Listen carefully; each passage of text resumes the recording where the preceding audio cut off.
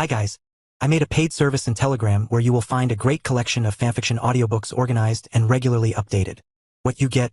An unlimited access to the full audiobook library. New fanfiction audiobooks added regularly. You can play audios directly from Telegram anytime. Joining our service is available through a monthly subscription of $5. You can pay using PayPal or Ko-fi. So what are you waiting for? Send me a message on Telegram or Discord. I will provide the payment details. After the payment is confirmed, you will receive access to the private Telegram channel containing all audiobooks.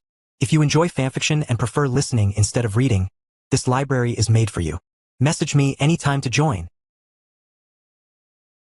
101 The Wizarding World and John Wick. Here goes the first chapter. Year 1991. Mafia Zone, Restricted Area, Manor No. 6, Privet Drive. In the early morning, sunlight filtered through the second-floor window, casting a glow on the wooden floor. A rhythmic tapping interrupted the boy's focused effort of sharpening his pencil. He looked up to see a round shadow projected on the floor. When he identified the source of the shadow, he couldn't help but mutter, "I know I'm not an ordinary person.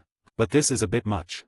The 11-year-old boy was a head taller than most children his age. His tall and slender frame was complemented by a gray-blue vest suit, with a golden pocket watch chain adding an air of elegance to the simple pencil sharpener in his hand, which seemed as refined as a wine glass. He stood up and moved from the shadow into the sunlight. The sunlight glistened on his smooth, black hair, his feather-like eyelashes fluttering in the sun streaming into the room. His red-brown eyes squinted slightly against the bright light, and his thin, light red lips pressed into a slight line beneath his sharp and handsome nose. With a half-Slavic heritage, the boy did not have the characteristic freckles of European children. His fair and delicate face looked like that of a prince from a fairy tale. He neatly arranged the pencils on the desk, his movements elegant as if he were handling a piece of art. John Wick stared outside, where an owl persistently tapped on his window, holding a letter in its beak. This made him ponder deeply. An owl in itself wasn't strange. This era wasn't the one with the futuristic emails, the world wasn't that judgmental. Such as domestication of an owl was normal, and writing letters wasn't unusual either. But an owl delivering a letter was quite odd. He didn't open the glass window and squinted his eyes, carefully observing the letter.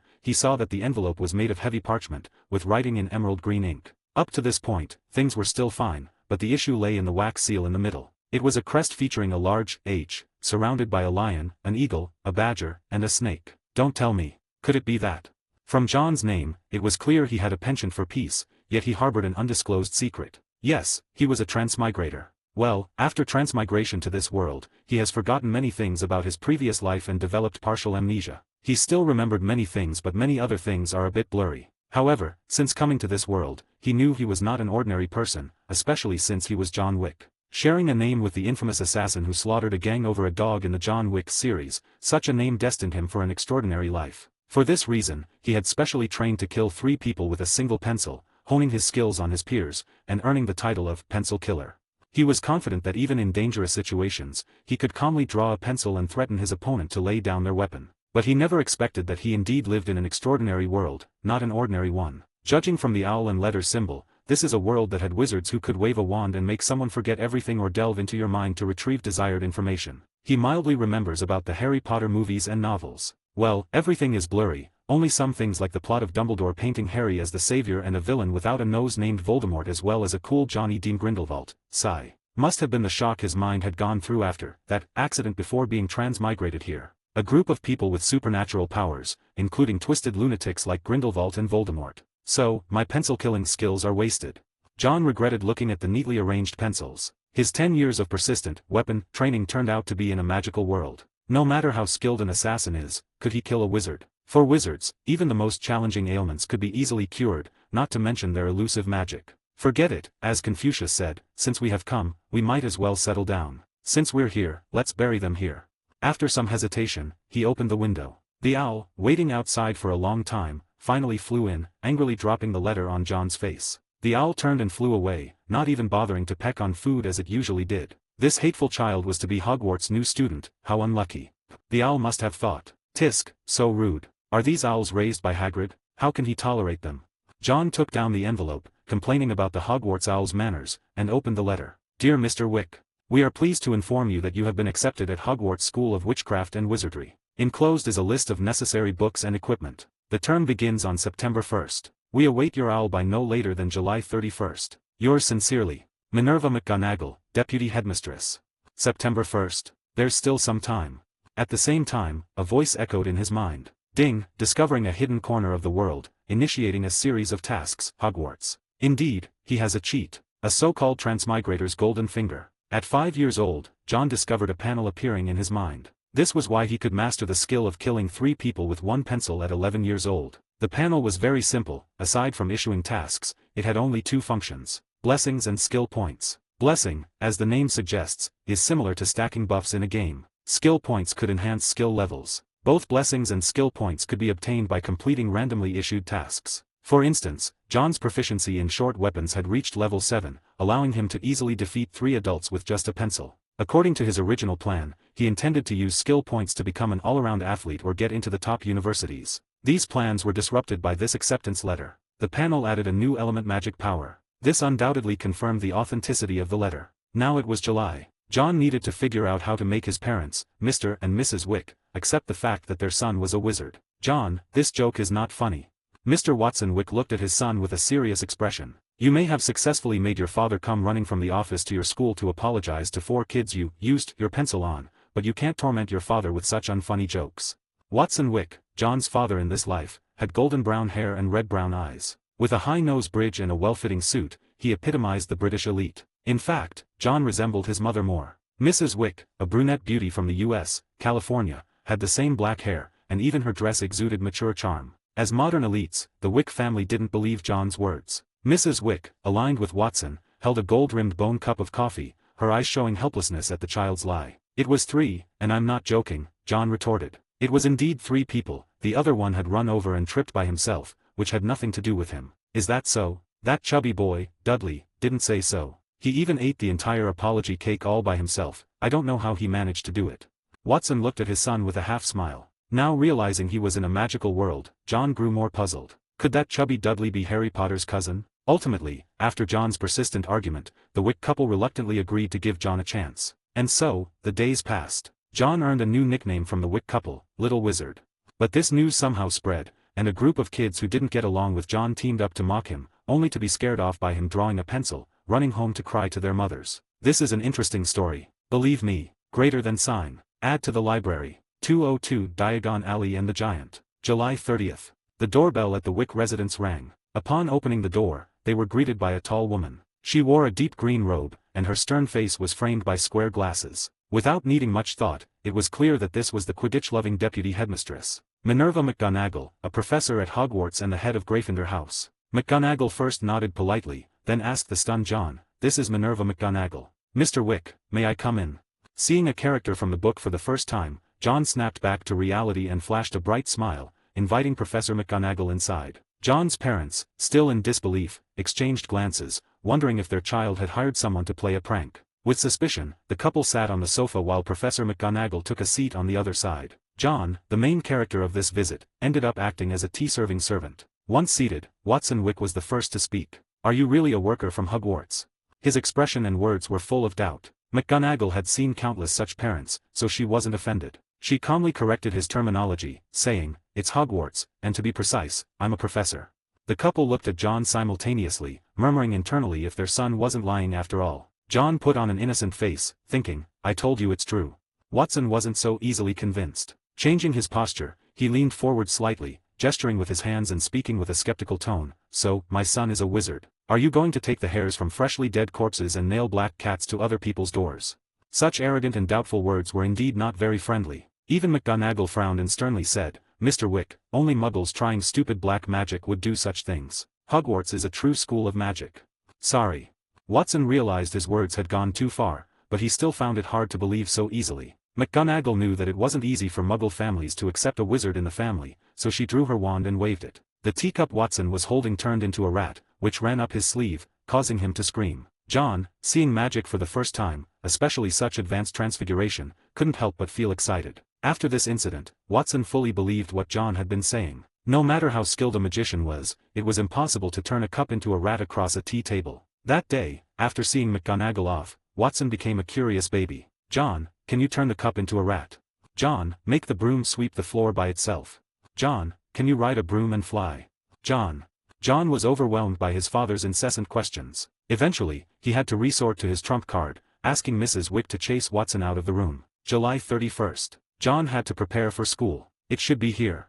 King's Cross Road. A dingy, narrow pub stood incongruously between a big bookstore and a record shop. However, this conspicuous place went completely unnoticed by passers-by. Muggle-repelling charms. Anyone who has read Harry Potter would be familiar with this place. It's where Harry's dream began and the gateway to Diagon Alley. This dingy, narrow pub also had a loud name, the Leaky Cauldron. Before entering the pub, the beautiful Mrs. Wick expressed her concern. "John, you're still a child, you can't enter a pub and have drinks."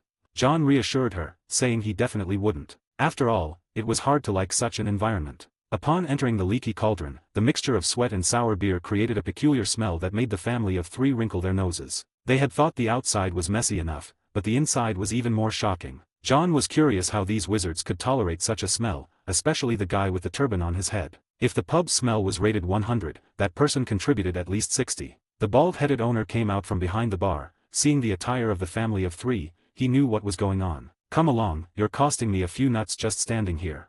The money-grubbing owner grudgingly made way, his words showing his displeasure, which made Mrs. Wick think wizards were indeed rude. Under the owner's guidance, the family of three arrived at the entrance to Diagon Alley. The Leaky Cauldron's owner demonstrated the entrance method: count 3 bricks up from the trash bin, then 2 bricks horizontally.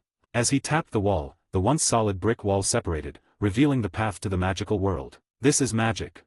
John was awestruck, as if scenes from 2 different worlds had appeared before him. Even if he recalled this moment in the future, it would always remain vividly memorable. "Sorry, could you let me through?"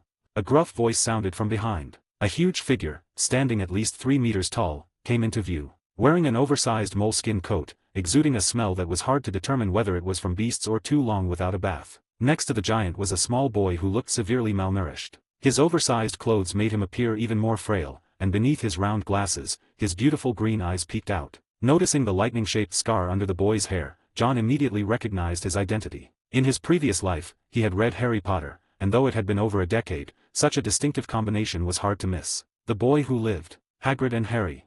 John mumbled their names, while his parents were too shocked to speak. Turning a cup into a rat was already astonishing, but Hagrid's obviously inhuman height frightened them even more. Watching the giant and the boy disappear into the distance, John pulled himself back. Although he wanted to get closer to them, it was clearly not the right time. He still had a lot of shopping to do, but before that, he needed to visit Gringotts for some currency exchange. Skipping over the confusing exchange rates at Gringotts. The Wick family had a decent income. Watson Wick was a manager at one of the Continental Hotels chains, and Mrs. Wick ran a beauty salon. They spent £2,000 to exchange for 400 galleons. John recalled the greedy, cunning expressions of the goblins at the counter, feeling like his family had been ripped off. Nevertheless, they now had the funds for shopping. Ignoring Watson's constant muttering about showing off the galleons to his friends, the family started shopping in Diagon Alley. Seeing dragon liver, the foodie inside John felt tempted to buy it for a taste. However, for Mr. and Mrs. Wick, it was just a pile of bloody liver they wanted to avoid. At Flourish and Blots, Watson almost lost a finger to the biting the Monster Book of Monsters.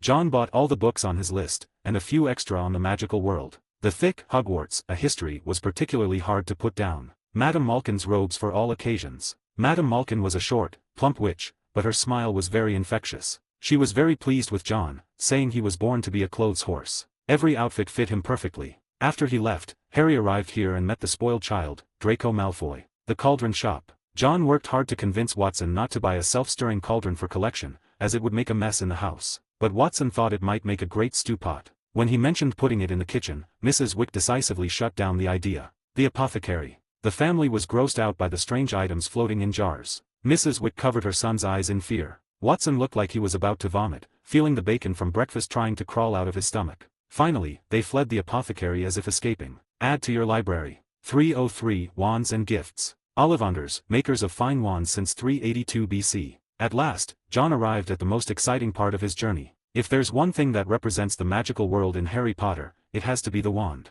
Without a wand, even Voldemort would be powerless. Ollivander's Wand Shop. This was the largest armory supply in the wizarding world. John couldn't help but praise, no wonder they've been making wands since 382 BC, truly extraordinary.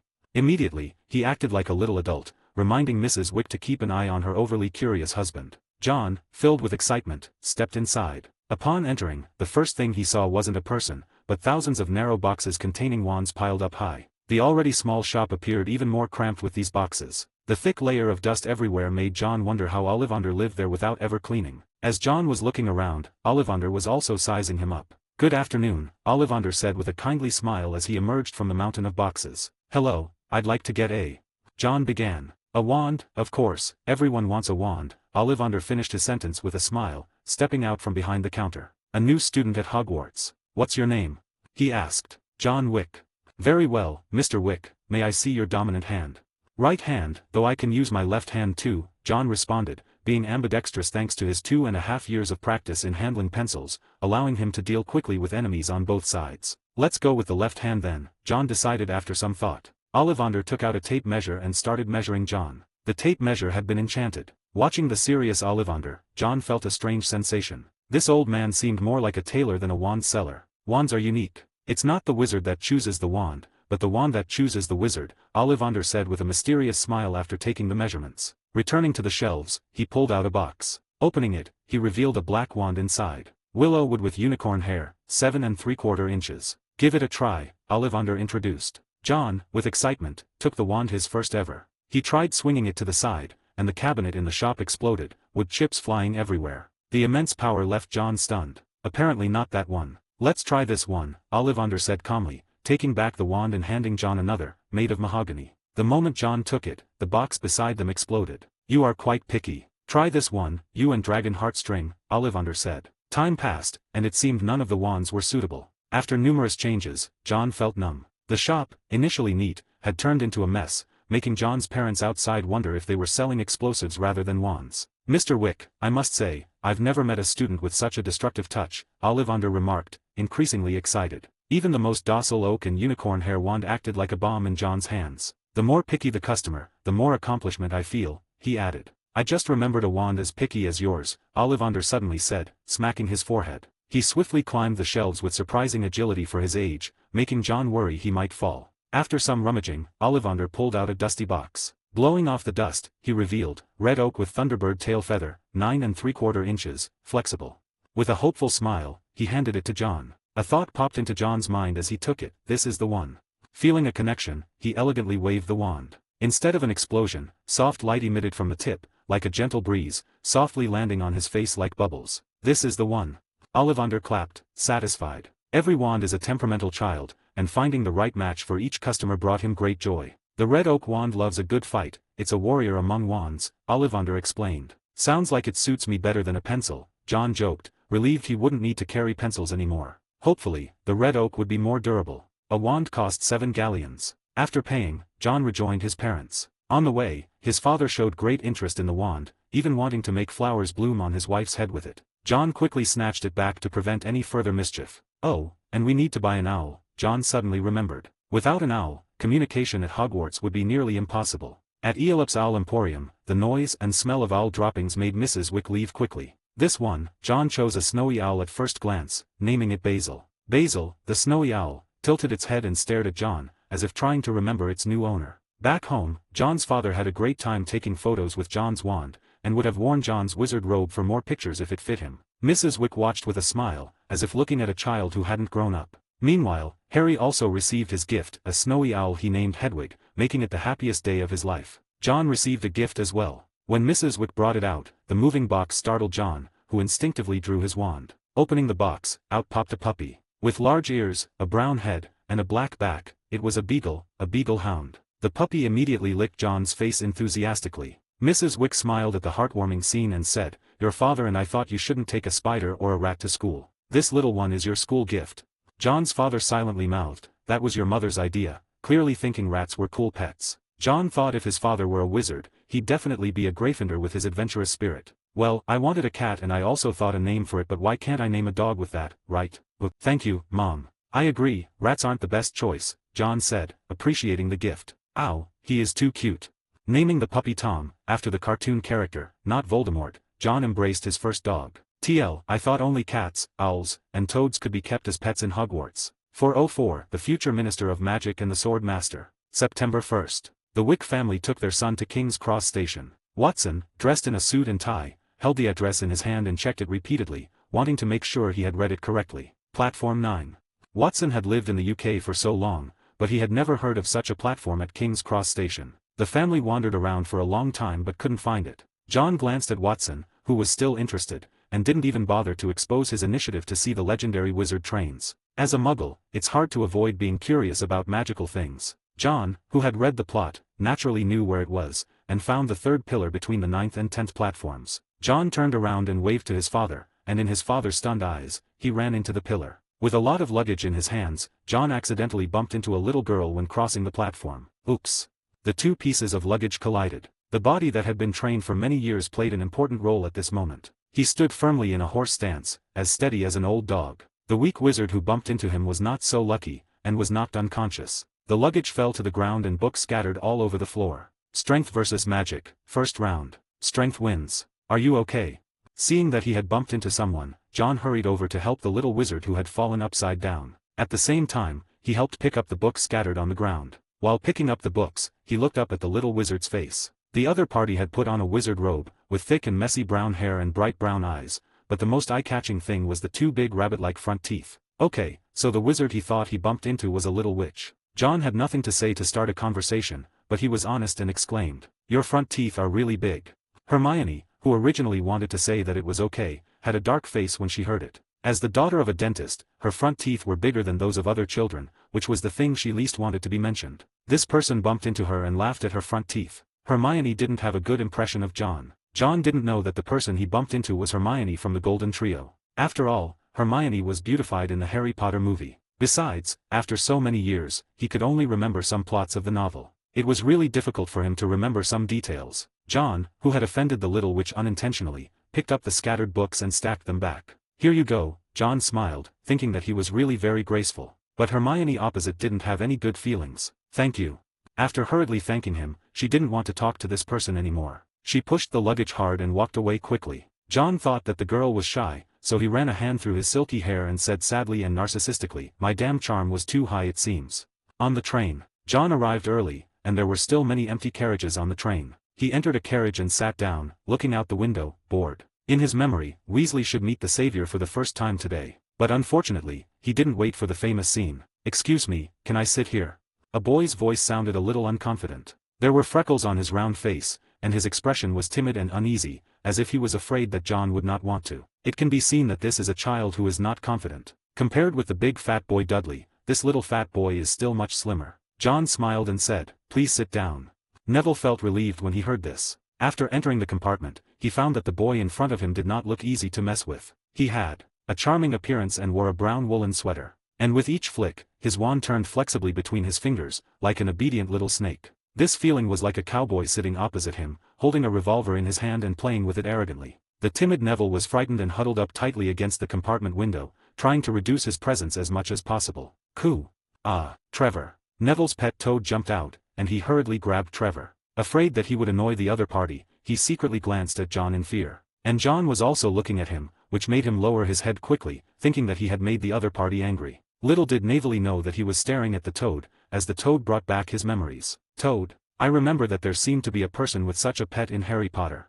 Among the few plots that John remembered, there were not many impressive ones except the Golden Trio. Among the few people who he remembered, the name of the Hogwarts Sword Master was definitely one. So he stretched out his hand and introduced himself with a smile. "Hello, they call me Wick, John Wick. And my name is Neville Longbottom." Neville also stammered in response. When John heard this name, he secretly said in his heart, "Sure enough, the future Hogwarts Sword Master, a true Gryffindor." Some people say that Neville is the son of prophecy. God knows how many people have been brainwashed by this sentence on the internet platform in John's previous life. John is more inclined to Neville being a big supporting character, a second savior maybe, because without Neville killing the Horcrux, Harry Potter cannot win. One cannot exist without the other. Neville's inherent kindness ensured that even if he knew the truth, he wouldn't be able to kill Harry, the seventh Horcrux. Thus, calling him a second savior was more reliable. Neville felt uneasy when he noticed that John fell silent upon hearing his name. He wondered if he should find another compartment. The Longbottom family didn't have a good reputation among the pure-blood families, being on the same level as the Weasleys. As the atmosphere grew quiet, another authoritative voice came from outside. "May I sit here?" The other compartment seemed full. With curly hair and oversized front teeth, the all-knowing Hermione Granger entered the compartment. Neville, hoping that another person might relieve some of the pressure, quickly said, "Yes, there is a lot of space here." He stole a glance at John as he spoke. Hermione slightly tilted her head up, a habit of hers. As the top student in school, she was always a favorite among the teachers. But as she sat down, she recognized the black-haired boy opposite her. They had briefly met that morning. Remembering how he commented on her large front teeth, her face darkened. Neville, initially happy to have someone share the pressure, saw Hermione's expression change and thought he must have done something wrong again. The silence grew heavy once more. Finally, Hermione broke the silence. She extended her hand to Neville, lifting her head slightly, her sharp tone softened. Hermione Jean Granger. And Neville Longbottom. Neville breathed a sigh of relief, thinking he might not survive the trip to school in such a tense atmosphere. John, realizing what was happening, introduced himself, John Wick. He then recognized that the girl he teased about her teeth was actually Hermione, one of the main trio. Hermione didn't hold a grudge for long. She was inherently kind-hearted. Upon learning that both of Neville's parents were from the magical world, she became interested. So, can you do magic? She asked eagerly. Kids from magical families must be familiar with magic, right? Can you show me something? Neville stammered, unable to speak, while Hermione's questions came non-stop like a sewing machine. Seeing this, John smiled knowingly. The all-knowing Hermione was indeed curious to the core. Putting down his wand, John came to Neville's rescue. Talent varies from person to person. For example, my family are all muggles, yet I'm a wizard. Hearing that John came from a muggle family, Hermione felt a sense of kinship, easing her earlier irritation. The two began chatting about the fascinating world of magic, occasionally asking Neville for insights as a local resident. The atmosphere in the compartment improved. However, during their conversation, Neville realized his toad was missing. Hermione, always eager to help, volunteered to help Neville search for his toad. Before leaving, she asked John if he wanted to join them. John, too lazy to move, fiddled with his newly bought chocolate frog, debating where to take a bite. He waved them off. I'll stay here to hold the compartment. Otherwise, some kids might think it's empty and take it. Seeing the sense in his words, Hermione agreed and set off with Neville to search the train for his toad. 5:05, reaching Hogwarts. After the two of them left, it was some time after the train started that they returned. John, you absolutely won't believe who I saw, exclaimed Neville, still a bit incoherent upon his return, leaving John puzzled. It was Hermione, raising her voice and speaking clearly, who told John, Harry Potter, the savior from the story, he's on the train too. Recalling the plain-looking savior he had seen, Hermione proudly raised her little head and said, the savior isn't that impressive. Neville retorted, but my grandmother said Harry Potter defeated the Dark Lord and saved the wizarding world. The two began to argue. Only then did John realize what he had missed. The epic meeting of the trio happened right in the carriage. John felt a bit regretful for having forgotten about this. The train traveled for several hours and arrived at the station after nightfall. Prompted by Hermione, John put on his school uniform robe, and with his good looks, the robe gave him an even more mysterious aura. Before getting off the train, John saw Hagrid's massive figure through the glass window. Hagrid was holding a lantern, which was quite conspicuous in the dark. The young wizards got off the train, marveling at Hagrid's size. The older students, led by prefects, left in an orderly manner. John noticed a red-haired boy next to Harry. It was hard not to recognize a Weasley with that distinctive hair. The group of new students followed Hagrid to Hogwarts. On the boat across the Black Lake, John reminded Neville, Neville, have you found your toad? Neville's round face froze. He had forgotten all about his toad after seeing Harry. But now that they were on the boat, with no sign of Trevor, Neville was almost in tears. As the one who had caused all this, John wasn't worried at all. He remembered that Neville's toad would eventually appear at the gates of Hogwarts. When watching the movie, he had always been curious about where Neville's toad had gone. It disappeared on the train but showed up at Hogwarts. Could it have the blood of magical creatures? Magical creatures are beings in the wizarding world, and they are one of the factors that make this world so vibrant. Watch your heads. Hagrid's booming voice rang out, scaring Hermione and Neville into ducking quickly, while John did not duck. Only after the boat passed did they realize there was no need to duck, or rather, only someone of Hagrid's size would need to. Crossing the Black Lake, the young wizards officially stepped into Hogwarts. This 1,000-year-old magical school, looking like a castle, was filled with mystery in the night. The young wizards walked up the historic steps. At the entrance, a stern-faced Professor McGonagall was already waiting. Unlike the last time John had seen her at the Wick's residence, Professor McGonagall was wearing a black pointed witch's hat this time, adding to her already imposing presence. Nodding slightly to Hagrid, the unsmiling Professor McGonagall said, "Welcome to Hogwarts." Ding! The first stage mission at Hogwarts has been activated. Survive your first year as a magic apprentice. Mission rewards, +1 to magic point, +2 to attribute points. Note, completing related tasks will grant mission rewards. A/N magic point will be added to his magic stat in the panel below, and the attribute/skill points are to increase the level of a skill. As Professor McGonagall spoke, John received a system notification. John let his mind go blank, his gaze unfocused as if daydreaming. In front of him, a transparent panel appeared, as if written on glass. The panel was very simple, with only 4 sections. Magic, Level 1, 0/100. Spells, Alohomora, Level 3. Skills, Short Weapon Mastery, Level 7. Polearm Mastery, Level 6, Heavy Weapon Mastery, Level 3, Firearm Mastery, Level 1. Blessings, Physical Fitness, Quick Attack, Precision. John blinked his dry eyes. After returning home from Diagon Alley, he spent a month studying magic, during which he advanced the unlocking charm, Alohomora, to level 3 and gained a new spell attribute. At level 1, Alohomora could only unlock simple door latches. At level 2, it could unlock doors, and at level 3, it had already opened the safe his father had secretly hidden from his mother. Thanks to this, he also handled the handgun in the safe, adding a level 1 skill in firearms. Professor McGonagall was still introducing the 4 houses. John already knew all of this and didn't pay much attention. Neville saw Trevor on the steps and, delighted, rushed over, causing many young wizards to snicker, making Neville return to the group embarrassed and timid. After McGonagall turned around to prepare for the sorting ceremony, the young Draco Malfoy with his slicked-back combed platinum blonde hair, began to fall in love with the savior Harry Potter at first sight. No, I mean, their mutual antagonism. It seems what they said on the train was true, Harry Potter has come to Hogwarts. With his 2 steadfast followers, Crabbe and Goyle, Malfoy stood proudly on the steps and introduced himself to Harry Potter, Draco Malfoy.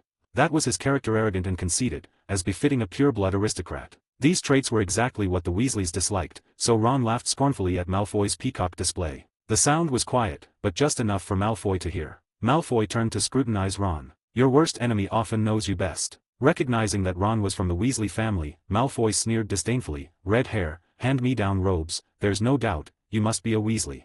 Ron felt very aggrieved at being hit where it hurt. The Weasley family was too large, with 7 children. To save money, Ron had to use the things his brothers left behind. After mocking the Weasleys, Malfoy extended an olive branch to Harry. You'll soon find out that some wizarding families are better than others. Potter, no one wants to be friends with the wrong sort. I can help you. It was a sign of Malfoy's genuine desire to be friends with Harry that he, despite his pride, extended a hand. John frowned at this speech. While he had previously thought Malfoy was merely arrogant, hearing it firsthand made him quite annoyed. Malfoy's words demeaned all non-pure-blood wizards, making John want to punch that proud face. Malfoy had clearly forgotten one thing: Harry was friends with the Weasleys, and no one likes their friends being insulted. I think I can tell who's right and wrong for myself, thanks. Harry firmly rejected Malfoy's offer, leaving Malfoy embarrassed. When the two looked at each other affectionately, John couldn't help shaking his head. Little Malfoy, that's not how you make friends, John thought as he discreetly moved forward to stand beside Neville, with Hermione following him. Hermione thought John was angry at Malfoy's words and feared he might start a fight on the first day, which would be bad, wizarding school or not. However, her worries were unnecessary. Not long after Malfoy finished speaking, Professor McGonagall came back and led them in a line into the Great Hall for the sorting ceremony. The ceiling of the Hogwarts Great Hall was enchanted to look like the night sky, with hundreds of candles floating above to light the hall. 4 long tables filled with students, each with robes trimmed in different colors representing their houses. Red and gold for Gryffindor, blue and silver for Ravenclaw, green and silver for Slytherin, yellow and black for Hufflepuff. In the Great Hall, 4 large hourglasses represented the house points. Upper-year students watched the new arrivals, while walking beside John. Hermione chattered on about Hogwarts, a history, giving John a headache. No wonder the other 2/3 of the trio initially didn't like Hermione at this age. Everyone's pride was strong, and having a friend constantly flaunting superior knowledge could indeed be annoying. Fortunately, John was not a child and didn't dislike Hermione. His attention was more focused on the kindly old man with the white beard. This was not just the headmaster of Hogwarts. He was also the top combatant in the magical world, feared by 2 successive Dark Lords, the anchor of the magical world, and the only one capable of summoning a phoenix. The White Wizard of the magical world, Albus Percival Wulfric Brian Dumbledore. John's curious eyes caught Dumbledore's attention. The old man never lacked patience with students, and he even winked at John playfully. 606, sorting and fighting. Afterward, Dumbledore issued a plot-related task and specifically emphasized the dangers of the corridor on the 3rd floor, right side. John couldn't help but think, aren't you just tempting curious Gryffindors to check it out?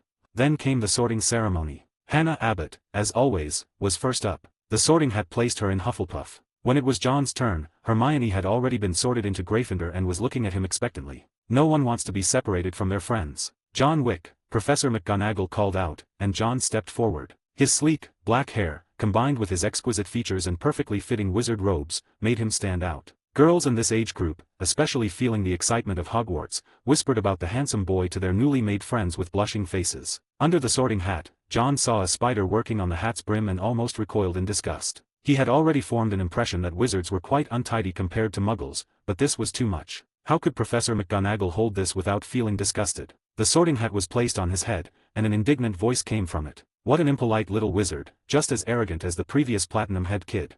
John was embarrassed, not expecting the sorting hat to read his thoughts. Curious, he asked, is this legilimency? Legilimency? A little wizard knowing such advanced magic, but no, it is not, the hat responded. As the hat of the founding persona of Gryffindor, it used something even more advanced. Such a difficult choice. You have courage and a spirit of exploration, diligence and compassion, cleverness and ambition, a strong desire for honor. In that respect, you align well with Slytherin. The Sorting Hat muttered to itself, leaving John stunned. Wait, you didn't mention wisdom at all. Does that imply I'm stupid? That's going too far. And why am I aligned with Slytherin? I'm not a pureblood, and Slytherins are all pureblood supremacists, naturally opposing me. As for ambition, John was innocent. He only wanted to become a wizard on the level of Dumbledore. What's wrong with that? Can you say you've never dreamed of being Superman? At most, he wanted to lead a house, like being class president. How is that overly ambitious? Slander, pure slander. Unfortunately, no matter how much he tried to reason, the Sorting Hat, after much hesitation, finally shouted. Slytherin. What? John was dumbfounded. A muggle born in Slytherin? Everyone knows Slytherin is pure-blood-centric, and I'm not even a half-blood, just a muggle born. Sending me there is just setting me up to be bullied. The Sorting Hat coolly replied, Don't worry, little wizard, your honor will make Slytherin admire you. I suspect you're getting back at me for bad-mouthing you, John muttered. The Sorting Hat's decision was final, something even Dumbledore couldn't change. Resigned, John walked heavily towards the Slytherin table. From the Gryffindor table, Hermione and Neville looked at him with concern. Sigh, life is tough. Unluckily, the only seat left at the Slytherin table was next to Malfoy. John sat down, and Malfoy, seeing how good-looking and polite he was, assumed he must be a pureblood. To Malfoy, only purebloods could be so elegant, never thinking a muggle-born could be like this. For Malfoy, who disliked being ordinary, having an ally was a good thing. Proudly, he extended his hand in friendship. Draco Malfoy, of the sacred 28 pureblood families. He lifted his head arrogantly, looking down his nose at John, like a peacock eager to show off for a mate. John glanced at him, shook his hand politely, and said calmly, John Wick. Malfoy appreciated his sensible behavior, unlike that Harry Potter. Even though John wasn't from one of the sacred 28 pureblood families, Malfoy thought John was from other wizarding families. Well, even if he were a half-blood, it was still good enough, as his sensible attitude earned Malfoy's favor. So, proudly, he asked, Are you pureblood or half-blood? John glanced at his proud demeanor and replied indifferently, Neither. Malfoy's expression stiffened. Neither? That would mean entirely muggle-born. You're a mudblood. The term popped into his head, and Malfoy blurted it out. The next second, his jaw took a hit, and he saw the scene in front of him change dramatically. Crabbe's scream and Goyle's yelp rang in his ears. Then came the commotion of the entire house, followed by Professor McGonagall's scolding. Malfoy spent his first night at school in the hospital wing. The first Thursday of the school year. Sigh, life is always so unpredictable. Oh, life, so short and fleeting. In the trophy room, John elegantly wiped a plaque bearing James Potter's name as if he were a waiter holding a pristine handkerchief. Filch, supervising, turned his head away in exasperation. Having punched a fellow student in the Great Hall on the first day, John was lucky to be merely polishing trophies. Not to mention, he had also stuck a fork into Goyle's hand and slammed Crabbe's head against the table. Though Malfoy had started it with his insult, John's retaliation was too harsh. Slytherin lost most of their points right after the term began, leaving Snape's face dark enough to drip water. If Dumbledore hadn't intervened, John might have been expelled. As punishment, John had to clean the trophies in the trophy room for 2 months. Because of this, John's notoriety spread throughout Hogwarts right from the start. He became the most talked about student of the term. Mrs. Norris, Filch's cat, licked her paw. This Maine Coon, though large, was alarmingly thin. Finishing his day's work, John waved at Mrs. Norris. Goodbye, Mrs. Norris. I'll bring you some cat food tomorrow. Look how skinny you are. He left the trophy room before Filch could get angry. Returning to the Slytherin common room, John's entrance silenced the students inside. They feared him for his ferocity on the first day, with some even dubbing him Boogeyman. The nickname arose from his appearance and formidable skills that day, conveying their fear of him. John didn't mind. That fight had a purpose. As a wizard from a Muggle family, if he didn't want to be the Slytherin punching bag, he had to establish his authority. Clearly, he succeeded. The downside was having no friends in Slytherin, but it wasn't without benefits. He unlocked a quest series called Boogeyman. Completing 100 hours of nighttime wandering would grant a Boogeyman blessing. Back in his room. To avoid further conflicts, he was given a single room. He was pleased, as it allowed him to keep a dog and train without issues. 3-month-old Tom was in a lively phase, jumping around the room and sometimes provoking his snowy owl, Basil. This usually ended with Basil swatting him, calming him down only briefly before he resumed his antics. John's first task upon returning was to start his workout. It was his daily routine and a method to accumulate magic. Strengthening the body, enhance magic compatibility through exercise, absorbing magic during workouts. Where's the magical apprenticeship in this? I feel like I'm becoming a berserker. John touched his noticeably growing muscles after finishing his workout. Was it normal for a first year to have an 8-pack? Accumulating magic by training his body seemed unusual, but he had grown used to it over the years. Who can accumulate magic power by exercising? But I have been doing this for many years and it has become a habit. After a shower, he ended his day. 707, Snape's questions. The next day, John headed to the potions classroom. As soon as he sat down, the area around him cleared out. When the Gryffindor students arrived, they saw John standing out in the empty space as no one wanted to sit with him. Hermione and Neville looked over worriedly, and John shrugged, giving them a reassuring look that said it was all fine. Class began. Snape, resembling a greasy, walking bat, strode in with a flourish, his robes billowing as if he had a built-in fan. This class doesn't require you to foolishly wave your wands around or mindlessly recite spells. Standing firmly beside the podium, Snape crossed his arms, his sharp gaze sweeping over the students. He then began his opening speech. I can teach you how to bewitch the mind and ensnare the senses. I can tell you how to bottle fame, brew glory, and even put a stopper in death.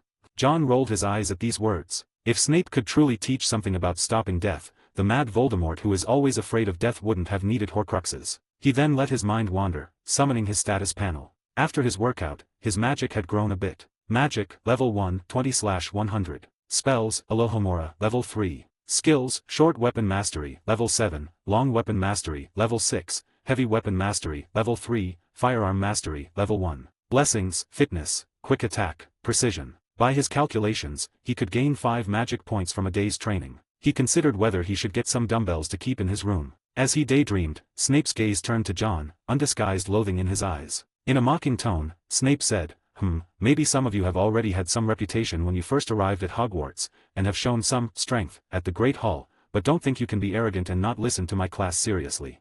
John snapped out of his thoughts and noticed Malfoy's mocking expression. He picked up the quill on his desk with a blank expression and Snape also directed his attention towards someone else. This simple action made Malfoy's smile vanish instantly. Although Snape hated John, there was someone more annoying here. Without hesitation, he directed his scorn towards the savior, Harry Potter. Mr. Potter. Tell me, what would I get if I added powdered root of asphodel to an infusion of wormwood? Harry, who had recently come from a muggle household, naturally didn't know and shook his head innocently. Ignoring Hermione's eagerly raised hand, Snape continued to press Harry. Mr. Potter, where would you look if I asked you to find me a bezoar? I don't know, sir. Ah, so Mr. Potter doesn't know. Let's try one more time. What is the difference between monkshood and wolfsbane? I don't know. The exchange made it clear to everyone that Snape had a particular disdain for the savior. John watched the scene and couldn't help but laugh. It was, after all, an iconic moment. This laugh redirected Snape's ire. Mr. Wick, maybe you can tell Mr. Potter the answer to the question just now. Snape turned his head and looked at John. John was confused. Why did he have a role to play? Ding. Triggered plot mission. Answer Professor Snape's questions and gain blessing. Scholar. Scholar enhances learning efficiency for 2 hours daily. Stuff like this can also trigger a mission. John's eyes glazed over briefly before he quickly gathered his thoughts and recalled the answers. Coincidentally, though John had forgotten many things, he still remembered Snape's 3 famous questions. So he stood up and, without any arrogance, replied, adding powdered root of asphodel to an infusion of wormwood creates the draught of living death. You can find a bezoar in the stomach of a goat. There's no difference between monkshood and wolfsbane, they are the same plant also known as aconite. Confidently answering all 3 questions, John flashed a modest smile. For a moment, the entire classroom fell silent. Malfoy, who had been hoping to see John embarrassed, had his smile frozen on his face. Snape was a bit surprised but mostly filled with annoyance at his thwarted attempt. Coldly, he said, sit down. 5 points to Slytherin and 5 points from Gryffindor. Annoyed as he was, Snape still followed through with awarding points to Slytherin and deducting from Gryffindor. John shrugged and sat down, while a notification in his mind informed him he had gained the scholar's blessing. Snape's unvented anger quickly turned on the rest of the students. Malfoy, who had just been gloating, was now as obedient as a frightened colt. Harry, Ron, and the other Gryffindors looked at John with admiration, as if he were a hero. After potions class, the Slytherins filed out in groups, but John remained solitary in the crowd. At the dining hall, John sighed as he looked at the little wizards stuffing their mouths with bland and oily chicken drumsticks and boiled potatoes. Despite being in this world for many years, he occasionally couldn't help but miss the chicken wings from KFC or the burgers from Burger King. Hermione came over and, seeing John struggle with his fork against the skin of a potato, asked worriedly, John, are you all right? Hermione was concerned about John's situation in Slytherin, but she clearly underestimated him. When John was struggling with why someone would eat potato skins together, he heard this and said casually, of course I'm fine. Didn't you see how they're all scared of me? But in order to comfort Hermione, John decided to let go of his grudge with Malfoy. Glancing at Malfoy who was passing by, John reached out and called him, Malfoy. Malfoy stopped and warily watched John approach, instinctively taking a step back. Feeling embarrassed by his own reaction, Malfoy retorted angrily, "What do you want, Wick, you filthy moo? If you say it, I'll send you back to the infirmary," John said with a gentle smile that made Malfoy's hair stand on end. John patted Malfoy's shoulder reassuringly, "Don't worry, after all, I'm not a devil. We're all classmates, we'll be seeing each other a lot. I won't be too harsh." He then smiled at Crabbe and Goyle, who shivered and quickly nodded in agreement. "See, Crabbe and Goyle agree, so let's make peace." Malfoy looked at the two followers and said angrily, "You two idiots." Looking at John's outstretched hand, he said stubbornly, "I refuse to be friends with you, and don't think you can be arrogant just because you defeated me by sneak attack. Wizards should use magic to decide the outcome, not fists." John nonchalantly withdrew his hand. "All right then, let's duel properly. Isn't that what nobles prefer? I'll indulge you." Malfoy, still nursing a sore neck, panicked and quickly walked away, pretending not to have heard anything. John returned to his seat, telling Hermione, who was staring in amazement, "See, no problem at all." Hermione, still puzzled, nodded. This was no problem. But, with the logic of a top student, she quickly initiated the topic of studies and started discussing potions with John. Feeling overwhelmed, John quickly finished his meal, leaving the potato behind, and escaped. After all, aside from those 3 questions, he knew little else. A flock of owls flew into the Great Hall, delivering many gifts to the little wizards. Neville got a remembrall from his grandmother. One great thing about Hogwarts was the short class hours and long breaks, including weekends off. Using the weekend to exercise, John ran around the Black Lake with a head-sized rock on his back. The sensation of seeing my magic power increase is awesome. Watching his stats grow, John felt like he was playing a game. He hadn't forgotten the dangers of the Harry Potter world. School life wouldn't stay peaceful for long. During class that week, he had already seen Professor Quirrell and recalled the choking stench, which left a lasting impression. John had seen the movies in his previous life and had a limited understanding of the original books. He had almost forgotten the rest of the plot, and the few things he remembered were that Voldemort was on Quirrell's head. He hadn't recognized him previously in the leaky cauldron, but now he did. He wondered how the fearsome Dark Lord could tolerate such a stench. While he couldn't recall all the details, he remembered that Quirrell ended up being possessed by Voldemort and was defeated by Harry. John thought, "I can't ignore this danger. I need to enhance my strength quickly." In reality, any bit of danger could be fatal. He threw the rock aside and, looking at his dirty clothes, considered where to find some weights. Second week of school. The second impressive course in the wizarding world is here. Flying class. 808, Flying and Duel. Old broomsticks were placed at the feet of each young witch and wizard. Madame Hooch dressed sharply and instructed each young witch and wizard. With countless reminders to be careful, yet there was still an accident. Neville lost control of his broomstick and flew directly towards the clouds, and the remembrall fell. Although the free fall went through a buffer, his arm was still broken after falling. Madame Hooch also couldn't bother teaching anymore, and hurriedly brought Neville to the hospital wing for treatment, leaving behind the young witches and wizards of the two houses looking at each other in dismay. Malfoy picked up Neville's remembrall, and started taunting Harry with the intention to tease him with the remembrall, but was unexpectedly discovered by Professor McGonagall of Harry's talent for seeking. John did not get involved, partly because Harry was there, and partly because he was still struggling with the broomstick. After several attempts, John finally flew up. Hermione wanted to tell him not to follow those two in breaking rules, but missed her chance, and could only stomp her feet angrily on the spot. Although a bit unsteady at first, after getting used to it for a while, John finally stabilized. Ding, gain blessing, flying. Flying, increase broomstick flying speed, increase control over broomstick. It can do this. After stabilizing, John could begin freely flying. Professor Snape, passing by, saw his performance and sneered coldly before turning away. Since ancient times, flying has been a power humanity has longed for. After mastering the ability of flight, John flew around until the end of class, reluctantly landing. During dinner time, John met Malfoy. Malfoy, accompanied by his two cronies and no longer acting timid, spoke loftily. "Wick, didn't you want to duel with me? I now challenge you, meet me at the trophy room at 11:30 tonight." Having said that, Malfoy left like a victorious rooster, accompanied by his two cronies. John looked at his departure like looking at a fool, muttering, "Has this kid been listening to too many Imagine Dragon songs and become so brave? Didn't he know I had to clean the trophy room?" Carrying a bag of cat food sent by Mrs. Wick, John routinely went to the trophy room as usual. Mrs. Norris sat at the door, meowing when she saw John with her glass-like red eyes. "Hello again, Mrs. Norris. Here you go." During this period, John was basically acquainted with Mrs. Norris. He opened the cat food and poured it out for Mrs. Norris. After John finished polishing the trophies, Mrs. Norris had also finished eating. He reached out and picked Mrs. Norris up. He took out a comb from his pocket and combed Mrs. Norris's tangled hair. Mrs. Norris enjoyed it very much and purred comfortably. Filch was probably catching students, and knowing John wouldn't sneak around, had also gotten used to letting John clean the trophy room alone. "I'll just see what you're up to." Knowing Malfoy wouldn't rashly challenge him to a duel, John prepared to see what trick the other party wanted to pull. Anyway, he had also been assigned to clean here as punishment, so he didn't mind going back a little later. He waited until 11:30. Malfoy didn't arrive, but whispers came instead. 4 people walked into the trophy room, the golden trio consisting Harry, Ron, and Hermione, plus a wild Neville. Neville had forgotten the dormitory password after visiting the hospital wing for his arm treatment and had been stuck outside for a few hours, finally running into the trio when they came out. The 4, seeing John after entering, were all taken aback. "What are you all doing here?" John looked puzzled. Harry was also befuddled, saying, "Malfoy invited us, are you his dual assistant?" John looked at the savior who was looking at him with alertness, and relayed in a flat tone, "Do you think Malfoy would forget that beating on the first day of school?" This made sense, leaving Harry speechless. 4 Gryffindors plus 1 Slytherin. The 5 stared at each other in silence, before Harry angrily shouted, "We were fooled by Malfoy." Ron was also angry and said, "Despicable Slytherin. John, I'm not talking about you."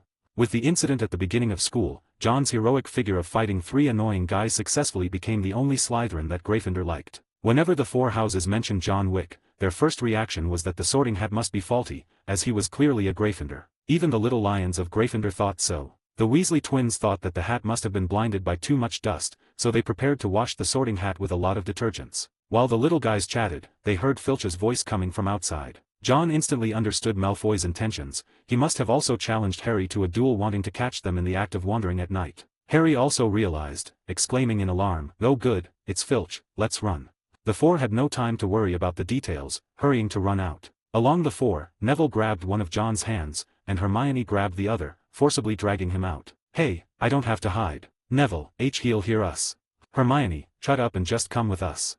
One could say it's not without reason for these 2 to enter Gryffindor, the infamous reckless house. Without giving John any chance to explain, they turned the originally innocent John into a fugitive. John helplessly followed the run, also subconsciously reaching out to pull Neville, who nearly fell, preventing a faceplant. The few fled with Filch in hot pursuit behind them. From time to time, there was a cat's cry to guide Filch. John knew it was Mrs. Norris who reminded Filch, and he couldn't help but complain in his heart, the cat food was fed in vain. After feeding so much cat food, at the crucial moment Mrs. Norris betrayed him without hesitation. The few ran from the trophy room all the way to the classroom near Charms. After running so far, the 4 little Gryffindors lacking exercise leaned on the cold wall, panting heavily. Only John's face was not red and he wasn't out of breath. Strength versus magic, round 2. Strength wins. Hermione panted in complaint, "I told you. Malfoy deceived you, do you understand now? He never intended to duel you, and must have tipped off Filch." Harry also realized this point and wanted to apologize, but a boy's pride prevented him from saying it out loud. They could only return to the Gryffindor common room first before discussing further, or they would be expelled if caught. Despicable Malfoy. Harry cursed inwardly. They wanted to leave the room, but things were often not that simple. Suddenly, the classroom door in front creaked open with a bang, and Peeves popped out dressed as a clown. "Oh, on a night walk are we?" Catching sight of the few students, he let out a piercing shriek. Seeing Peeves, Harry felt a chill. He pleaded, "Peeves, please, you'll get us expelled." He. "I'll tell Filch to have you all arrested, it's for your own good." Ron tried threatening but to no avail, angrily swatting at Peeves. Now the hornet's nest was stirred. Peeves immediately started wailing loudly, attracting Filch over. John glanced at Peeves, unable to suppress his anger. No wonder Peeves was so disliked, he truly deserved a beating. Peeves saw John, remembering how violently he fought on his first day, also feeling a fear akin to facing Bloody Baron. "Once this is over, let's see if I can finish off Peeves." When passing Peeves during their escape, John fiercely made a slashing motion across his throat with his right thumb. He seemed to recall a magic that was very effective against Peeves. He must learn it for revenge. Peeves didn't understand the gesture's meaning. The few arrived at a locked door at the end of the corridor. Despairing at the unopenable door, Ron whimpered, "We're done for. Alohomora." John directly took out his hidden wand from his sleeve, casting at the door. With a click, the lock opened. The few hastily entered and shut the door, carefully pressing their ears to it. Outside, Filch ran into Peeves, who teased and toyed with him, leaving Filch raging and cursing wrathfully. John idly surveyed this room, but turning back, he saw 3 enormous heads. The massive bodies nearly filled the whole room, their 6 eyes spinning menacingly. Right now they seemed more startled. Swallowing, John's voice slightly trembled. "Hermione, Harry, Ron, Neville, you should see this." "What is it?" Hearing him, the others turned back, also freezing in shock. Compared to death by this giant dog, punishment from Filch was more welcoming and pleasant. Therefore John wasted no time, reaching for the doorknob and flinging the door open. "Run!" Calling out to alert the 4 still motionless from shock, John dragged the already weak-legged Neville out, and the rest hurriedly fled. Bang! The door closed shut. 909 Lessons and Magic Upgrades. The group sprinted away, not caring if Filch was patrolling the corridor. Luckily, they had good fortune. Filch had gone elsewhere. They ran all the way back to the entrance of the Gryffindor common room. The fat lady in the portrait looked at them in surprise. "Where have you all been?" "Don't ask, just open up," they replied, panting heavily and nervously glancing back, fearing the monstrous creature might follow them. Harry quickly said the password, "Pig Snout," and the portrait swung open, allowing them to enter. "Wait, John, aren't you in Slytherin?" Harry remembered just as they were about to go in. John then realized he wasn't a Gryffindor and had to watch them go into the Gryffindor common room. As the door closed, he ignored the fat lady's astonished expression at a Slytherin mingling with Gryffindors and walked back alone. On his way back, he encountered Malfoy. Perhaps checking to see if his plan had worked, Malfoy was equally surprised to see John. As Malfoy turned to leave, John sprinted forward and cornered him, using his height advantage to trap him against the wall. "Little Malfoy," John said menacingly, "you wouldn't want the head of the house to know about your nighttime wanderings, would you?" Malfoy instinctively looked around. The corridor was empty except for them. His henchmen, Crabbe and Goyle, were likely asleep in their warm beds. "What do you want? Where is the proof? You were the one out at night." Malfoy stammered, intimidated by John's presence. John sneered, "I'm not one to hold grudges. I usually deal with them on the spot. What do you think I want to do?" Before Malfoy could react, John covered his mouth with his right hand to muffle any outcry. His left hand flicked out, revealing his wand. "You know, a wand isn't just for casting spells. Its material is quite sturdy." John waved the wand near Malfoy's eyes, its thin end threateningly close as if it was going to pierce in the next second, causing Malfoy to tremble with fear. Keep your voice down, don't let Filch hear it. You know, there are many instruments of punishment in Filch's office." The voice that echoed in his ears like a devil made Malfoy regret why he provoked such a madman. After a few tense moments, John saw Malfoy grabbing his wand. John clenched his fist and punched Malfoy in the stomach. This punch made Malfoy almost vomit, and he curled up in the corridor holding his stomach. "Remember, don't think about plotting against me in the future," John said, looking down at Malfoy curled up on the corridor floor. He walked away but then reconsidered, not wanting Slytherin to lose points if Filch found Malfoy. John didn't want Slytherin to be the last in the House Cup. This isn't it. The real reason is that John is still very soft-hearted. Returning, he helped Malfoy up and spoke sincerely, "We're in the same house. There's no need for conflict."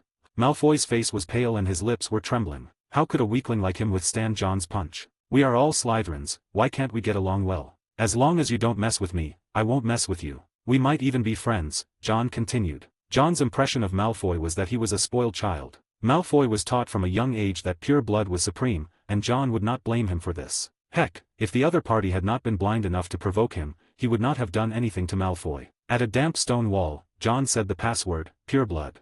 The Slytherin common room door opened, and he placed Malfoy on a sofa. I don't know who designed the common room, but the common room's design puzzled him. It was narrow and low, decorated with bones and bronze, giving it a dark, cold atmosphere with no warmth. The black lake shimmered outside, a giant squid swimming by. John leaned close to Malfoy. "Remember what I said. We may not become friends, but trust me that you would not like me being your enemy." Malfoy clutched his stomach, eyes wide as he stared at John, not sure how much he absorbed the wisdom behind John's words. John waved his hand and didn't say anything else. He turned back to his room. After a day's training, his magic power had reached 65, close to leveling up. After washing and going to bed, he lay on the bed and recalled what the big dog with 3 heads was called. He saw a trap door under the big dog. He remembered there was a weakness, possibly something to do with music. Thinking about it, he fell asleep. The next day, Malfoy strutted past John as if nothing had happened. However, he didn't provoke John anymore, likely due to their earlier confrontation. Malfoy was stunned to see Harry and Ron still at Hogwarts. The two were discussing what might be hidden beneath the trapdoor guarded by the giant dog. Harry recalled a report about a robbery at Gringotts and recounted his visit there with Hagrid when they retrieved a small package. The two boys brainstormed various conspiracy theories. Meanwhile, Hermione, who had argued with Harry and Ron the night before, was now ignoring them. She sat down next to John, pouting and complaining, "Those two arrogant idiots. We almost got eaten by that giant dog, and they think it's funny. Oh my, how can anyone be so stupid, especially my classmates?" Hermione muttered incessantly, which John had grown accustomed to. All he needed to do was listen. Neville also joined them, feeling safe around John. If it weren't for John, Neville might have ended up as the dog's breakfast. It was unusual to see two Gryffindors mingling with a Slytherin. After breakfast, John didn't forget his workout routine. Mornings were too precious to waste. John's daily schedule. Morning, run a lap around the Black Lake after breakfast. Noon, push-ups and frog jumps. Evening, visit the trophy room after dinner to clean the trophies, then return to his room for push-ups and sit-ups while studying. His days were packed, with occasional relaxation by walking near the Forbidden Forest with Tom and Basil. One unlucky day, Hagrid caught John near the Forbidden Forest. Although he didn't enter the Forbidden Forest, Hagrid still gave a verbal warning. John didn't take it to heart. Instead, he befriended Fawn, who became fond of Tom's dog food. Ding! Magic level up successful. Current magic power, level 2. Jogging by the Black Lake, John wiped the sweat from his face with a towel, smiling brightly. Finally leveled up. Now I can start practicing other spells. With his magic at level 2, John only knew one spell. Practicing the unlocking charm seemed pointless. He needed to learn new spells. With his excellent learning abilities provided by the Scholar Blessing, John mastered the levitation charm before charms class began. Holding his wand, he cast a spell on a leaf that had fallen in front of him. Wingardium Leviosa. He felt his magic deplete slightly as the leaf floated up. Magic, level 2, 10/500. Spells, Alohomora, level 3, Wingardium Leviosa, level 1. Skills, Short Weapons Mastery, level 7, Long Weapons Mastery, level 6, Heavy Weapons Mastery, level 3, Firearms Mastery, level 1. Blessings, Physical Fitness, Quick Attack, Precision, Academic Scholar, Pilot, Long Distance Running. Though still at level 1, he could only levitate light objects like leaves. Yet, John smiled, his thoughts turning to the restricted section. He preferred offensive spells, like violent attacks, over the levitation charm. He can go to the restricted book zone while completing his Boogeyman mission. After completing the night tour mission, he will also get the mission rewards. With the punishment of cleaning the trophy room on him, it is reasonable to go to the restricted books area to clean it himself, right? He is a good student after all, he. 10:10 Transfiguration and the Tabby Cat. There was a transfiguration class on Monday. Lick. When John woke up, he first saw Tom's affectionate tongue. Still sleepy, he walked to the table and poured a big spoonful of dog food for Tom before going to brush his teeth and wash his face. What day it is. Looking at himself in the mirror, John felt that he seemed to have forgotten something. Oh no, today is transfiguration class. Last night's adventure went a bit late, and after returning and doing some exercise, John fell straight to sleep. He walked out in a hurry and saw the alarm clock that fell on the ground, covered with Tom's saliva. No wonder he didn't hear the alarm. It turned out Tom had played with it like a chew toy. Putting on his wizard robes, when John walked out of the dormitory, the Slytherin common room was already empty. In the corridor, he started envying the Weasley twins. Because they always found convenient shortcuts, it was good that John was quite fit. When he arrived at the Great Hall, there was still time for breakfast. Hermione had been looking around, and seeing John approach, she waved to greet him. John sat next to Hermione and glanced at Hermione, who was still in a cold war with Harry and Ron, but he didn't say anything about that. Where's Neville? Did he oversleep or get lost again? From John's understanding, Neville often lost things or got lost himself. His toad is missing. He's looking for it in the Gryffindor common room. Hermione was eating buttered bread, with some crumbs on the corners of her mouth. She deliberately slowed her pace to wait for John. Otherwise, at her normal speed, she'd already be on her way to class. John cut his fried egg and put it in his mouth. He helplessly said, "Well, I think I know what to give Neville for Christmas. He needs a cage to properly keep Trevor in." Noticing the bread crumbs on Hermione's mouth, John pointed at his own mouth corners to indicate to her. When Hermione reacted, her little face seemed to be painted with blush. When John had almost finished eating, Neville finally came back from being lost. This was the 4th time Neville got lost. John felt he should give him a map or something. After sitting down, Neville took out his Remembrall, cluelessly looking at the red ball. It would turn red when one forgets something, but Neville never knew what he had forgotten. John looked him over and said, "Neville, you may not get to eat breakfast this time." "Why?" Neville was dispirited, having just made it to the Great Hall. Looking rather sympathetically at Neville, John held up 2 fingers. "2 reasons. One is that class is about to start, and the other is that you need to go back to the dormitory. Because you forgot your robes." Hermione chimed. Neville finally remembered what he had forgotten, and he didn't care about eating. He was anxious on the dazzling moving stairs. John came to the Transfiguration classroom. He was put in detention for fighting in the last Transfiguration class and didn't participate in it. This made him feel quite regretful. He was quite interested in Transfiguration, but couldn't remember the specifics clearly. Entering the classroom, the Slytherin green and Gryffindor red were distinct. He and Hermione sat separately. Whether in the magic world or outside, students forever shunned the front rows. The remaining few spots were all in front. John walked over to sit. Suddenly a tabby cat appeared in his vision. The cat just sat there on the podium, its facial markings very unique, like a pair of square glasses. As a plush lover, John admitted that he was tempted. Although he vaguely remembered that there seemed to be a cat in some plot, his body was one step faster than thinking. Taking out the cat treat meant for Mrs. Norris from his pocket, John approached the tiger-striped cat with a smile, directly reaching out. Just this one action stunned not just the young witches and wizards of the 2 houses, but even the tabby cat. "Here's a treat, want to try it?" John couldn't believe himself. Why did his tone sound like a shady uncle seducing a child? It was only after his actions that he gained an eye of awe and admiration from various girls present. Realizing things were getting out of hand, the tiger-striped cat broke free of his restraint, leaping down from the podium and transforming into an elderly female cat lady and professor. Mr. Wick, I think you should find a seat now instead of standing here like a log. Professor McGonagall maintained her image, and John finally understood where the cat's square markings came from. John awkwardly withdrew his hand, now recalling the plot about this cat. Professor McGonagall's animagus form, a tabby cat with unique markings. Sullenly returning to his seat, John felt he might develop a psychological shadow in his subconscious from this incident. Silently swearing that in the future, he must check if it's an animagus before petting cats, he sat down. If the other party transformed into an oily uncle right after, he'd be done for. Hearing muffled laughter, John looked back. Upon making eye contact, the Slytherins immediately went silent. The young Gryffindor witches and wizards gazed at him with awe, the savior Harry's mouth slightly agape, seeming to see for the first time someone even more reckless than himself. Hermione lowered her head, giggling, but her trembling brown curls betrayed her, shaking like a little lion. After this episode, the young witches and wizards revised their impression of John. So this boy had a lovable side too. Transfiguration class taught altering objects. Looking at the button box, John attempted changing it into a mouse. Sadly, the transformation was hard to control. After multiple tries, John finally conjured the spell. Though only a first year, he succeeded before class ended. Seeing the lifeless mouse before him, so different than Professor McGonagall's water goblet demonstration from before, John felt that he had underperformed. 5 points to Slytherin.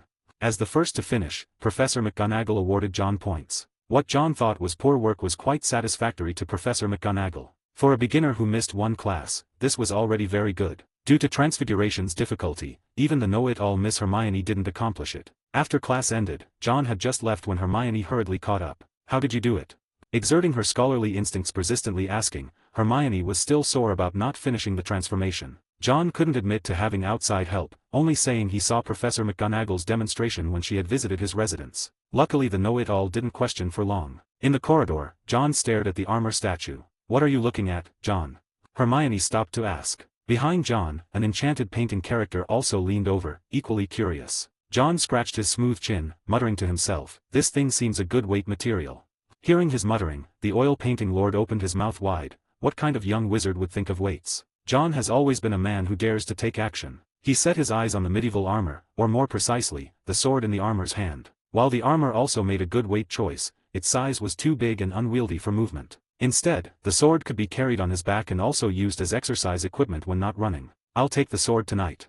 A gleam of plotting appeared in his eyes, worrying the lifeless Mr. Armor. Besides the Gryffindor common room, Hermione's most frequent destination was the library. The bookworm had curiosity for all things, except divination. John was also dragged along, mainly to familiarize himself with the restricted section's location. Picking up a copy of the Tales of Beedle the Bard, he started pretending to read. The library had strict rules. If any noise disturbed the library, caretaker Irma Pants would let you know how powerful she is. Just now, John saw Neville, who had eaten too many beans at noon, being chased and beaten by a broom. John felt sympathy for the books which were now dirty by food particles. The time came to the evening. After cleaning the trophy display room, John quietly came to the armor in the corridor. Poor lifeless Armor, sir. He awoke the next day to find his sword missing. For a time this became a mystery around Hogwarts. Only Filch insisted stubbornly that it was the Weasley twins' doing. 1111 Night Walk in Restricted Books Area. This sword is quite handy.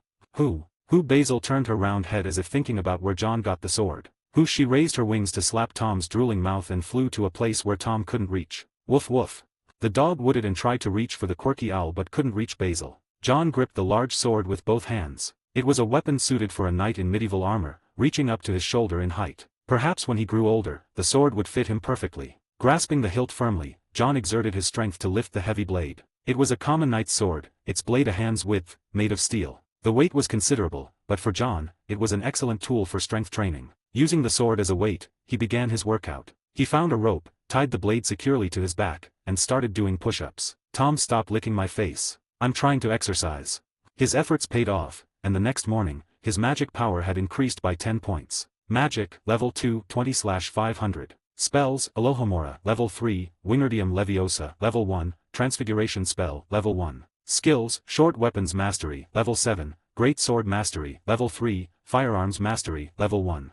Blessings, Physical Fitness, Quick Attack, Precision, Academic Scholar, Pilot, Long Distance Running. His skills had changed. Heavy Weapon Mastery and Long Weapon Mastery had disappeared, replaced by Great Sword Mastery. This weapon fits the requirements for both long and heavy weapons, John realized after carefully examining the great sword. The combined mastery of 2 weapon skills into great sword mastery gave him a sense of familiarity right away. He performed basic slashes, thrusts, and parries with the great sword as if he had trained for years. His proficiency was at a level that would astonish even seasoned knights. The skill levels were similar to those for spells. Level 1, Beginner, capable of basic maneuvers. Level 2, Basic Proficiency, able to apply learned skills. Level 3, Intermediate, skilled enough to handle multiple opponents. Level 4, Professional, similar to a trained assassin, turning weapons into lethal tools. Level 5, Instructor, able to teach and have unique insights. Level 6, Master, developing a unique style and reaching peak proficiency. Level 7, Grandmaster, transcending form,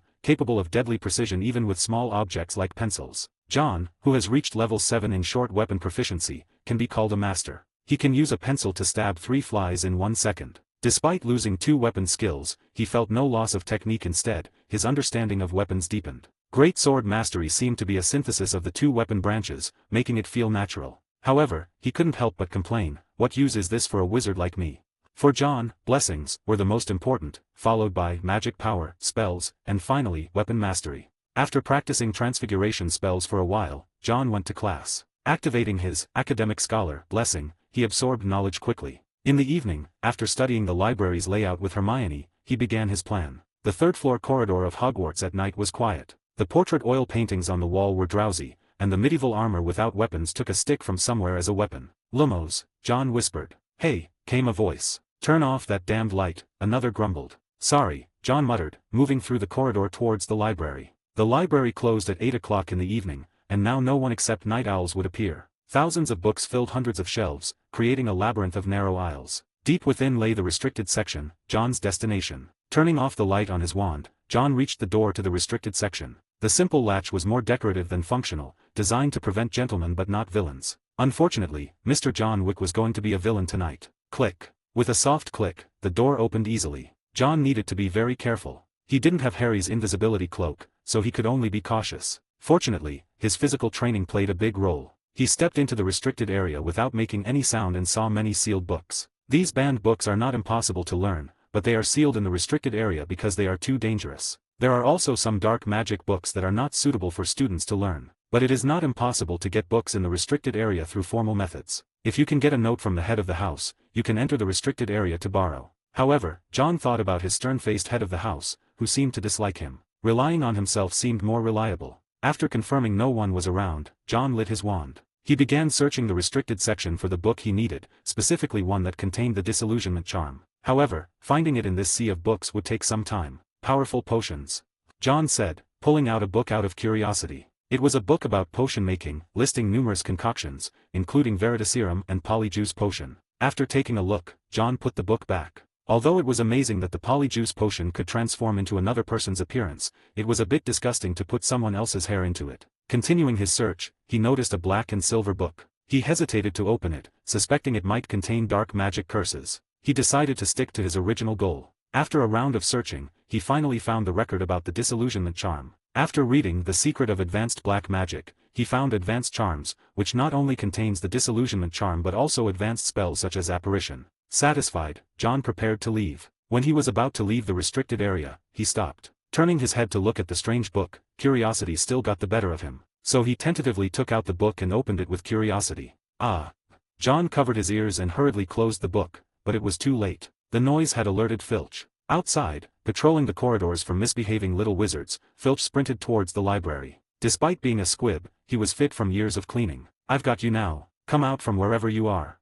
Filch snarled, holding a lantern, his hooked nose twitching like a bloodhound's. A distant cat's meow echoed from the shelves, bringing a grin to Filch's face. His bond with Mrs. Norris was almost telepathic, and he ran towards the sound. He and Mrs. Norris were in sync and ran towards the distant bookshelves. As soon as Filch got away from the library entrance, John emerged from the shadows of a nearby shelf and nonchalantly walked out. On his way out, he gave a thumbs up to Mrs. Norris, who was licking her fur elegantly on the bookshelf. Sure enough, Mrs. Norris had never betrayed John. The previous time there were the Gryffindor students whom she was chasing, gladly no cat food was fed in vain. This combination of making a feint to the east and attacking in the west was perfect. After returning to the dormitory, John couldn't wait to start practicing. So much so that when he got up the next day, his eyes were like pandas. 3 days of practice finally paid off when he saw the level 1 disillusionment charm appear in his skill set. Hard work always pays off. The next day, John saw 6 long-eared owls carrying a lengthy package to Harry Potter in the Great Hall. In their excitement, they knocked and made Harry's uneaten bacon have an intimate contact with the floor. "Congratulations. Minerva McGonagall is throwing a Nimbus 2000 at you," John thought, amused. Mr. Xavier is going to start his Quidditch career. With the Nimbus 2000 came a letter from McGonagall, summoning Harry to Quidditch practice. Although Harry was new to the sport, he had a natural talent for flying. Unable to contain his joy, Harry shared the letter with Ron. Ron, envious, remembered the best broom he had ever touched was his brother Charlie's, used during his Quidditch days. Compared to the Nimbus 2000, that broom was junk. Harry and Ron hurriedly left the Great Hall, eager to unwrap the package before their first class. Love was around the corner and turning a corner, they ran into trouble. The savior met his nemesis from Slytherin. Malfoy, as usual, teased. No, taunted Harry, his lifelong enemy. John was eating bacon patties and just glanced at it casually. Compared with the feud between Slytherin and Gryffindor, he was more concerned about the hard taste of the bacon patties. He suspected that there were uncooked stones inside. Well, how long are you going to keep the Cold War with them? John put down the bacon patties with regret. Opposite him was Hermione, who had peeked at Harry and Ron 3 times. Until they apologized to me, Hermione huffed, otherwise, never.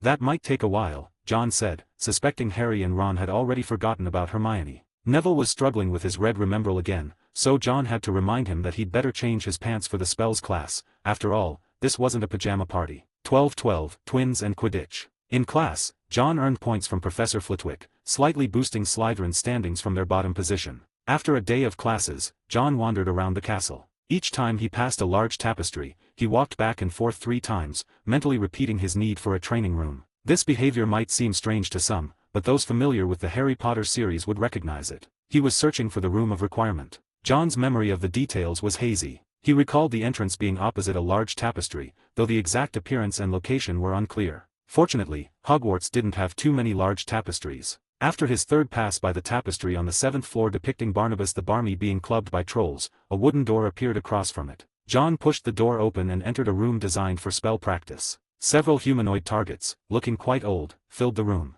He frowned at the thick layer of dust covering everything, making it look as if it hadn't been cleaned in decades. Scourgify, John incanted, using a newly learned spell to clear the dust. He finally relaxed, examining the sturdy targets and a dark wooden training sword in the corner. Judging by the size of the sword, its original owner must have been quite strong. John hefted the sword, finding it heavier than the medieval swords he was used to. With his current strength, he couldn't wield it effectively. Despite that, the room was perfect for his spell training. All the equipment could also be used for physical exercise, making it doubly useful. With no offensive spells yet, John could only practice basic ones. His relentless effort paid off when his disillusionment charm leveled up to 2. Disillusionment, he cast, his wand waving as a liquid-like substance coated him, gradually blending him with his surroundings. He lifted his hand, noticing it looked like a mass of water. From a distance, he'd be nearly invisible, though up close, the distortion could still be noticed. It's like optical camouflage, John mused, satisfied with his explanation. With the help of the disillusionment charm, his upcoming nocturnal explorations would be much easier. After his training, John left the room of requirement.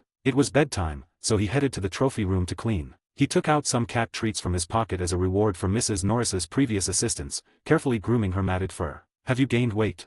John asked, lifting Mrs. Norris and noticing she felt heavier. Previously, it seemed Filch hadn't been feeding her well enough, leading to malnutrition. John even brought a bottle of hairball remedy, considering Mrs. Norris's habit of licking her fur. Leaving the trophy room, he saw Filch looking more displeased than usual, with a lingering smell resembling rotten durian. This was likely the work of the Weasley twins. Not long after leaving the trophy room, John encountered 2 sneaky figures with red hair. Their identical faces and mischievous grins made it clear they were the infamous Weasley twins. John's eyes twinkled as he cast the disillusionment charm on himself, stealthily following the Weasley twins and listening to their conversation. "George, we could toss the dung bomb in there."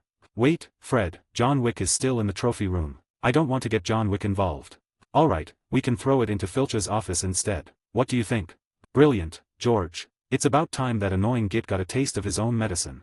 George and Fred Weasley, the infamous Weasley twins, were notorious troublemakers at Hogwarts. Their ongoing feud with Filch, the caretaker, was well known, as their love for pranks naturally put them at odds with him. The twins planned to give Filch a hard time, believing that a couple of dung bombs in his office would be the perfect revenge. John, following closely behind them, shivered at their conversation and felt grateful for his decent rapport with people. If he had been hit by a dung bomb, it would have taken at least 10 showers to get rid of the stench. Unaware of John's presence, the twins reached Filch's office and tossed in the dung bombs. The resulting stench was so vile that John couldn't help but pity Filch, wondering where the poor man would sleep that night. The smell was unbearable even for the Weasley twins, who quickly ran out after throwing the bombs. John peeked into the office from the doorway. Filch's office was cluttered with various items, and one drawer labeled, "Confiscated, highly dangerous," caught his attention. It seemed to contain numerous forbidden objects. Before he could examine further, John heard Filch's furious shouts. The twins increased their speed, and as they dashed past John, a piece of parchment fell from their pockets.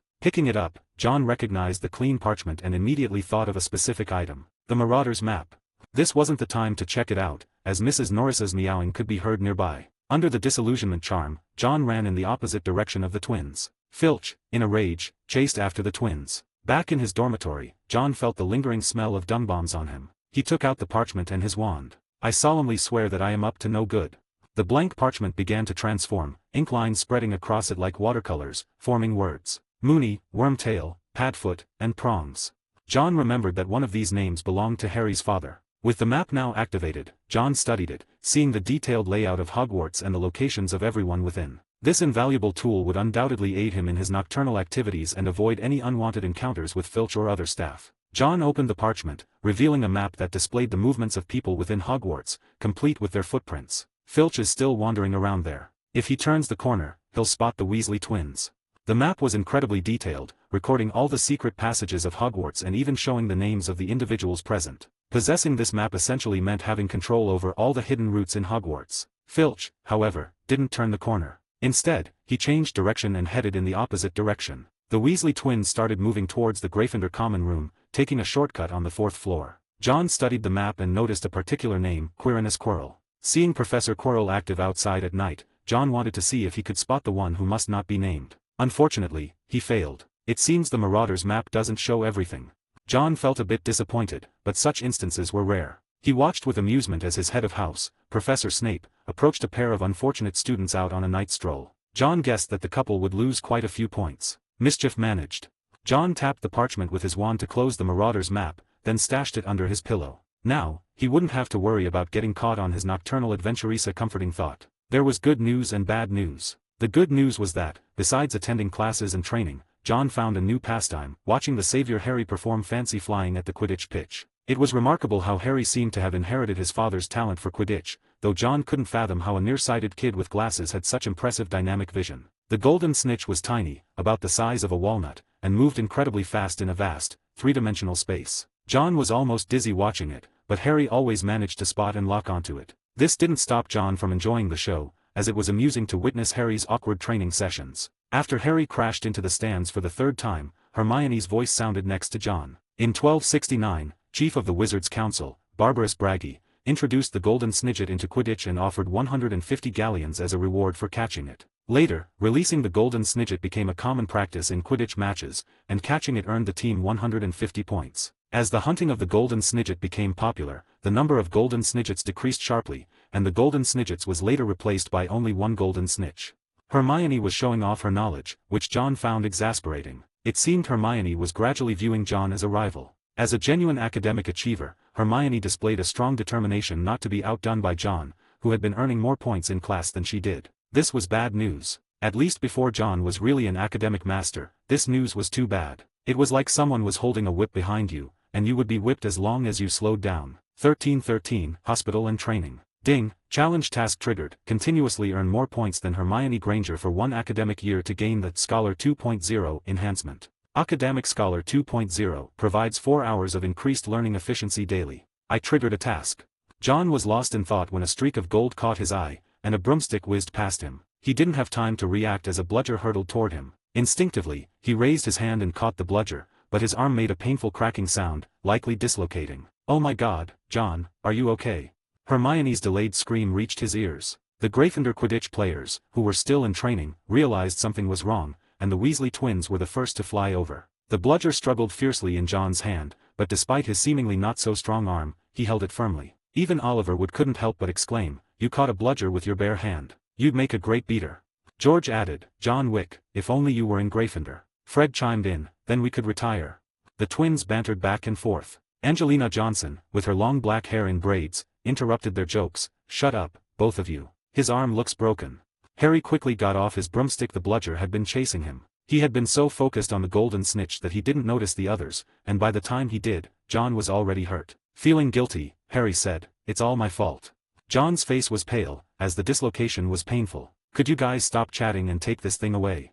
The bludger had been heading straight for Hermione, and if John had let go, her face would have been in serious trouble. Wood, fumbling a bit, managed to tie up the bludger. This thing was known for breaking beater bats with its speed. Once the bludger was restrained, John sighed in relief. His lips were pale as he shifted to a half-kneeling position. With Hermione's worried, pale face watching him, he braced his dislocated arm against the ground and pushed it back into place with a crunch. Ouch. "Oh my god, that must hurt. John, you should go to the hospital wing." The Gryffindors were all startled, even the Weasley twins looked impressed. How was it that a Slytherin could handle pain so well, while Draco Malfoy would wail for hours over a scratched finger? Madame Pomfrey had tried to kick Malfoy out of the hospital wing more than once. The Gryffindors surrounded John, making it look like they were ganging up on a Slytherin. Hermione, mixed in with the crowd, couldn't stop worrying and asked, "John, are you really okay? Just not strong enough yet?"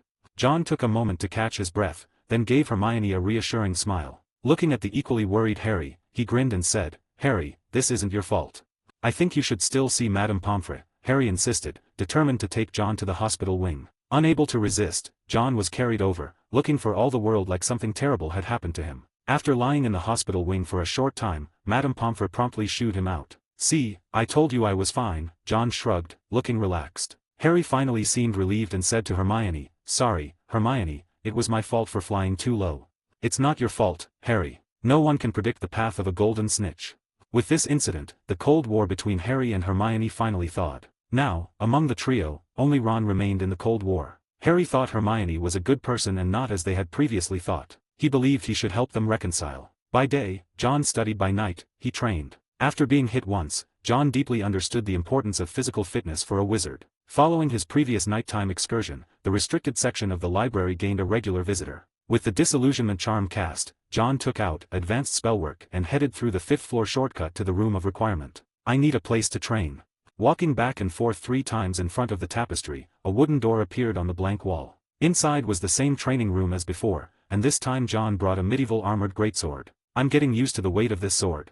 Gripping the greatsword, John changed his training method. In the flickering candlelight of the training room, the sword moved like a shower of stars. The greatsword created a flurry of silver light, tearing through the human-shaped targets. As each target shattered, John moved on to the next. When the last target was destroyed, all the fragments reassembled. These targets had a restoration charm that saved John a lot of time. Ding, gained enhancement, Sword Dance. Sword Dance increases the elegance and destructive power of wielding sword-type weapons. With his hands feeling sore, John put down the greatsword. Despite his current physique, after a series of high-intensity exercises, he could clearly feel his magic power increase. In just one night, he gained 15 points of magic power. With continuous effort, he could upgrade again in no time. Not slacking off after his physical training, John started a second round of spell training. With almost self-exhausting efforts, his spellwork improved significantly. The most notable was the disillusionment charm, which he used every night for his nocturnal activities. By October, the disillusionment charm had upgraded to level 3. Magic power, level 2, 450/500.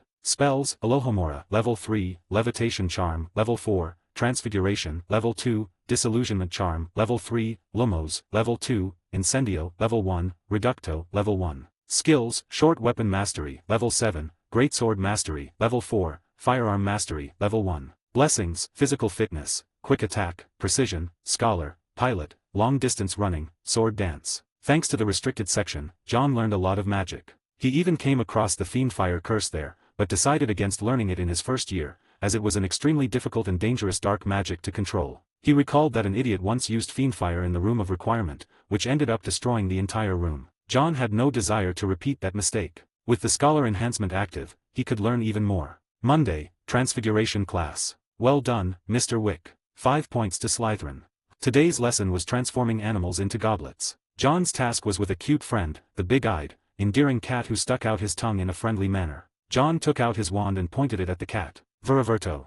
Under his gaze, the cat transformed into a goblet. Professor McGonagall, impressed, added points to the Slytherin hourglass, which was no longer so sparsely filled. Hermione felt a bit dejected. It seemed the gap between her and John was widening. Only John knew his secret. He was a relentless grinder. To have enough time for his nocturnal escapades and training, he had pushed himself to a new achievement. Sleepless one, you only need 2 hours of sleep each day to maintain full energy for the entire day. With this enhancement, he finally avoided dozing off under Snape's gloomy gaze. However, he heard Snape had made several trips to the hospital wing. Hopefully, Madame Pomfrey wouldn't continue using cheering charms as stimulants on certain students. Well, this student certainly wasn't insinuating anything about John. Room of requirement. John wielded the great sword, the candlelight reflecting off the blade as it shattered the target in front of him. His left hand, holding his wand, aimed at a target positioned at 7 o'clock. Reducto. The wand, resembling a thin stick, emitted a white light that hit the target, reducing it to a pile of fragments. Compared to the slight explosion he managed at first, this was a substantial improvement. After finishing his training, John rested for a while before preparing to leave. Tomorrow was the Halloween feast, and he wanted to be in good condition. The day after, his 2-month punishment in the trophy room would end. The Slytherin common room was underground, so he had to walk from the 7th floor back to the common room. Fortunately, Hogwarts was full of shortcuts. As he reached the underground corridor, he saw the Bloody Baron. The usually silent Slytherin ghost seemed to be waiting for him specifically. A/N, I think I'm a little sick today, so if there are any mistakes in the chapter I'll edit them after I wake up. Bye. 1414, Great Sword and Ghost. Sir, Bloody Baron. Approaching the Slytherin common room, John lifted the disillusionment charm. Despite not being caught sneaking around, he was curious about what the Bloody Baron was doing there. Gazing into the night, the Bloody Baron's eyes were filled with thoughts. It's you, the Slytherin who sneaks out. The Bloody Baron was a terrifying ghost, with hollow eyes, a gaunt face, and silver bloodstains on his robes. Peeves, who feared nothing, trembled at the mere mention of the Baron's name. John could tell the bloodstains symbolized a past event, but he had no intention of reopening old wounds. It seemed the Bloody Baron knew someone was sneaking out but didn't know who. John nodded, and the Baron looked him up and down, his expression peculiar. After all, it was odd to see a wizard carrying a greatsword on his back. What do you do outside? The Baron asked. Training. I think I need to work harder to be worthy of Slytherin. Flattering words never hurt. John's answer made the Bloody Baron shake his head. You're diligent, but you seem more like a Gryffindor. He didn't finish the sentence, but the implication was clear. The Bloody Baron had lived during the time of the 4 founders. In his quest for Rowena Ravenclaw's daughter, Helena Ravenclaw, he had killed her and then, overcome with grief, ended his own life. He had met Godric Gryffindor, who was passionate about swordsmanship and battle, commissioning the goblins to forge a silver sword. The goblins' greed for the perfect sword led to a conflict with Gryffindor, but none dared to reclaim the sword from Hogwarts. John, with his greatsword, resembled a young Godric Gryffindor more than Salazar Slytherin. By Merlin's beard, perhaps the Sorting Hat had made a mistake, placing Gryffindor's replica in Slytherin. I'm here to warn you that the night holds dangers. Be cautious. Drawing back from his thoughts, the Bloody Baron, who rarely spoke much, had warned John. John thought of Quirrell. According to the Marauder's map, Quirrell often left Hogwarts. The Bloody Baron, being the most unique of the house ghosts with his ability to turn invisible, might have discovered something. I understand, Sir Baron. I'll be careful. Appreciating the ghost's warning, John hurried back to his room, eager to pull out the Marauder's map. I solemnly swear that I am up to no good. The map revealed Hogwarts, showing the professors like Snape who were patrolling, and Quirrell's name. Quirrell's name bypassed patrolling professors and Filch, heading out of the Hogwarts castle. Where is he going? John couldn't fathom why Quirrell would leave the castle in the middle of the night. Unfortunately, the map only displayed the Hogwarts grounds, so it didn't show locations like the Forbidden Forest. Could he be going to the Forbidden Forest? After some thought, John concluded that if Quirrell hadn't left Hogwarts altogether, he must be heading to the Forbidden Forest. The forest was home to many magical creatures, including werewolves and centaurs, and even housed pure unicorns. The Bloody Baron mentioned it was dangerous. Was he referring to Voldemort? The thought of Voldemort heightened John's sense of danger. Although the second Dark Lord didn't have the same influence as the first, Voldemort had no limits. He would perform the killing curse on a baby without feeling an ounce of shame. If Voldemort had the same nobility as the first Dark Lord, John wouldn't feel so threatened at Hogwarts. No, I must strengthen myself further. John covered Tom's eyes with the fat lady's portrait, unwilling to place his hopes on uncertain prophecies. Who knew if the prophecies were even true? Besides, it wasn't unheard of for people to die at Hogwarts. October 31st, Charms class. The sweet smell of roasted pumpkins filled the hallways. In class, students paired up to listen to Professor Flitwick's instructions on the levitation charm. John could clearly see Goyle and Crabbe swallowing hard, while he was paired with Malfoy, his nemesis. This made Malfoy constantly tense, as if he feared John might suddenly stab his wand into his eye. Professor Flitwick stood on a makeshift height-boosting chair made of stacked books, his high-pitched voice giving pointers to the students. Now, don't forget the nice wrist movement we've been practicing. A swish and flick, remember, a swish and flick, and enunciate the spell correctly. Don't forget about the wizard Baruffio. As the head of Ravenclaw and the Charms Professor, Flitwick was undoubtedly excellent. He would break down a spell into tiny pieces and feed it to the students bit by bit, a truly good teacher. It was rumored that in his younger days, Professor Flitwick had even won the dueling championship, proving his skills. After Professor Flitwick finished his instructions, the students began practicing. Wingardium Leviosa. Malfoy's wand was practically poking John's face, yet the feather on the table remained unmoved. John was exasperated. He patiently and quietly reassured Malfoy, "Malfoy, if you poke my hand again, I'll stick my wand in your ear." The threat made Malfoy freeze, but his pureblood pride wouldn't let him back down to a muggle-born. Defiantly, he said, "If you think you're so great, then you do it." "Sorry, I really can." John shrugged, elegantly pulled out his wand, and aimed it at the feather on the table. With a swish and a flick, he cast Wingardium Leviosa. Under everyone's watchful eyes, the feather floated into the air. Guided by John's wand, it drifted toward Professor Flitwick, landing gently and precisely in his hand. "Wonderful." Flitwick clapped his hands in excitement, his voice growing even higher. "Look at Mr. Wick's elegant and perfect execution. 10 points to Slytherin." From Gryffindor's side, Hermione, who had already practiced and perfected the levitation charm, was confident she could perform it successfully. However, paired with Ron, she was frustrated by his wild waving. Just as she was about to cast the spell correctly, John beat her to it. Seeing John's precise control over the feather made Hermione feel downcast. Her emotions had a perfect outlet. Ron. Under her increasingly frustrated teaching, Ron's mood soured. After class, the crowded hallway was bustling. Ron complained to Harry, "No wonder nobody can stand her, she's a nightmare." Hermione heard this, feeling even more hurt. She was only trying to help Ron but ended up being unappreciated. Heartbroken, she didn't wait for John and wanted to find a place to cry. As she weaved through the crowd, she bumped into Harry. Noticing her tears, and having recently changed his opinion about her, Harry felt Ron's words were harsh. "I think she heard you," Harry said. Ron saw Hermione's hurt expression and, though his pride made him stubborn, he mumbled, "So what if she did? She must have noticed no one likes her." "Ron, you shouldn't have said that," Harry said earnestly. With his best friend calling him out, Ron reluctantly muttered, "All right, she does have a friend. John is her friend."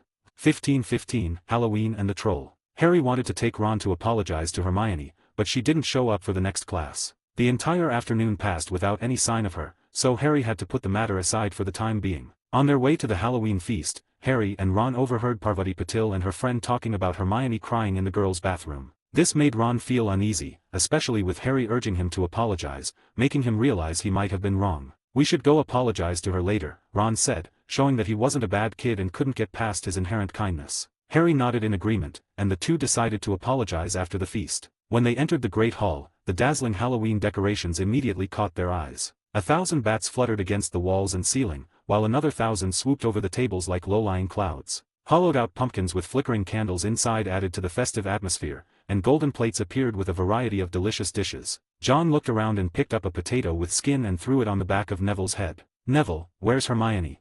Neville, rubbing his head, turned to see John and, after a moment's recollection, said, "I heard Parvati Patil say Hermione is in the girls' bathroom, crying and refusing to be comforted."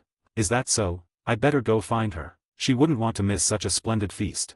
John felt a growing unease, remembering what the Bloody Baron had said. He also had a feeling that something significant was going to happen, as if there was a plot unfolding here. Ding! Find Hermione and deal with the troll to receive +1 skill point and the perk, Troll Slayer. Troll Slayer increases damage against large creatures. John paused, then his expression changed. He remembered now, during the Halloween feast, a troll was supposed to appear. He doubted that Hermione, a young witch, could handle a 12-foot-tall troll with brute strength. Without further thought, John left his seat. Dumbledore, who was enjoying a slice of sweet pumpkin cake, noticed this and his wise eyes behind half-moon glasses seemed to be contemplating something. Shortly after John left, Professor Quirrell, wearing his large turban, burst into the Great Hall. His face was filled with terror, and everyone stopped to look at him. Quirrell hurried to the chair beside Dumbledore, leaning heavily against it, his face pale and breathless as he stammered out, "Troll, in the dungeons, thought you ought to know."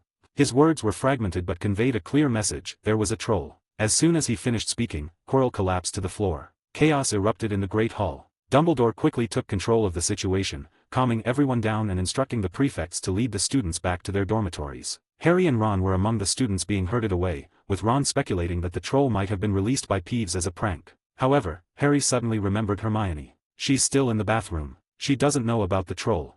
Ron bit his lip, glanced at his prefect brother Percy, and decisively said, "All right, let's make sure Percy doesn't see us." The two boys crouched down, blending into the crowd, and slipped away from the group. As they headed toward the girls' bathroom, Harry noticed Professor Snape heading toward the third floor, planting a seed of suspicion in his mind. In the girls' bathroom on the first floor, Hermione was crying in one of the stalls. She was excellent in many areas but was still just a young girl, and being ostracized by her classmates had left her deeply hurt. After crying for a while, she felt somewhat better. She came out to the sink, washed her face, but her eyes remained red and puffy. It's okay, John doesn't hate me, she reassured herself. At least she still had John as a friend. As she gazed at her reflection in the mirror, lost in thought, a knock on the door startled her. Her voice trembled as she called out, "Who's there? Hermione, are you all right?" It was John. He had found the girls' bathroom and, hearing Hermione inside, felt a sense of relief. Just as John was about to instruct Hermione to open the door, he was hit by an overpowering stench. The smell rivaled that of the dung bombs thrown by the Weasley twins, a mix of dirty socks and an uncleaned public restroom. The smell was comparable to the big dung balls thrown by the Weasley twins, like the smell of stinky socks and a public toilet that no one cleaned. John was almost fainted by the suffocation. Looking back, a huge figure in the shadows made a grumble and the sound of heavy feet hitting the ground approaching here. John grabbed the door that was about to open and said sternly to the inside, "Hermione, find a corner to hide, don't open the door." His eyes were locked on the troll. Despite its reputation for low intelligence, the 12-foot-tall creature with skin like granite exuded a menacing presence. Its underdeveloped head looked like a cocoa bean perched on a stone, and it wielded a huge wooden club. John knew that getting hit by that thing would be far worse than getting hit by a bludger. "This is going to be a tough fight," he muttered, steeling himself. It was his first encounter with such a massive creature, even larger than Hagrid. The troll scratched its head, trying to comprehend John. Its seemingly harmless demeanor belied the extreme danger it posed. John watched the approaching troll, his steps cautious. "Come on, big guy. Maybe we need a real, bloody fight," he taunted, his eyes gleaming with determination. With a flick of his left hand, his wand appeared, and he aimed it at the troll. Reducto. The spell hit the troll, causing it to stagger back with a fist-sized mark on its skin. This enraged the troll, which roared and swung its club at John. He dodged, and the club smashed the bathroom door to pieces. "Ah!" Hermione's scream echoed. As the troll turned towards the sound, John hit it with another spell. "Over here!" he shouted, running back to draw the troll away from the bathroom. The troll, not suspecting a trick, lumbered after John. Fighting and retreating, John successfully lured the troll away from the girls' bathroom. Harry and Ron arrived at the girls' bathroom, their hearts sinking at the sight of the shattered door. "Hermione!"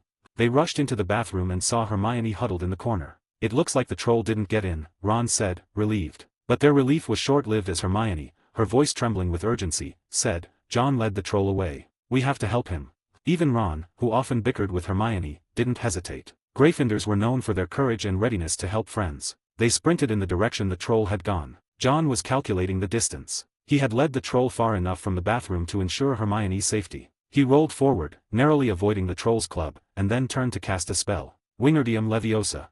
The debris from the broken wall floated up and, under John's guidance, smashed into the troll's face. The troll recoiled in pain. Seizing the opportunity, John grabbed a sword from a nearby suit of armor, swinging it in a gleaming arc toward the troll's club-wielding arm. Blood sprayed in the moonlight, the silver flash of the sword looking almost like an elegant waltz. Though the blow didn't sever the troll's arm, it caused enough pain to make the troll lose its grip on the club. The pain only made the troll more frenzied, but its simple attack patterns became even easier to predict. Reducto.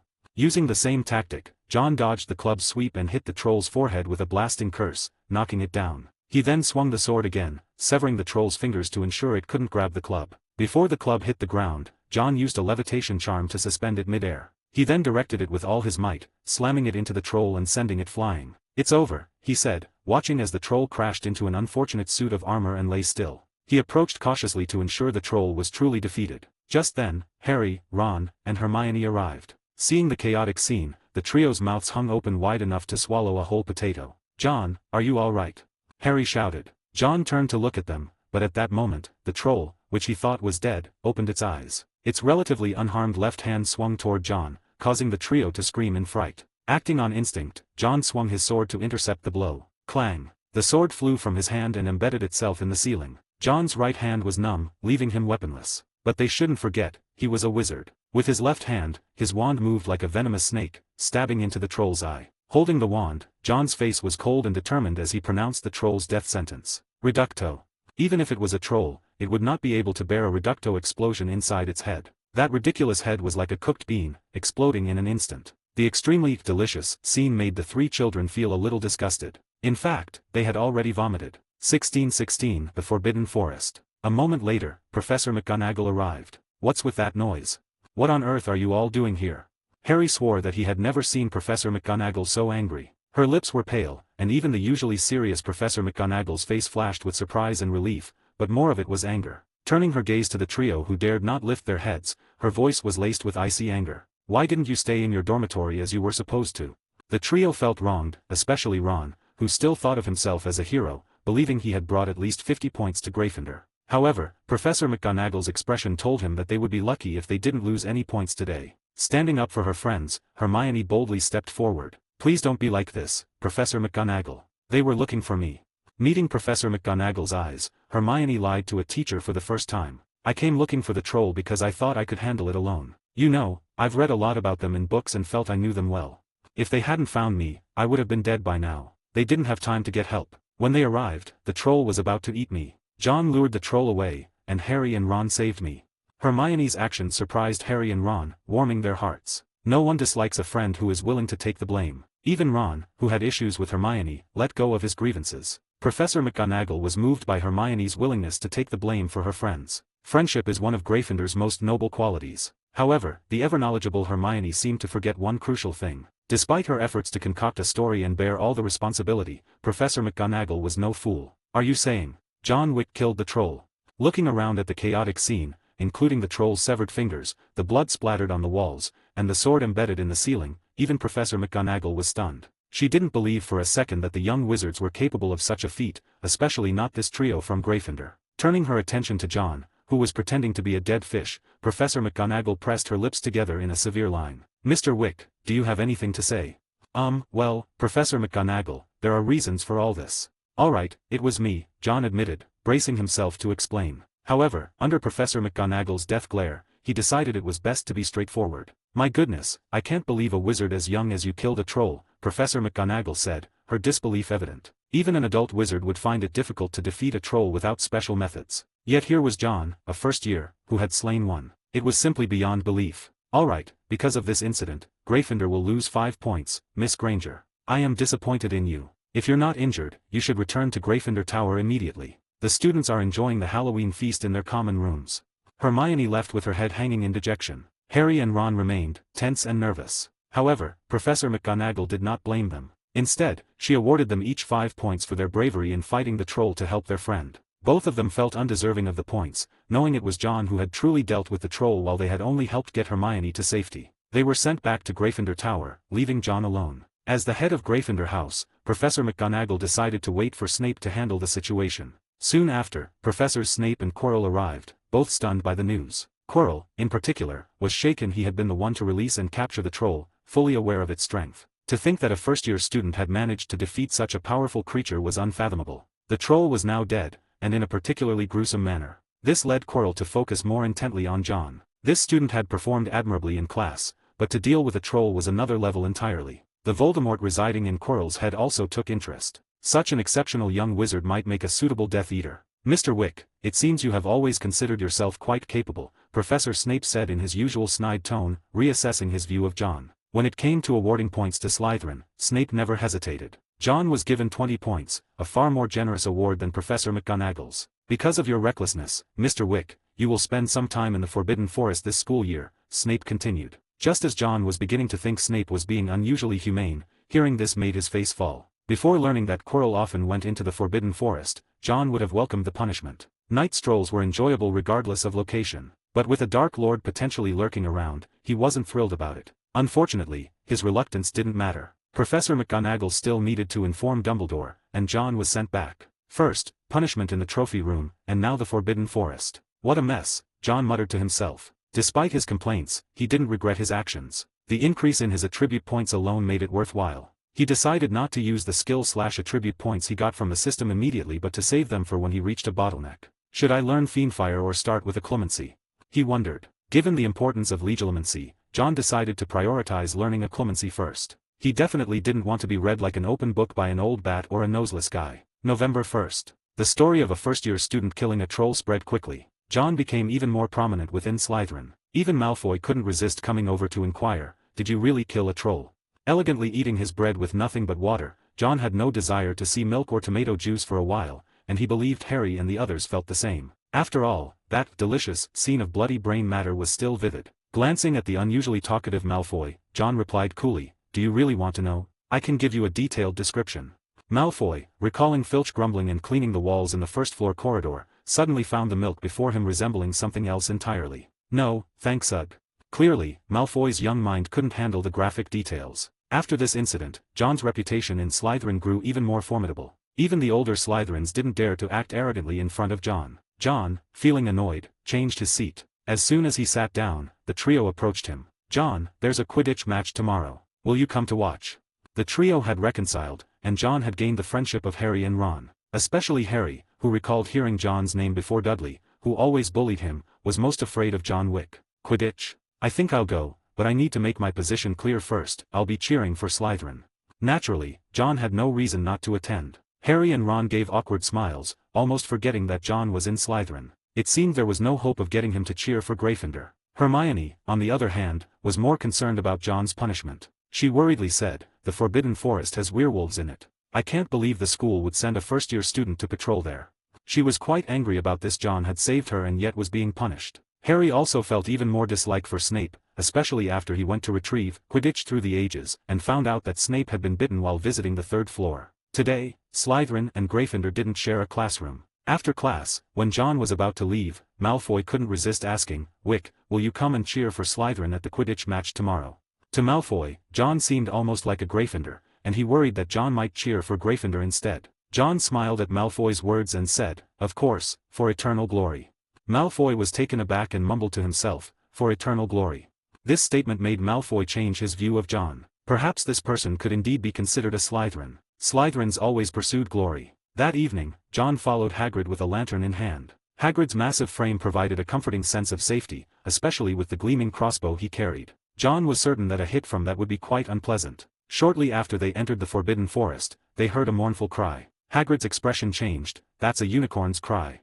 1717 Quidditch Matches and Conspiracies. Unicorn? In John's mind, he envisioned a white horse with a spiraled horn on its head. Unicorns were symbols of purity and also a protected species. Upon hearing the cry, Hagrid rushed in that direction. Despite his large size, Hagrid moved very fast. The big guy was so emotional that even John's trained physique struggled to keep up with Hagrid's natural advantage. When they reached a clearing near a water source in the forest, they found the unicorn. The beautiful creature was lying there, emitting mournful cries. A horrifying wound marred its body, and silvery, mercury-like blood flowed continuously from the gash. "Approach cautiously," Hagrid warned. He gripped his crossbow tightly, ready to shoot at any sign of danger. They carefully moved closer to the unicorn, and upon seeing its dire condition, Hagrid's heart sank. "Oh no," he murmured, kneeling to try to help the unicorn. But the injury was too severe. "No one would harm a unicorn, except for those reckless enough to risk their lives," Hagrid said, his voice heavy with sorrow. The wound was beyond saving. John's heart sank as well. Unicorns were creatures of purity, and even the beings in the Forbidden Forest would not harm them. One name flashed in his mind, Quirrell. Quirrell's nightly departures from Hogwarts were peculiar, and now a unicorn had been attacked. It was hard to believe Quirrell wasn't involved. "John, let's bury her," Hagrid said solemnly. Together, they stayed with the unicorn during its final moments. The creature gradually lost its life force, and its eyes became dull as it collapsed. They buried the unicorn in the Forbidden Forest, and Hagrid was in a somber mood the entire way back. John understood Hagrid's feelings. Hagrid loved magical creatures, and seeing a unicorn die before his eyes must have been heartbreaking. "Hagrid, cheer up. We need to stay strong," John said, trying to lift Hagrid's spirits. Back in Hagrid's hut, John tasted rock cakes for the first time. The cakes were nearly inedible, but Hagrid's mood began to improve after John's comforting words. "That definitely wasn't an ordinary incident. We need to prevent it from happening again," John said, knowing that there would be a second attack, and he wanted to warn Hagrid in advance. Hagrid straightened up. "You're right, John. We have to protect those little darlings." Little darlings? John thought only Hagrid would refer to the creatures in the Forbidden Forest that way. After their patrol, John fed Fong some dog food. Instead of heading back to the common room, he made his way to the library on the 4th floor. Navigating expertly to the restricted section, John found a book on occlumency. The sense of impending danger was growing, making occlumency an urgent priority. He headed to the room of requirement to study. After a night of effort, he finally managed to reach level 1 in occlumency by activating his study mode blessing, Academic Scholar. On the day of the Quidditch match, John was in the Great Hall, eating toast. Hermione was nearby, fussing over Harry like an older sister. "I don't want to eat anything," Harry said, shaking his head and refusing Hermione's offer. He was very nervous, his legs trembling. This feeling was terrible. More than falling off his broomstick, he feared losing the game in front of everyone. "Don't be nervous, Harry. Just do your best." John took a sip of water and smiled at Harry. "If you catch up to the golden snitch but don't have the strength to grab it, that would be bad. Getting hit by a bludger would be worse. You'd have to spend time in the hospital wing." Harry saw the logic in that and reluctantly took a few bites of toast. He definitely didn't want Madame Pomfrey nagging him. Hogwarts resident explosion expert, Seamus Finnegan, asked John curiously, "John, are you going to watch the match too? See us thrash Slytherin." I am in Slytherin. Sorry, I didn't mean it like that." Seamus hurriedly explained, and John waved it off, indicating he understood. For some reason, the Gryffindors often treated John as one of their own. Draco Malfoy approached, flanked by his usual cronies. He scowled upon seeing the Gryffindors and Harry. "Wick, I'll take you to the Quidditch pitch. You probably don't know where it is," he said with a condescending tone. John, realizing he needed to cheer for Slytherin anyway, decided to go along. After they left, Ron gaped in disbelief, finally exclaiming, "Did I just see that?" Malfoy invited John. Harry was equally astonished. "I'd like to say you were mistaken, but I saw it too." Seamus leaned into a conspiracy theory, confidently saying, "John must have used a Confinder's charm on Malfoy." Hermione, thinking the Gryffindors were overreacting, wrinkled her nose and said, "John has always done well. He's earned almost 200 points for Slytherin." Done well? The Gryffindor Lions looked at each other in confusion. Beating up Malfoy on the first day, was that considered good behavior? They were bewildered. Quidditch, undoubtedly the most popular sport in the wizarding world, almost made it impossible for John to find a spot in the vast stadium. "See, only I can find such a great spot," Malfoy boasted, as if it wasn't John who had just saved him from nearly falling down the stairs. Goyle and Crabbe were clearing the way in front, securing them an excellent vantage point. The stands were distinctly divided into two camps, one side decked out in Gryffindor red, the other in Slytherin green. The match hadn't even started yet, but the spectators were already close to clashing. With Madame Hooch's silver whistle, the Quidditch match officially began. The commentator was Gryffindor's Lee Jordan, with Professor McGonagall, a die-hard Quidditch fan, beside him. When Gryffindor scored, he nearly jumped with joy, but when Slytherin scored, his commentary was brief and unenthusiastic. John couldn't help but scoff at the blatant bias, amazed that no one else seemed to find it odd. After the first goal, John spotted Hagrid pushing his way through the crowd on the opposite side, a red wave around him. Next to him, Ron and Hermione looked like two small dolls. Apparently, every person in the wizarding world found it hard to resist the allure of Quidditch. The match was intense, primarily because of the frequent fouls. John had heard at least 5 or 6 angry shouts from the audience calling out fouls. Unfortunately, Quidditch wasn't like soccer, there were no red cards. Suddenly, John noticed Harry's broomstick behaving erratically, jerking up and down wildly as if it had been enchanted with a rogue spell. He instinctively glanced at Malfoy, who was gleefully watching his nemesis, Potter, suffer. "Of course, Malfoy doesn't have that kind of power," John muttered, though Malfoy didn't catch his words. After a while, Harry's broom finally stabilized. John noticed that his own head of house's robe was on fire. Snape, in an effort to extinguish it, had inadvertently elbowed Quirrell in the face. That must hurt. Unexpectedly, his head of house had some skills. The elbow strike nearly knocked Quirrell out cold. John saw Quirrell's head slam into the seat behind him, rendering him dazed for at least a few minutes. With his broom under control, Harry spotted the golden snitch and swiftly chased it, diving toward the ground before crashing. People saw him clutch his mouth and then spit out the golden snitch. Lee Jordan immediately announced that Harry had caught the golden snitch, ending the game. With a score of 170-60, Gryffindor won the match. John felt a pang of regret and remarked, "We're missing a really good seeker." With Harry's superb flying skills and the aid of his Nimbus 2000, the Slytherin seeker looked like a block of wood in comparison. Malfoy nodded in agreement, but then realized when he had become so friendly with John Wick and quickly left. At the same time, Malfoy planted a seed of determination in his heart. He must become the Slytherin seeker and thoroughly beat Potter. John found the situation with Harry's out-of-control broomstick suspicious. As for whether his own head of house was involved, John could only say that Snape was fiercely loyal. After all, the lovesick Snape would never harm Lily's child. John even suspected that if Harry had been a girl, Snape might have taken up a nurturing role instead. This was a man who dared to betray Voldemort for the woman he secretly loved. Forget about that big dog, forget what it's guarding. That's between Professor Dumbledore and Nicholas Flamel. Aha, so it involves someone named Nicholas Flamel, does it? Hagrid's frustrated and angry voice was followed by Harry's inquisitive tone, sensing he had discovered something. After watching the match, John stood at the door, pondering whether he should go in now. Glancing at the dog food he had brought, he figured he could wait, but the greedy Fong likely couldn't. He already heard Fong drooling. How this big dog became loyal to him over Tom's dog food was a mystery. Knocking on the door and entering, John saw an angry and frustrated Hagrid sulking. The trio was also there. Oh, and there were rock cakes on the table. I hope Hermione's dentist father could fix their teeth. 1818, speculation and quarrel. I swear, Hagrid definitely knows something, Harry said with conviction as they left Hagrid's hut. After leaving the dog food behind, John and the trio departed. Hermione and Ron also felt that Hagrid was hiding something. Their only clue now was Nicholas Flamel. Determined to uncover the truth about Snape, Harry said, I feel like I've heard that name before, but I can't remember where. He had a nagging feeling that he had seen the name somewhere, but he couldn't quite place it. The small package Hagrid had taken from Gringotts was clearly Snape's target, and it was connected to Nicholas Flamel. John, have you ever heard of this name? Harry placed his hopes on John, who was even smarter than Hermione. John thought for a moment, then shook his head apologetically. Sorry, I don't remember either. You could try the library. If it's not there, then this person might not exist. This was a good idea, and Harry's eyes lit up. Hermione, who had also been thinking about suggesting the library, quickly agreed, let's go there right away. It would be great if we could find something before Christmas. Both she and Ron were going home for Christmas, and there were just over 20 days left. She hoped they could find an answer by then. Hearing the mention of Christmas, Harry's expression darkened a bit. Harry didn't want to return to the Dursleys' house, where he'd be confined to the small cupboard under the stairs and constantly bullied by Dudley. Seeing Hermione and Ron already making plans for Christmas, Harry said enviously, I don't want to go back, it's terrible there.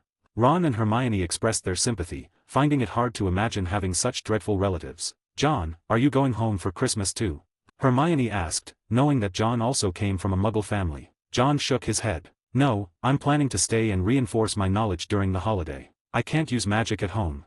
This studious attitude made Harry and Ron shiver, while Hermione felt she couldn't fall behind either. However, if she didn't go home, her father might worry about what was happening to his good daughter at school. The four parted ways on the 4th floor, with John deciding not to go to the library. Although Nicholas Flamel's name sounded familiar, his priority was to improve his occlumency skills. Reaching the 8th floor, he found the room of requirement. After a day of training inside, he emerged to find it was already dark. He decided to head to the kitchen to see if he could get some dinner. On his way, he encountered someone he didn't want to meet. John Wick, good evening, stammered Professor Quirrell, seemingly, coincidentally, running into John. John's left hand silently reached for his wand as he initiated occlumency, smiling politely in response. Good evening, Professor Quirrell.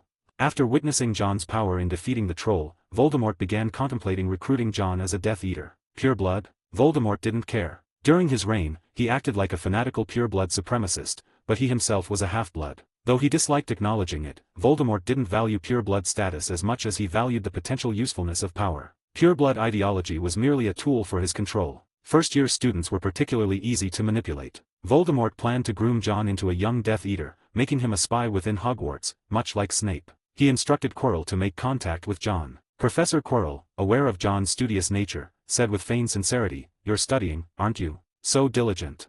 John didn't miss the opportunity provided by Quirrell's pretense and nodded, I've been quite absorbed in it. If there's nothing else, I'm heading to dinner. He didn't want to linger with Quirrell, who knew when Voldemort might show up. John tried to leave quickly, but Quirrell wasn't ready to let him go. Quirrell smiled, so studious. Perhaps you'd be interested in the knowledge found in the restricted section. The restricted section? John suddenly didn't feel the need to leave in a hurry, showing an eager expression at the mention of the restricted section. Quirrell noticed this, a sneer forming in his eyes. As expected, wizards who pursued knowledge were always drawn to the forbidden. To turn a good child into a Death Eater quickly, the best method was to show him the importance of power. Quirrell himself had been ensnared by Voldemort this way. Voldemort knew these wizards all too well. In his youth, he had been a frequent visitor to the restricted section, where many dark spells were recorded. Dark magic was powerful and could easily seduce those who studied it. Once John began learning, it would be easy to steer him towards becoming a young Death Eater with just a little guidance. These thoughts flashed through Quirrell's mind in an instant. He smiled, stammering, You're a good child. I can give you a pass to the restricted section. Really? I've wanted to explore it for so long. John acted like an eager young scholar, exactly what Quirrell hoped to see. Quirrell told John to come to his office next Monday to get the pass, saving John the trouble of sneaking into the restricted section at night. John could guess Quirrell's ulterior motives, but it didn't matter. He wasn't a naive child. Once he had the signed pass, he could just ignore Quirrell. After all, Quirrell's tenure was limited to John's first year. Everyone knew the defense against the dark arts professors were annual consumables. Monday, John obtained the signed note from Professor Quirrell. When handing over the note, Quirrell subtly suggested several books to John, such as 16th century dark magic, curses of magic, and notable curses of the 19th century. Quirrell claimed that the foundation of learning defense against the dark arts was understanding the structure of dark magic itself. John responded with a silent chuckle. If I believed you, I'd be crazy, he thought. Outwardly displaying keen interest, John changed his demeanor upon reaching the library. He encountered the trio Harry, Ron, and Hermione who were researching Nicholas Flamel but chose not to disturb them. After showing Madame Pants the signed note, John proceeded unobstructed to the restricted section. The majority of books in the restricted section were highly advanced, posing a challenge even in his academic scholar mode. I still lack sufficient knowledge, my foundation is too weak, he mused. As he glanced around, a book titled Goblin Forging caught his eye. An idea struck him, Gryffindor's sword. The legendary weapon was crafted by goblins at the behest of Godric Gryffindor himself. John realized that his combat style was similar to Gryffindor's, but his weaponry fell short in comparison. Using a medieval armor weapon against the troll had been somewhat laborious. Magical creatures had remarkable natural defenses. For example, dragons. Dragon scales possessed incredibly high magical resistance. 1919 Night Stalker and Giant Spider. If he had to deal with a dragon, ordinary weapons would be insufficient. Maybe I can forge one myself, John thought, his eyes burning with excitement. Having his own weapon would be ideal. He borrowed Goblin Forging and began studying the book tirelessly. It was a translated work, originally owned by an Egyptian wizard. John found it a bit difficult to read, but it doesn't matter, he still has time to polish it. In the next few days, he borrowed another book, Basic Magic Rune Guide, from the library. While enriching his knowledge, John was gradually able to master the contents of Goblin Forging. At night, he put the book away and prepared to go to the Forbidden Forest. His punishment wasn't over yet, and he had to patrol the forest with Hagrid every night. After arriving at Hagrid's hut, Fong ran over enthusiastically and sniffed John with his nose. Hagrid laughed and said, "Fong likes you very much." "Likes me?" John looked at Fong sniffing his pocket of sandwiches. "Are you sure Fong's not just hungry?" John rolled his eyes. A few days had passed since the unicorn's death. During this period, Hagrid had spoken with the magical creatures in the Forbidden Forest and learned from the centaurs that an evil presence was lurking on the forest's outskirts. So tonight, the two of them were patrolling the outskirts. John had gradually become able to keep up with Hagrid's pace, while Fong ran ahead. Despite its large size, Fong was a very timid dog. It was even less brave than Tom. During their patrol, a spider with a head the size of a human appeared in front of John. Startled, he gripped his wand tightly, ready to use the blasting curse. "What a big spider." "Wait, that's Aragog's offspring," Hagrid shouted, stopping John. Under John's slightly terrified gaze, Hagrid seemed to be communicating with the spider. "Aragog wants to see me." Aragog was a friend of Hagrid's, adopted by him when he was young. After Hagrid got into trouble, Aragog escaped into the Forbidden Forest and became an old spider. John nodded numbly. Hagrid's boldness was astonishing. If Ron encountered this spider, he might have died on the spot. Following the spider, they headed toward a cave. Before entering the cave, John had already seen many spiders. Once inside, he couldn't stop the goosebumps from forming all over his body. Spiders were everywhere as far as the eye could see, making the human head-sized spiders seem small in comparison. There were dozens of spiders the height of a person. "Gulp, Hagrid, are you sure they're friendly?" John swallowed nervously, moving closer to Hagrid. Hagrid's large frame usually provided a sense of security, but that was outside, not in the nest of spiders. "Don't worry, these spiders are Aragog's children, they won't harm you."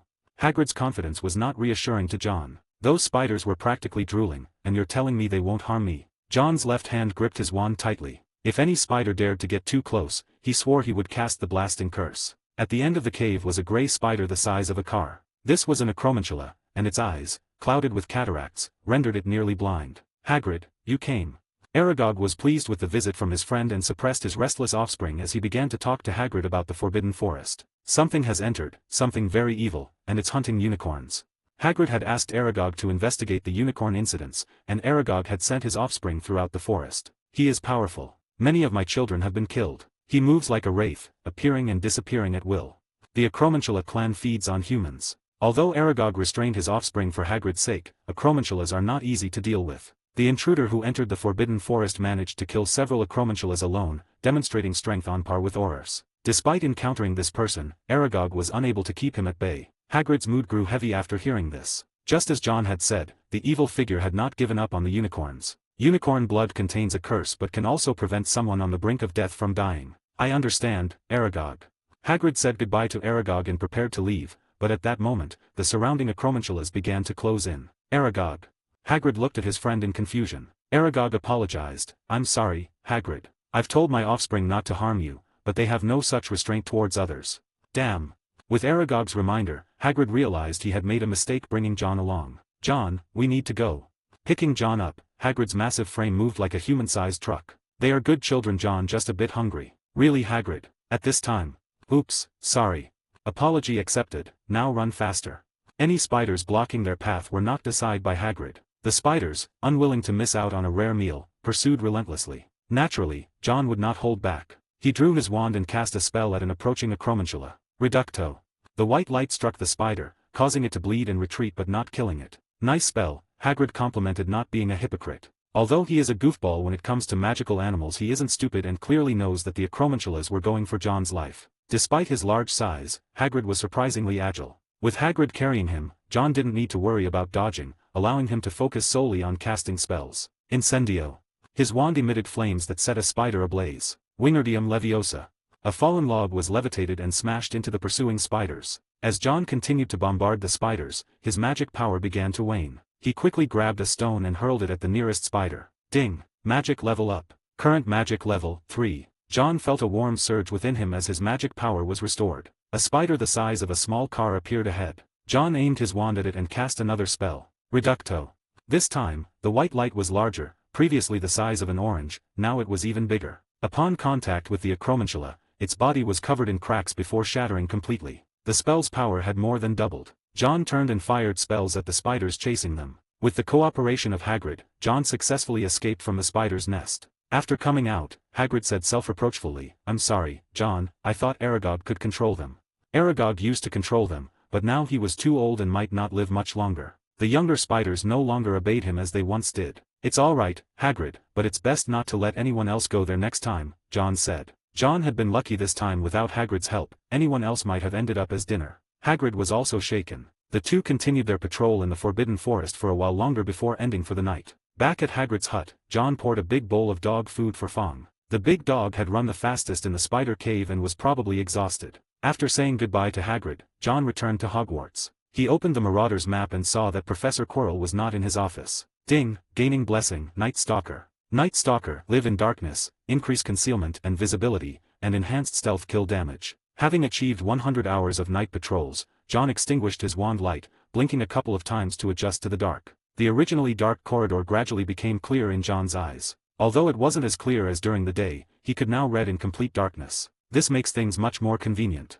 With the Nightshade perk, John could walk down the corridors without using a disillusionment charm and still be hard to spot. Using the charm, he could achieve the effect of an invisibility cloak. In the days that followed, John frequently had coincidental encounters with Quirrell. Normally indifferent to teaching, Quirrell became incredibly attentive to John in private. He constantly hinted that John could come to him with any questions and subtly suggested his extensive knowledge of dark arts. John always pretended to be oblivious, acting like a bookworm, although he did have some interest in dark magic. After all, spells like Fiendfire were incredibly powerful, something ordinary magic couldn't match. Eventually, John expressed a desire to learn Fiendfire. Quirrell happily obliged. Although Quirrell wasn't particularly skilled in the spell, he had the backing of the Dark Lord. With Quirrell's surface-level teaching and Voldemort's guidance, John finally mastered Fiendfire. However, he knew better than to use it lightly. Fiendfire was one of the most uncontrollable spells once ignited, it couldn't be extinguished. Quirrell also dropped all pretense. No longer just hinting, he openly discussed matters related to the Dark Lord.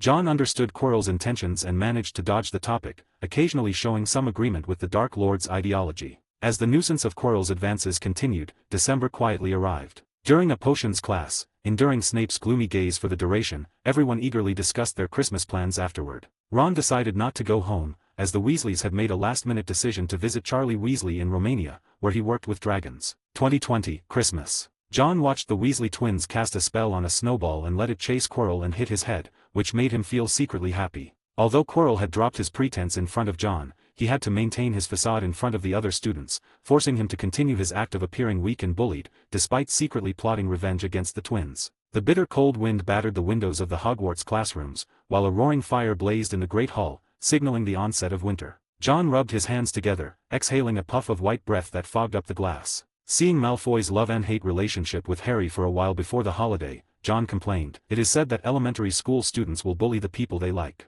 Malfoy is definitely in love with him." Hagrid was dragging a fir tree through the corridor, preparing it for Christmas. Ron, infuriated by Malfoy's comments about his family, was the first to react. However, Snape seemed to be waiting for this exact moment, appearing just in time to dock 5 points from Gryffindor, despite Hagrid's pleas for leniency. Malfoy strutted away triumphantly, deliberately knocking needles off the fir tree and scattering them everywhere. "I'm going to teach him a lesson, just like John did."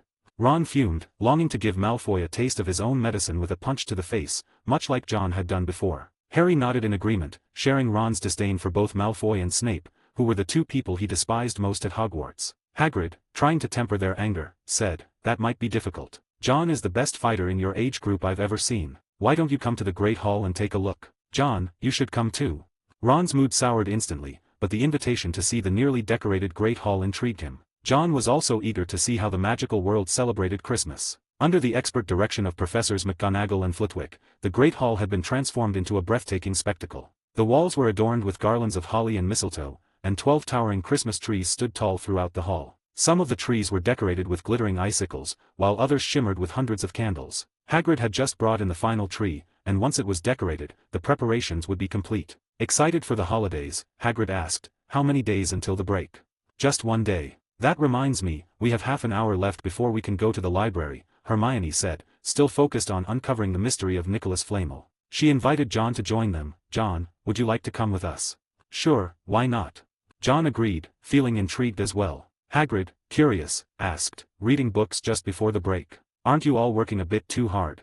He was in a good mood because of the approaching Christmas, but Harry's response quickly dampened his spirits. "We're not revising our homework, we're trying to find out who Nicholas Flamel is," Harry said cheerfully. "I've told you to stop that. Whatever that dog is guarding, it's none of your business," Hagrid exclaimed, his surprise turning into alarm as he tried to dissuade the trio from their dangerous endeavor. However, he underestimated the Gryffindor spirit of recklessness. The more they were warned, the more determined the trio became. The name Nicholas Flamel proved elusive, despite their efforts to search through numerous books in the library. To aid their search, Hermione had even compiled a list of potential sources and references. As dinner time approached, the 4 of them left the library. Hermione, not one to give up easily, insisted that they continue their search during the break and send any findings to her via OWL. The holidays had begun. John was eating turkey, noticing that while it was impressively large, it lacked substance. Using a knife and fork, he sliced off a piece of meat and had the urge to wrap it in a flatbread like a sandwich. Meanwhile, his owl, Basil, had already flown off, presumably to retrieve gifts from his parents.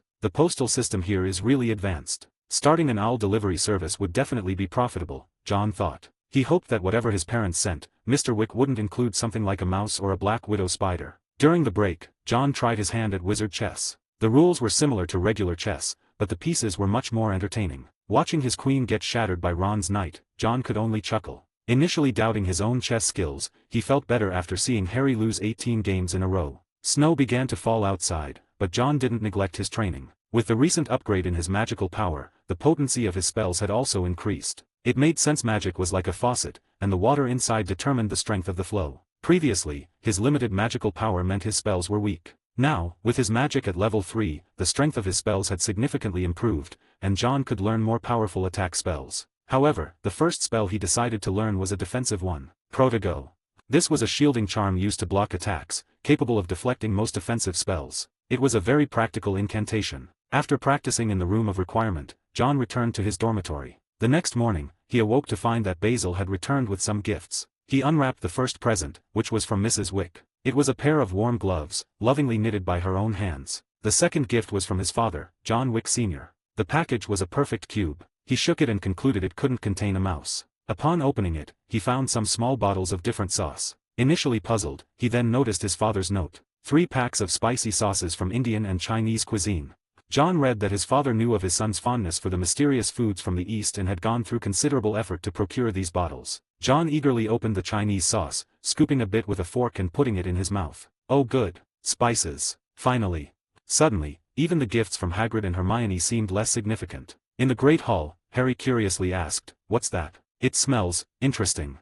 It's chili sauce. You should try it," John said, dipping a spoonful of the small bottle. Ron, wearing a dark maroon hand-knitted sweater, curiously tried it. The strange flavor, a blend of spice and unique taste from the ancient Eastern country surprised him. "It's weird, kind of spicy and odd," he said, but he still dipped a chicken leg into the sauce like John did. The moment he tasted it, it was like a door to a new world had opened. Seeing Ron's reaction, Harry was curious enough to try it as well. He soon found himself experiencing the same peculiar yet addictive taste. Ron had also given John some buttery fudge, which was delightfully sweet. John then opened Hermione's gift, a chocolate frog, which nearly jumped away as soon as he unwrapped it. The twins were wearing hand-knitted sweaters like Ron's, but theirs were blue with different letters on them. At the Christmas feast, John's sauces attracted more attention. Even Dumbledore, wearing a flowery bonnet, tried a spoonful. Judging by his expression, he was disappointed it wasn't sweet. After the feast, everyone, both professors and students, seemed to be in high spirits. In the room of requirement, John decided to take a rare break.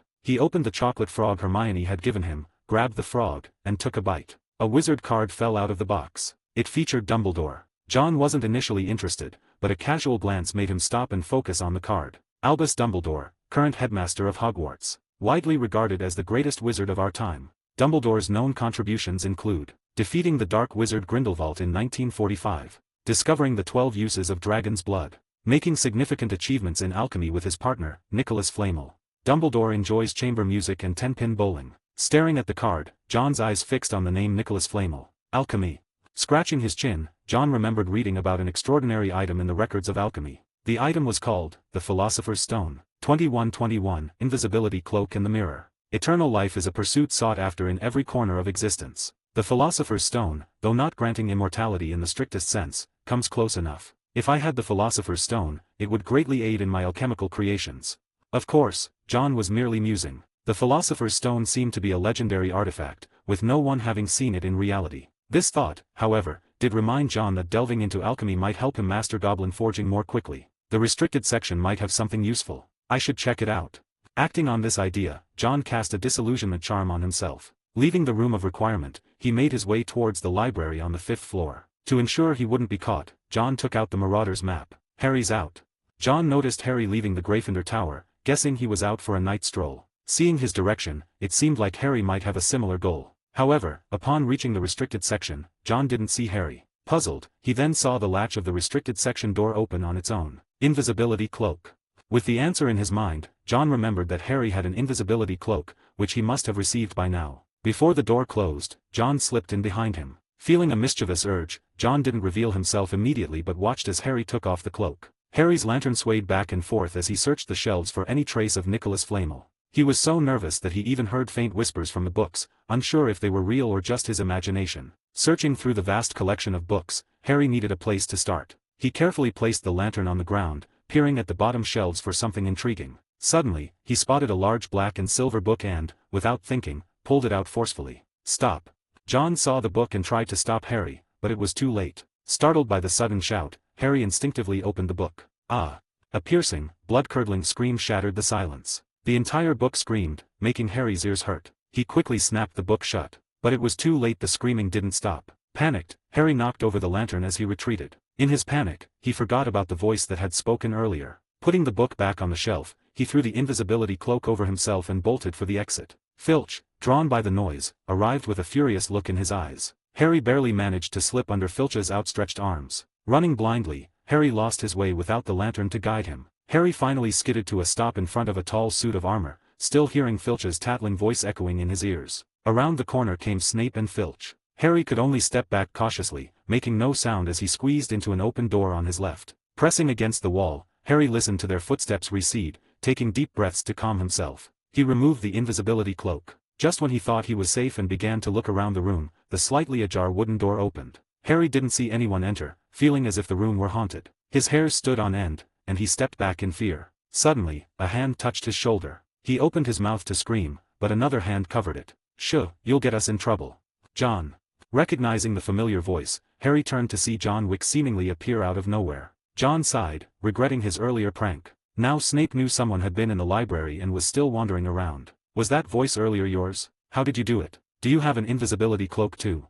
Harry's rapid-fire questions showed his astonishment. John, feeling overwhelmed, decided to change the subject. "How about we check out this place first? I've never been in here." Hearing this, Harry began to take in his surroundings. It looked like an unused, abandoned classroom. Many desks and chairs were piled up against the walls, casting large, dark shadows. There was also an overturned wastebasket, but what caught their attention was something on the wall directly opposite them, standing out from its surroundings. John also noticed the mirror. It was a very grand mirror, almost as tall as the ceiling. It had an ornate gold frame, supported by claw-like feet at the base. At the top, there was an inscription. John read it out loud, Aristra eru oit ube kafru oit onwosi. It was a very strange mirror. Being a Gryffindor, Harry fearlessly walked towards it. The next second, Harry stood in front of the mirror, utterly terrified. "What's wrong?" John approached, not understanding. Harry's breathing became rapid, and the color drained from his face. "There are lots of people in the mirror, at least a dozen. They're all standing behind me." Harry's words made John pause. He leaned in to take a look. At first, he saw nothing, but then, John saw tables full of spicy delicacies beside him in the mirror. His eyes widened. Rubbing his eyes, John looked again and saw himself enjoying the food. Not only that, the reflection of John was wearing luxurious wizard robes, appeared to be in his 20s, holding the Elder Wand, and had a first-class Order of Merlin pinned to his chest. Recalling the plot from his memory, John muttered to himself, "The Mirror of Arist." He remembered that this mirror wasn't supposed to appear until much later. Why was it here now? John, I think they're my family. Harry saw a gentle, beautiful woman behind his reflection in the mirror. She was smiling, her eyes filled with love. Next to her was a man with black hair and glasses, his hair as messy as Harry's. Harry felt they were his parents. Not just his parents, but other relatives too, sharing his green eyes. These were the people Harry longed for most. He gazed hungrily at the mirror, unwilling to look away even for a second. He placed his hands on the mirror, as if doing so would let him join his family inside. Seeing Harry becoming entranced, John pulled him away from the mirror. We should leave. Filch and the others might come back. Though reluctant, Harry agreed. He put on the invisibility cloak and invited John to leave with him. John smiled mysteriously and said, I don't need it. Taking out his wand, John gave it a gentle wave and vanished before Harry's eyes. In disbelief, Harry tentatively called out, John, are you still here? Of course I am. Hearing the response, Harry reached out and felt John's face. Careful, you almost poked my eye. Hearing this, Harry sheepishly withdrew his hand. Before leaving the room, John paused and looked toward the side of the mirror, where a silver-haired old man seemed to appear but then vanished in a blink. Dumbledore. Certain that he hadn't imagined it, John realized that Dumbledore had placed the mirror there. With that realization, he felt reassured that Harry wouldn't be in danger. At the stairwell, John parted ways with Harry and made a trip to the restricted section of the library. There, he found a book on ancient alchemy, the supreme alchemy, and brought it back to his dormitory. After reading for a while, he began to feel dizzy. The content was too profound, much like goblin forging, requiring a solid foundation of knowledge. Trying to do too much at once won't work. I need to start from the basics. Placing the book under his pillow, John opened the Marauder's map and saw Quirrell heading out of Hogwarts. John hesitated, wondering if he should follow. But after some thought, he decided against it. Even without considering Voldemort, Professor Quirrell alone was not someone he could handle. Unless he had the element of surprise, the difference in their magical power was too great. And without a powerful attack spell like the Killing Curse, if he were discovered, it would likely be a fight to the death. The Christmas holidays were still not over. During this time, John made several trips to the library, bringing back many books on basic alchemy. He intensely supplemented his alchemical knowledge, but it still wasn't enough. However, in one of the books about ancient alchemy, he found a mention of Nicholas Flamel. Nicholas Flamel, known as the sole creator of the Philosopher's Stone. Reading this, John's thoughts raced. He remembered that in Harry Potter's first year, what was being guarded was the Philosopher's Stone, and this item could save John a lot of time, allowing him to directly utilize the highest level of alchemy, the Philosopher's Stone. As he touched the entry about the Philosopher's Stone, the thought of immortality crossed his mind but quickly faded. He recalled that immortality had significant drawbacks. Not only did it erode emotions, but more importantly, it made the body extremely fragile. Such an existence would be worse than death for John. Maybe I should tell Harry and the others. These days, Harry and his friends were close to giving up. 2222 Dumbledore and the Promise. The Great Hall. You should have woken me up. I wanted to see your mom and dad. Ron complained angrily. He was upset that Harry had discovered the Mirror of Erised by himself the previous night and hadn't told him. Harry replied, you can see them tonight. I'm going back. I also want you to see that mirror. The two were eagerly discussing the Mirror of Erised, nearly forgetting about Nicholas Flamel altogether. John, meanwhile, was making a sandwich with turkey meat between slices of toast. Just as he was about to take a bite, Harry mentioned, John was there too, but I didn't see his family. John set down his sandwich, his expression turned a little serious. Harry, that mirror doesn't show your family. It reflects what your heart desires most. You shouldn't get too obsessed with it. Ron, curious, asked, John, what did you see? Me. Recalling the scene from the previous night, John smacked his lips and said, I saw a table full of food. Ron and Harry were speechless. They had expected John to see something else, perhaps books, given how much he loved competing with the Miss Know-It-All for house points. However, Harry didn't take John's words to heart. Instead, his desire to visit the mirror only grew stronger. He was starved for love. The most powerful magic built on maternal love couldn't fill the void in his heart. More than being the savior, he longed for his parents' presence. John didn't worry whether Harry had listened to him or not, he had already given his advice. With Dumbledore around, even Voldemort wouldn't be able to harm Harry and his friends. Unconcerned, John finished his meal and then remembered Nicholas Flamel. He took out a chocolate frog wizard card from his pocket and handed it to Harry. What's this?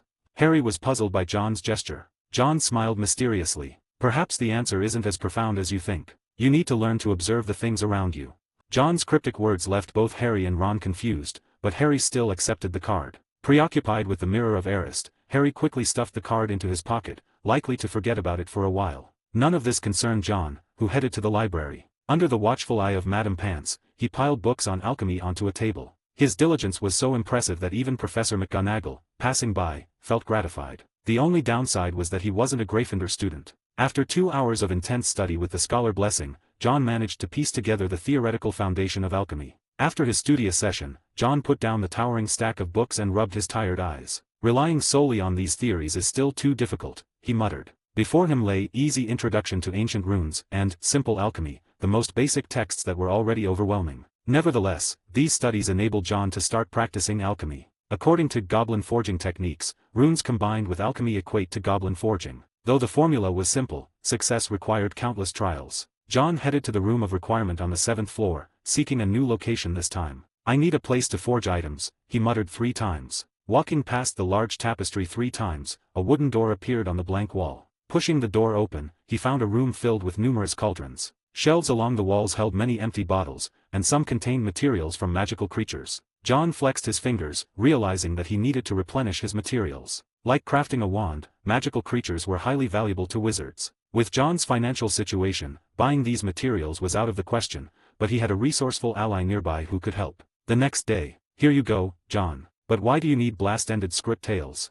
Hagrid asked. In Hagrid's hut, as the gamekeeper, he dealt with magical creatures daily and had amassed a fortune in materials over the years. However, Hagrid seemed unaware of their true value, sitting on a treasure trove without realizing it. John was one of the few students who had a good relationship with Hagrid, sharing the bond due to his daily detention in the Forbidden Forest and the adventure of venturing into Aragog's lair together. When John asked for materials, Hagrid immediately gathered a huge pile for him. John nearly stumbled under the weight as he took the materials. Despite Hagrid handling them effortlessly, the pile was actually quite heavy. Blast-ended scruts, a magical creature bred at Hogwarts, were possibly a hybrid of manticores and fire crabs. Only Hagrid could produce a basket full of blast-ended script tails at once. John intended to use these for his first attempt at alchemy. "I'm studying alchemy, Hagrid, and that's why I needed these kinds of stuff. After all, who knows these things better than you?"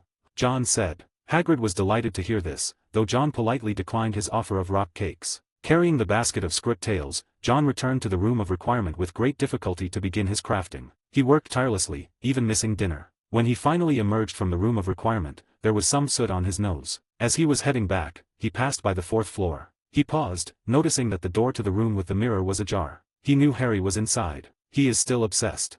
Sighing, John changed his mind about returning to the dormitory and went to the room instead. As he approached the door, he heard voices inside. Could it be Ron? Harry had shown Ron the mirror yesterday. Casting a disillusionment charm on himself, John vanished into the darkness. Inside, a voice, old yet gentle, spoke. "Like hundreds before you, you have discovered the delight of the Mirror of Erist. I didn't know it was called that, sir. But I assume you have now realized its magic. So, what is it that you saw?" It showed me my family." Harry conversed with Dumbledore, who appeared in the room. Harry learned, just as John had told him, that the mirror revealed the deepest desires of one's heart. Dumbledore used this opportunity to teach Harry a lesson, also informing him that the mirror would soon be moved to a new location. Though reluctant, Harry obediently donned his invisibility cloak and turned to go out of the room and return to his dormitory to sleep. But before he left, "Professor Dumbledore, what do you see when you look in the mirror?" Harry asked, curious about what Dumbledore saw in the Mirror of Erist. Dumbledore smiled mysteriously, with a hint of playfulness, and replied, "I see myself holding a pair of thick woolen socks." "Haha, don't look at me like that. After all, one can never have enough socks." Harry felt that this answer was a bit perfunctory but not unreasonable. After all, John had seen a table full of food, and Harry thought that perhaps John, like Dumbledore, was also a person full of wisdom. Dumbledore, who watched Harry leave, did not leave the room, but smiled kindly and said to the air, "Maybe I should talk to you face to face, Mr. Wick."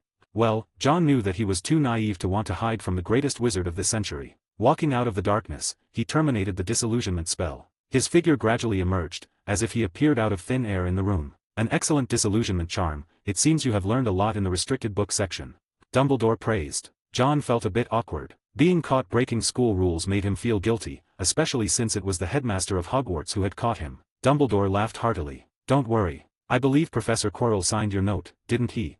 He winked, playfully, unlike an old man. John knew Dumbledore wouldn't call him out without a reason. He had been about to leave when Dumbledore had stopped him. Sure enough, Dumbledore looked at John, his kind eyes gleaming with an insight that seemed to see through people, and asked, "Mr. Wick, what did you see in the mirror?" John's body tensed, and he instinctively employed a clemency before answering honestly, "Food, a lot of food, and myself becoming stronger." After hesitating for a moment, John chose not to hide the truth. Dumbledore was very pleased with his answer and clapped his hands in delight. "Applause for your honesty. John, do you know, these past few days Minerva has been murmuring in my ear that the Sorting Hat might be malfunctioning." Beneath the half-moon glasses, Dumbledore's eyes were filled with deep meaning, his voice rich and seemingly magical. She was wrong. The Sorting Hat did not malfunction. You indeed belong in Slytherin, not what the others think of it but for the ambitions you have, without a doubt. Promise me, John, do not engage in magic that cannot be undone. I promise, Professor. John didn't fully understand why Dumbledore brought this up. Perhaps it was because he knew John had been reading quite a bit of dark magic in the restricted section. John nodded without hesitation. Even though he knew this old man wouldn't harm a student, John was still a bit afraid of being caught. You possess the self-control to overcome your desires. I believe in you, John. As a reward for finding the answer, you might have the chance to encounter the Real Philosopher's Stone.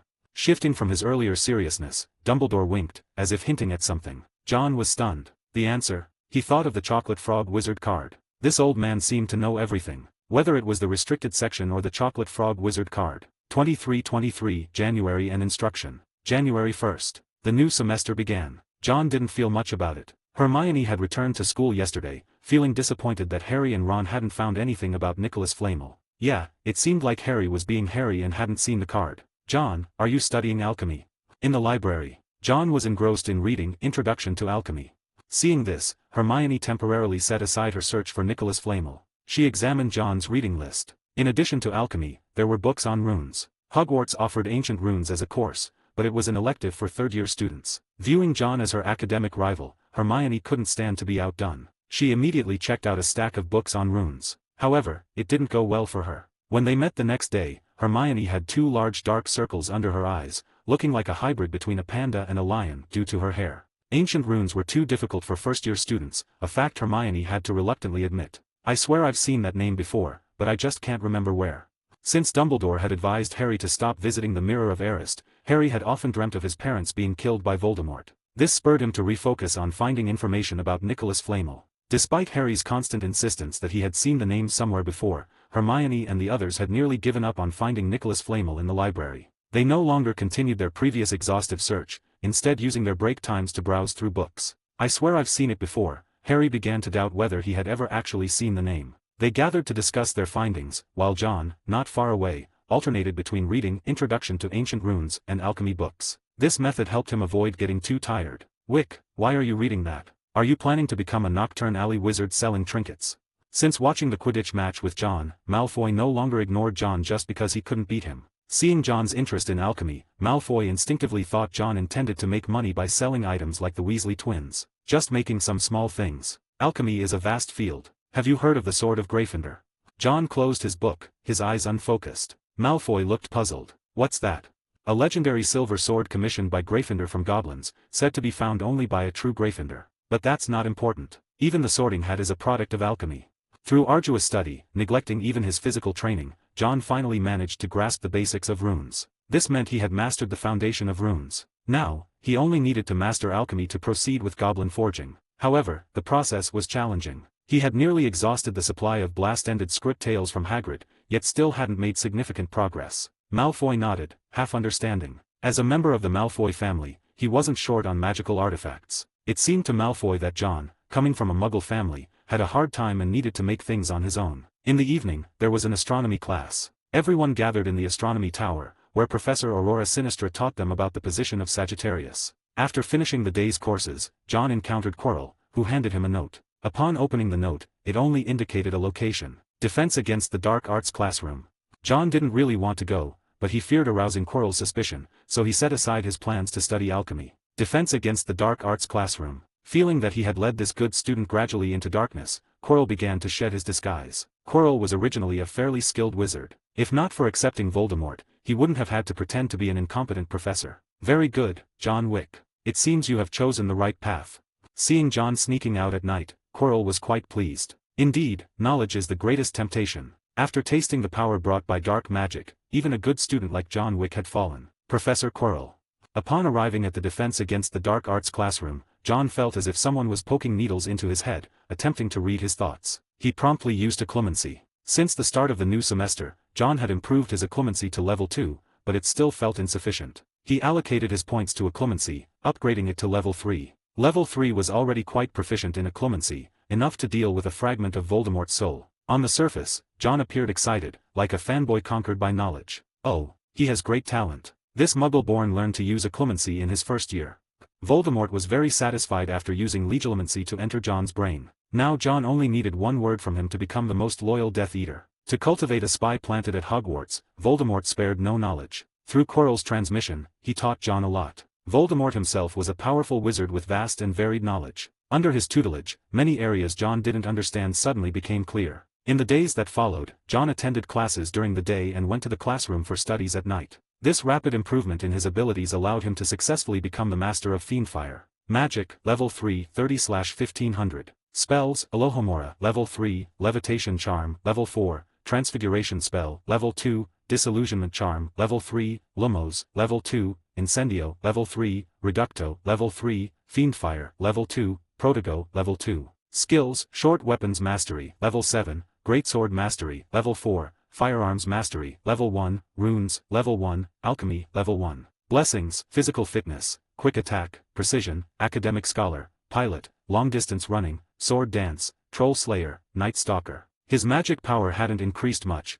but his understanding of spells had improved significantly. A/N, salute to his teacher, Lord Voldemort. The best news was that he had unlocked a new skill, Alchemy, LV1. Although it was still at level 1, John could successfully create a simple magical item. Creating items with their own will, like the Sorting Hat and the Sword of Gryffindor, would likely require level 7. PSS, Fitz cold. Harry was dragged by Wood into devilish training, not even sparing snowy or rainy days. Once we start warming up, the cold will not bother us. This needs to be done if you want to defeat the Slytherin Seeker. Wood was determined to defeat Slytherin and win the House Cup, which would allow their house points to catch up with Slytherin's. Why, yeah. Harry, being Wood's great hope, felt tremendous pressure. And that's how it went. Harry sighed. Even Hermione and Ron couldn't stand it anymore and, while in the common room, they suggested Harry should skip the match. Ron proposed claiming he was sick, but Hermione suggested something more extreme, saying he had broken his leg. This made Harry feel even worse. At this moment, Neville stumbled into the common room, hopping awkwardly. Both of Neville's legs were stuck together. He had been hit by the leglocker curse. It was obvious that Malfoy had done it, and Ron was furious, ready to confront Malfoy immediately. But Neville stopped him, not wanting to cause trouble for Harry and the others. Hermione lifted the curse on Neville's legs, and Harry, wanting to comfort Neville with a chocolate frog, reached into his pocket and found a wizard card. What's this? Harry handed another box containing a chocolate frog to Neville, while he paused, staring at the wizard card in his hand. That's the card John gave you. He mentioned something about it at the time. Ron recalled the origin of the card. It was a Dumbledore wizard card. Harry flipped the card over. Just as he thought this was something John didn't need, his eyes fixed on the small text on the card. Ron, Hermione, look at this. Harry gasped, his voice trembling slightly. Ron and Hermione leaned in to see, and they were hit by a wave of excitement. Achieved significant results in alchemy with his partner, Nicholas Flamel. I knew it. I knew I had seen that name before.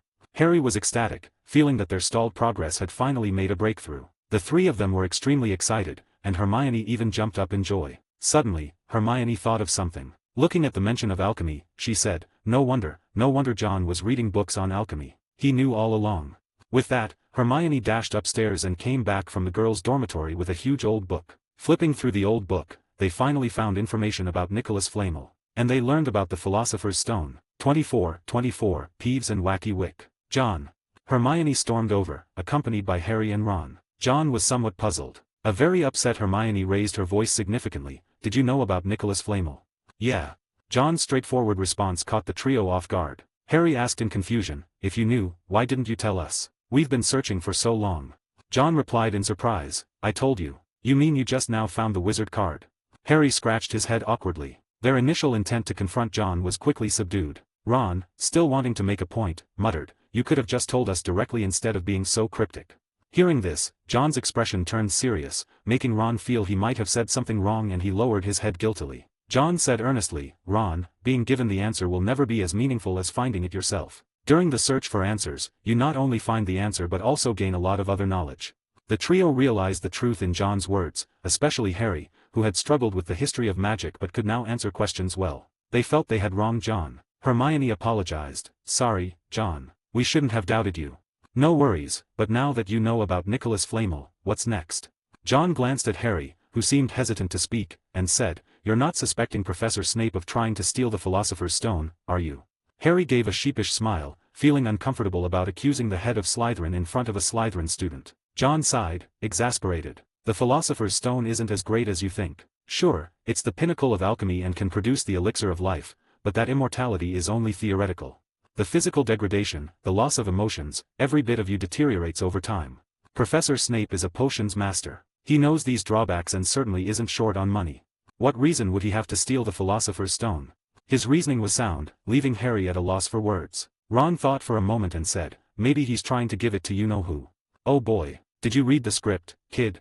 John's body trembled, and he looked at Ron in disbelief. You know Voldemort isn't dead. Are you also a transmigrator? Ron felt a bit embarrassed under John's gaze and muttered, I heard many of you-know-who's followers were from Slytherin. After Voldemort's downfall, many Death Eaters claimed they were under the Imperious Curse. Snape being a Death Eater was no secret to some wizards, as he had been bailed out by Dumbledore. John was speechless. Ron's random guess hit closer to the truth than expected. If Voldemort hadn't attacked Harry's family, Snape might still be a Death Eater, but now it was impossible. That's not possible, Ron. You should be careful with your words, especially since Snape is the head of Slytherin.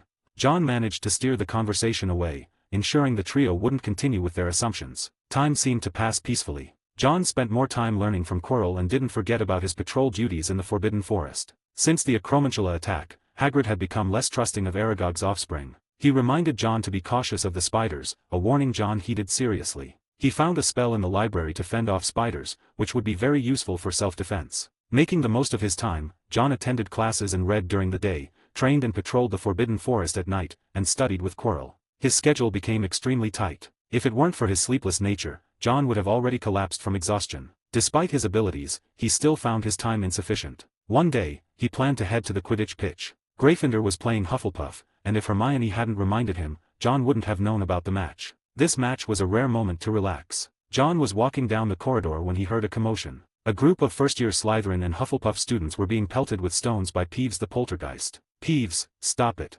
Peeves, Peeves. Peeves feared no one except the Hogwarts professors and the Bloody Baron. He had no intention of stopping. John saw his classmate, Daphne Greengrass, get hit by one of Peeves' stones. Peeves, you're overstepping. Hearing the voice, Peeves thought it was a professor but instead saw a Slytherin first year. It's you, I remember you, John Wick. Peeves laughed heartily, making faces, completely disregarding John. John furrowed his brows and helped Daphne Greengrass up. The blonde girl was surprised to see John standing up for her, given his not-so-great reputation in Slytherin. Ah, thanks. The young lady from a pure-blood family blushed at the sight of his perfect features. John blocked Peeves, his eyes flashing with a dangerous glint. Peeves, you should be punished for this, he said with a harsh tone. Punished. Peeves sneered and threw a stone at John. Earlier, Daphne Greengrass had flinched when she was hit, closing her eyes involuntarily. John, however, calmly drew his wand, handling it with the grace of a symphony conductor. Wadaway-sai. The stone seemed to hit an invisible net and flew back toward Peeves, striking his ghostly figure and going through his head. John didn't stop, continuing to cast spells. Wingardium Leviosa. Wadaway-sai. With the combination of the two spells, the scattered stones on the ground chased after Peeves, pelting him continuously. Even though everyone passed his translucent silvery figure, the fact of being laughed at and outdone by first year was a hit for his pride as a troublemaker. Peeves yelped as he was targeted with stones, not to mention the trajectory of stones always past his crotch, bum, and head regions, making the little wizards laugh at him. Hell, yeah. That was cool. The Hufflepuff students who had been pursued by Peeves cheered loudly. John glanced at Daphne, who was still hiding behind him, and smiled. It's all right now. Do you need to go to the hospital wing? John's confrontation with Peeves made him look like a hero. The Slytherin students also began to change their views of him, seeing him as someone who would stand up for his classmates. Daphne, a typically proud girl, now saw John in a new light. Once again, thank you, she said softly, her voice almost shy as she sneaked glances at him. John looked outside. Well, it seemed he would miss the Quidditch match. Taking the injured students to the hospital wing, Madame Pomfrey had her hands full. The students had long suffered from Peeves' antics, and news of someone finally standing up to him spread quickly throughout the school. The Quidditch match ended. Ron was holding his nose, and Neville was being carried to the hospital wing. Malfoy and his cronies, Crabbe and Goyle, each sported black eyes, glaring angrily at the Gryffindor table from across the Hufflepuff table. Damn it, that damn Weasley, he ambushed me, Malfoy seethed. Malfoy was furious. During the match, he and Ron had gotten into a scuffle, and soon Neville and Crabbe joined in. As for Harry, he disappeared after the celebration. However, this didn't stop Malfoy from harboring hatred towards Gryffindor. John shook his head, feeling a bit exasperated, and said, Malfoy, you three couldn't even win against two. This made Malfoy's face turn red. He retorted vehemently, if I used my wand, I could take on 12 Weasleys and Longbottoms. John would be a fool to believe that. Closing his book, he saw that it was completely dark outside. John had to head to the room of requirement for training and then patrol the Forbidden Forest later. The Gryffindors had moved their celebration elsewhere, probably knowing that the Slytherins here were itching for another fight, so they chose to return to Gryffindor Tower. Fred and George were sneaking off to the kitchen to steal some cake. John didn't expose them. However, he thought that if they just spoke nicely to the house elves, they would probably be more than happy to bring cakes to great wizards. At the door of the room of requirement, John encountered Harry on his way back. Harry said firmly, "John, it's Snape. I saw him with my own eyes. He was threatening Professor Quirrell in the Forbidden Forest." 25, Hagrid and the Dragon Egg. Snape, threatening Quirrell? You must have gotten something wrong. Harry, you need to be responsible for what you're saying. John's expression turned serious, making Harry realize that John was not joking. You're accusing a Hogwarts professor, the head of Slytherin House. If you don't have any evidence, you could be expelled. Of course, the threat of expulsion was something John said offhandedly. Considering the number of school rules Harry had already broken, which could fill up the entire common room, Dumbledore had never really punished him. Harry didn't know this, though. He felt a bit apprehensive, but he had seen it with his own eyes. Nodding firmly, he said, "I swear, John, I wouldn't lie to you." He didn't know why, but Harry felt he should tell John. Even though John respected Snape yet was always disliked by him, Harry felt he couldn't let John remain in the dark. Seeing Harry's determined look, John sighed and said, "All right, I believe you, but I need to investigate. The exams are not far off, you should start reviewing." Harry was delighted that John believed him. He felt like he had done a good deed, dispelling his previous gloom, and headed to the Gryffindor common room. However, he didn't think about why John was on the 7th floor, given that the Slytherin common room was nowhere near there. Room of requirement. John cautiously dipped the quill into the ink, preparing to write a runic character on the blast-ended Scritt's carapace. Just one final stroke was needed to complete it. John's entire concentration was focused, his brows furrowed in intense focus as he gently inscribed the final mark onto the Scritt surface. An F shape, resembling a bent arm, appeared on the Scritt's carapace. Just one more step, John muttered, a hint of joy appearing on his face. He tapped the table with his wand, clearing his throat softly. He pointed the wand at the runic inscription on the Scritt, channeling his magical power into it. The F glowed briefly, and just as John thought he was about to succeed, the light turned into a puff of black smoke. The Scritt's carapace exploded, scattering fragments that hit the cauldron. John, who had cast a shield charm on himself in anticipation, dispelled the charm and looked frustrated. "It's still not working. It seems achieving an enchantment with just level 1 proficiency is too difficult." He had tried to enchant the Scritt's carapace, but it had clearly failed. John speculated that the ink used for writing the runes might be the problem. Holding the bottle of ink, he muttered in frustration, "Do I need to use magical creature blood? Alchemy has always been closely tied to potion making." John realized he needed better materials, and there were only 2 places he could get them. One was the Forbidden Forest, and the other was his head of house's office. Considering the difficulty, John decided it was better to trouble Hagrid for assistance. If John happened to run into Snape in his office while he was brewing Veritaserum, he might end up as a taste tester. That wouldn't be pleasant. Before heading out, John returned the books he had finished reading to the library. Hermione Granger, our resident know-it-all, had gone into Spartan mode. She had outlined a comprehensive study plan, determined to outdo her classmates. Harry and Ron didn't dare to cross her during this period. Hermione was set on ending John's undefeated record in the upcoming exams. She was buried in her books, dragging Harry and Ron along as study companions. Even Neville wasn't spared. When John arrived, Harry and Ron looked at him as if he were a savior. "John, over here." Neville excitedly called out, only to be chased by a floating feather duster. "You guys are studying here." John was a bit surprised. It wasn't unusual for Hermione to be here, but seeing the other 3 as if they were study pages for an emperor was unexpected. "I haven't thanked you properly, John. The gift you sent was really useful." Neville had finally learned to keep his mouth shut, avoiding further attacks. He was referring to the pet cage John had given him for Christmas. Since putting Trevor in it, the toad had never gone missing again. "As long as you like it," John replied, putting the books back and sitting down in front of them. "Didn't you already find out about Nicholas Flamel?" "It's Hermione. She made a long study plan." "My God, I'd rather fight a troll," Ron complained loudly, which prompted another round with the feather duster. Harry nodded vigorously in agreement. "We have decades before the exams." Hermione furrowed her brow and huffed, "Decades? We have less than 10 weeks left. Look, even John has started revising." John, who had been singled out, felt a bit embarrassed. He hadn't actually started revising. The books he was reading were all about alchemy and completely unrelated to the exams. However, this reminded him of the Academic Scholar 2.0 task. He still had to outperform Hermione in the remaining time. Seeing her buried in her pile of books, John felt the pressure mounting. "All right, I need to go see Hagrid. You all continue studying." With a sense of facing a formidable challenge, John left, ignoring the pleading looks from the other 3. Arriving at Hagrid's hut, John felt the heat. Summer was already in the air. Even if one was afraid of the cold, there was no need to light a fire inside the house. "Hagrid, are you cooking?" By Merlin's beard. As John pushed open the door and walked in, Hagrid was startled. The large figure of Hagrid was blocking the fireplace, his bushy beard spreading over his face, forming a smile. "Oh, it's you, John. Who else would it be?" John asked with a strange expression as he walked over to a chair and glanced towards the fireplace. Hagrid subtly shifted his position to block John's view. John shrugged and said, "All right, Hagrid, it seems you've got another unusual creature." "That's not unusual. It's a rare Norwegian ridgeback egg," Hagrid reflexively countered, noticing John's expression that clearly said, "I knew it."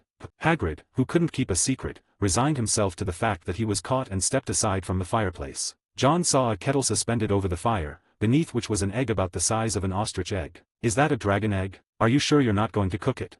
The dragon egg was already blackened from the heat, and John suspected it might already be partially cooked. "No, you have to keep the egg in the fire because their mothers breathe on them," Hagrid explained. He had done extensive research when it came to knowledge about magical creatures. Hagrid was undoubtedly at a professor level. John's mind began to race. He was still troubled about the ink for his runes, and strong dragon blood could be an excellent solution. Seeing John smile, Hagrid grew uneasy. His bushy beard twitched, and in a low voice, he said, "John, you have to promise me you won't tell anyone else." "Oh." John elongated his tone, a mischievous smile playing on his lips, making Hagrid uneasy. Glancing at the dragon egg, John said, "Hagrid, you wouldn't want others to know about this, would you?" "We're friends, John," Hagrid muttered. John replied, "True friends correct mistakes, not join in them." "But..." Hagrid looked at John hopefully, and John broke into a bright smile. "Who are we if not close friends? I wouldn't betray you. After all, who wouldn't want a dragon?" "That's fantastic, John. I knew you wouldn't sell me out," Hagrid rejoiced, looking like a half-ton child in his excitement. Feigning concern, John sighed, "Actually, I would love to have a dragon too. The 12 uses of dragon's blood in the exams are giving me a headache, and you know, I don't have much money." "Don't worry, John. Once the baby grows up, you can have free dragon's blood," Hagrid assured. Hagrid was always generous with his friends. John grinned, and after securing a basket of blast-ended script tales from Hagrid, he left satisfied. Not long after John departed, Hagrid headed to the library to find more books about dragons. There, he ran into the trio. Harry, Ron, and Hermione were deep in their studies. Unsurprisingly, after the tight-mouthed Hagrid started talking to them, the trio discovered the dragon egg too, but like John, they kept the secret for the sake of their friend. 26. Persecution. Herbology class. Professor Pomona Sprout was explaining the characteristics of the devil's snare, a plant that appeared terrifying but was actually afraid of light. As John listened, he jotted down key points about alchemy. After several tests, he had discovered that using pigeon feathers for inscribing runes on the blast-ended script's tail was ineffective. He had experimented with different materials and eventually crafted an etching pen from a blend of silver and basil feather. Gathering some magical creature blood from the Forbidden Forest, he successfully completed his alchemy process. His first magical item was a bracelet with ceramic-like pieces made from the script's tail. Though it had limited functionality, it acted as a one-time protective charm, casting a shield charm when danger approached. This was a significant first step. With stronger dragon blood, he hoped to perform more advanced alchemy. John zoned out occasionally, nodding from time to time to appear attentive. Nearby, the trio was in a dilemma. "Should we tell John? It's a dragon after all," Ron said, finding dragons incredibly cool. Hermione was more rational. "Ron, remember what we promised Hagrid. The fewer people who knew about the dragon, the better." Hermione didn't think it would benefit John to know. During breakfast, Hedwig delivered a note to Harry. It was from Hagrid, informing them that the dragon egg was about to hatch. This rare event was something the trio didn't want to miss, even causing the studious Hermione to daydream during class. Harry was surprised by her stance. "I thought you'd definitely tell John. I mean, you and John are really close." Among the trio, Hermione undoubtedly had the best relationship with John, so Harry found her decision unexpected. If it were him, he wouldn't resist sharing the news with Ron. "It's illegal. The 1709 Wizards' Council officially banned the keeping of dragons. John's situation in Slytherin is already tough. If he got points deducted because of this, it would be even worse," Hermione explained logically, convincing Harry to drop the idea of telling John. However, they didn't realize that John had also received a note. Already eager to get dragon blood for his experiments, John wouldn't miss this opportunity. Glancing at Malfoy, who had a mischievous grin, John wondered if the kid had been drinking too much cheering potion. "Malfoy, why are you grinning like that?"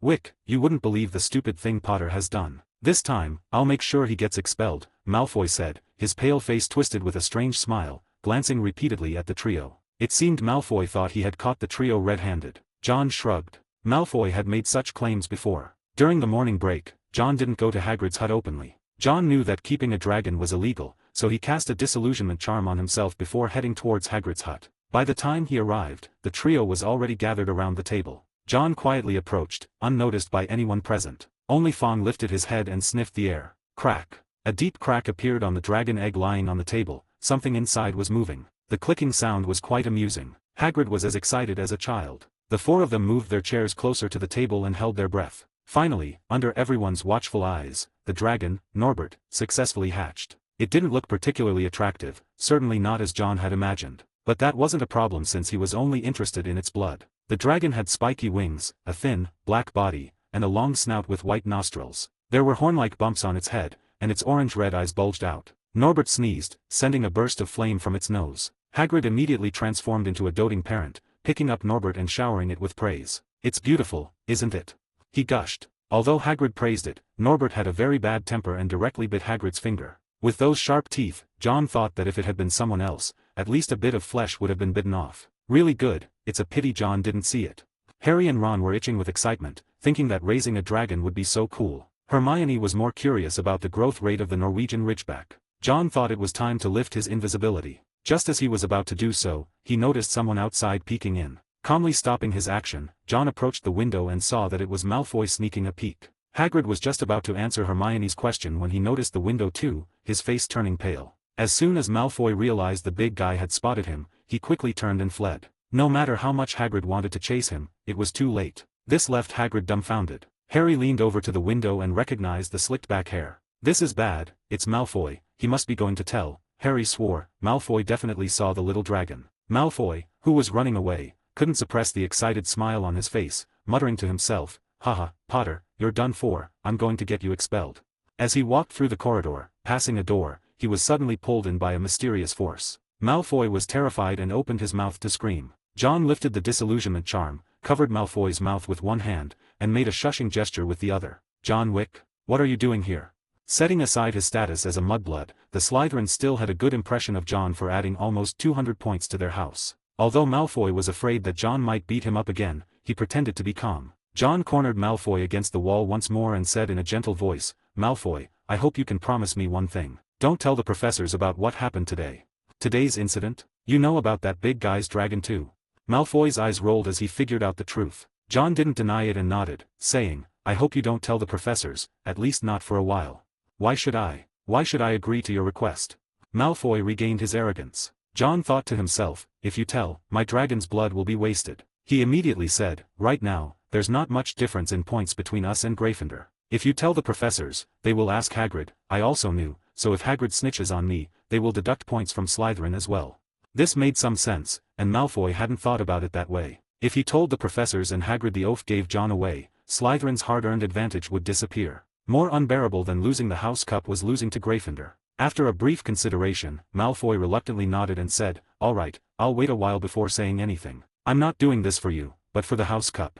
This sensible attitude made John see Malfoy in a slightly better light. He smiled and extended his hand to Malfoy for a handshake. "For everlasting glory, I believe you won't regret today's decision."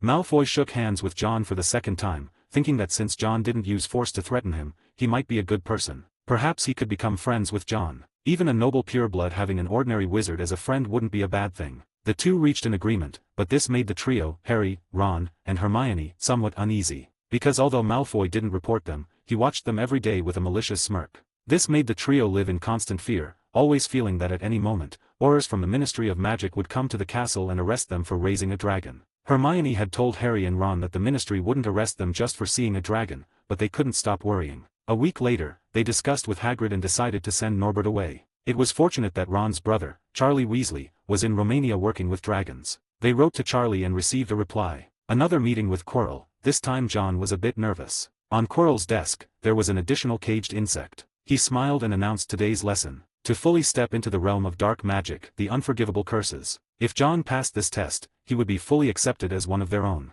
Otherwise, he would become a thorn in Voldemort's side. This meant it was a path with no choice. Either use the unforgivable curses or become Voldemort's priority target, and the Imperious Curse would be cast on John. This was coercion, forcing a choice. Willingly or unwillingly. 27, the Amulet and the Imperious Curse. Look at this beautiful girl. Quirrell held a long-jointed insect in his hand, displaying an expression of extreme enjoyment. John felt a wave of disgust. Stroking the insect, Quirrell had an evil smile on his face. "John, good boy, now, please tell me the names of the 3 unforgivable curses." Glancing at Quirrell's wand, John paused for a moment and said, "The killing curse, the imperious curse, and the cruciatus curse." "Good boy," Quirrell praised. Then, pointing his wand at the insect in his hand, he said, "Now, I'll teach you these supreme spells. Imperio." A flash of light, and the insect became incredibly obedient in his hand. Quirrell's eyes shone with a strange light as he said, "The imperious curse, a spell that makes wizards obedient, even willing to die."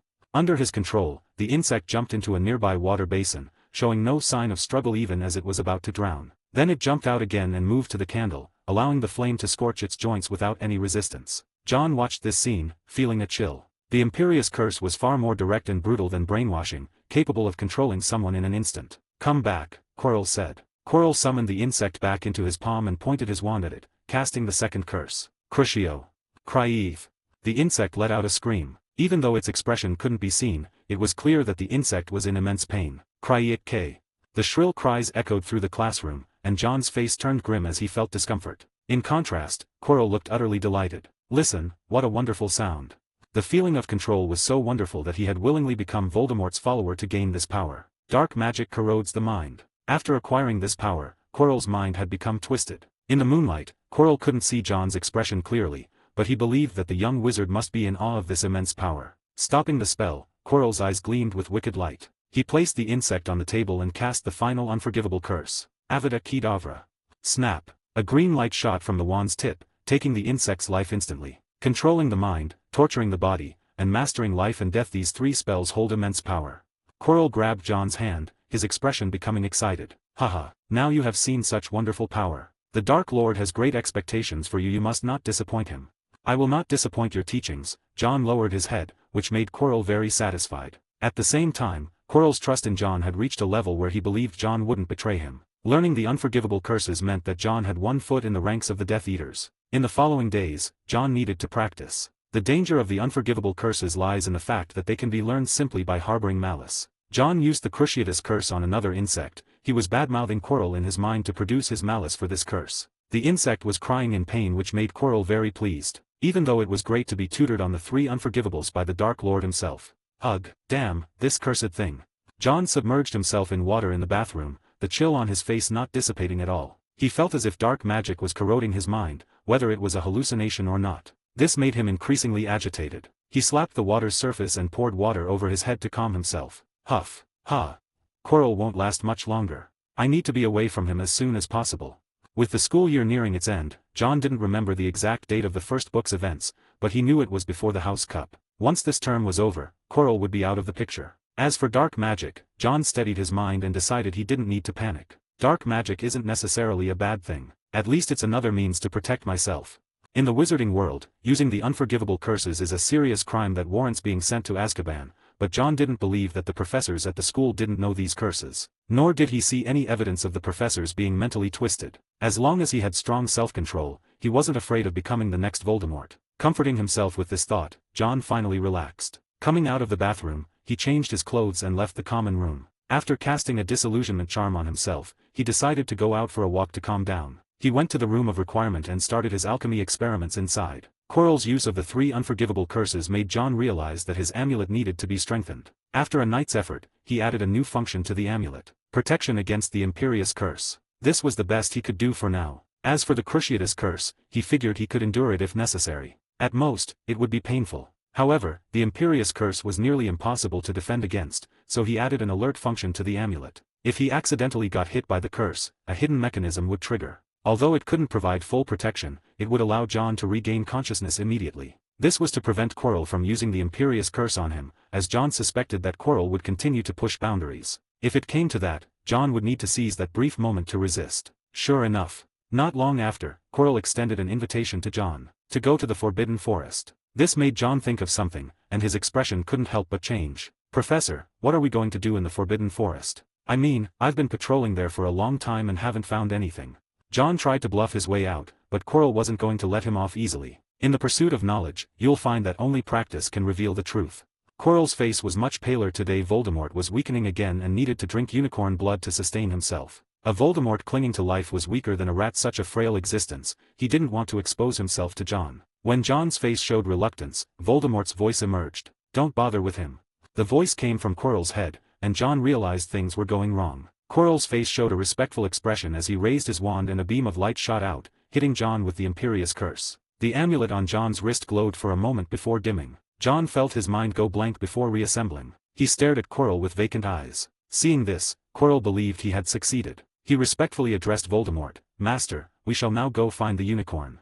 After killing the unicorn last time, all the unicorns in the Forbidden Forest had gone into hiding. A significant amount of time had passed, and some unicorns, unable to hold back any longer, began to emerge. Quirrell had found some traces. He led the way, with John following behind. Quirrell intended to drag John into an irretrievable abyss, and John knew it wasn't the right time to turn against him, so he continued to pretend to be under the curse. Fortunately, today, after finding the unicorn, Quirrell didn't make John do the killing. John hadn't learned the killing curse yet, which spared him from some things. However, John could only watch helplessly as Quirrell killed the unicorn. His eyes showed intense emotion, but in the end, he didn't draw his wand. In the Forbidden Forest, any movement from him would likely make him the next target of the killing curse. After this hunt, Voldemort's life was extended. Quirrell took John away and sawed off the unicorn's horn, placing it in John's hand and telling him that he had killed it. John acted like a bewildered child, showing the conflict and gradually twisted feelings after experiencing the killing, portraying it vividly. Voldemort believed that it wouldn't be long before John became a good Death Eater.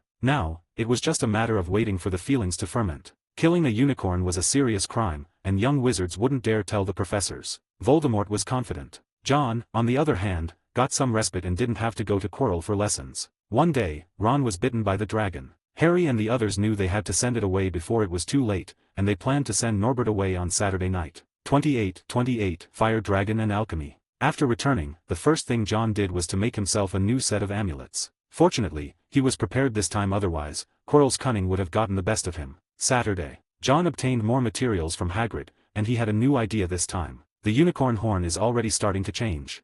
Staring at the foul-smelling horn, John frowned. This unicorn was killed and its horn was sawed off, so the curse on the horn is not small. He originally wanted to make the unicorn horn into an amulet, but now it seems that it won't work. Grinding the horn into powder, John discovered that the curse within it was extremely potent. Perhaps it could be used as a dark magic tool. On his way back, John also visited Hagrid's hut. Hagrid was almost in tears tonight. His Norbert was going to be sent away. After John arrived, looking at Norbert, who had grown several times, he also felt that this approach was very sensible. If they waited any longer, Norbert would probably grow to the size of this house. "John, this is the dragon blood I promised you. I hope you will treat it well."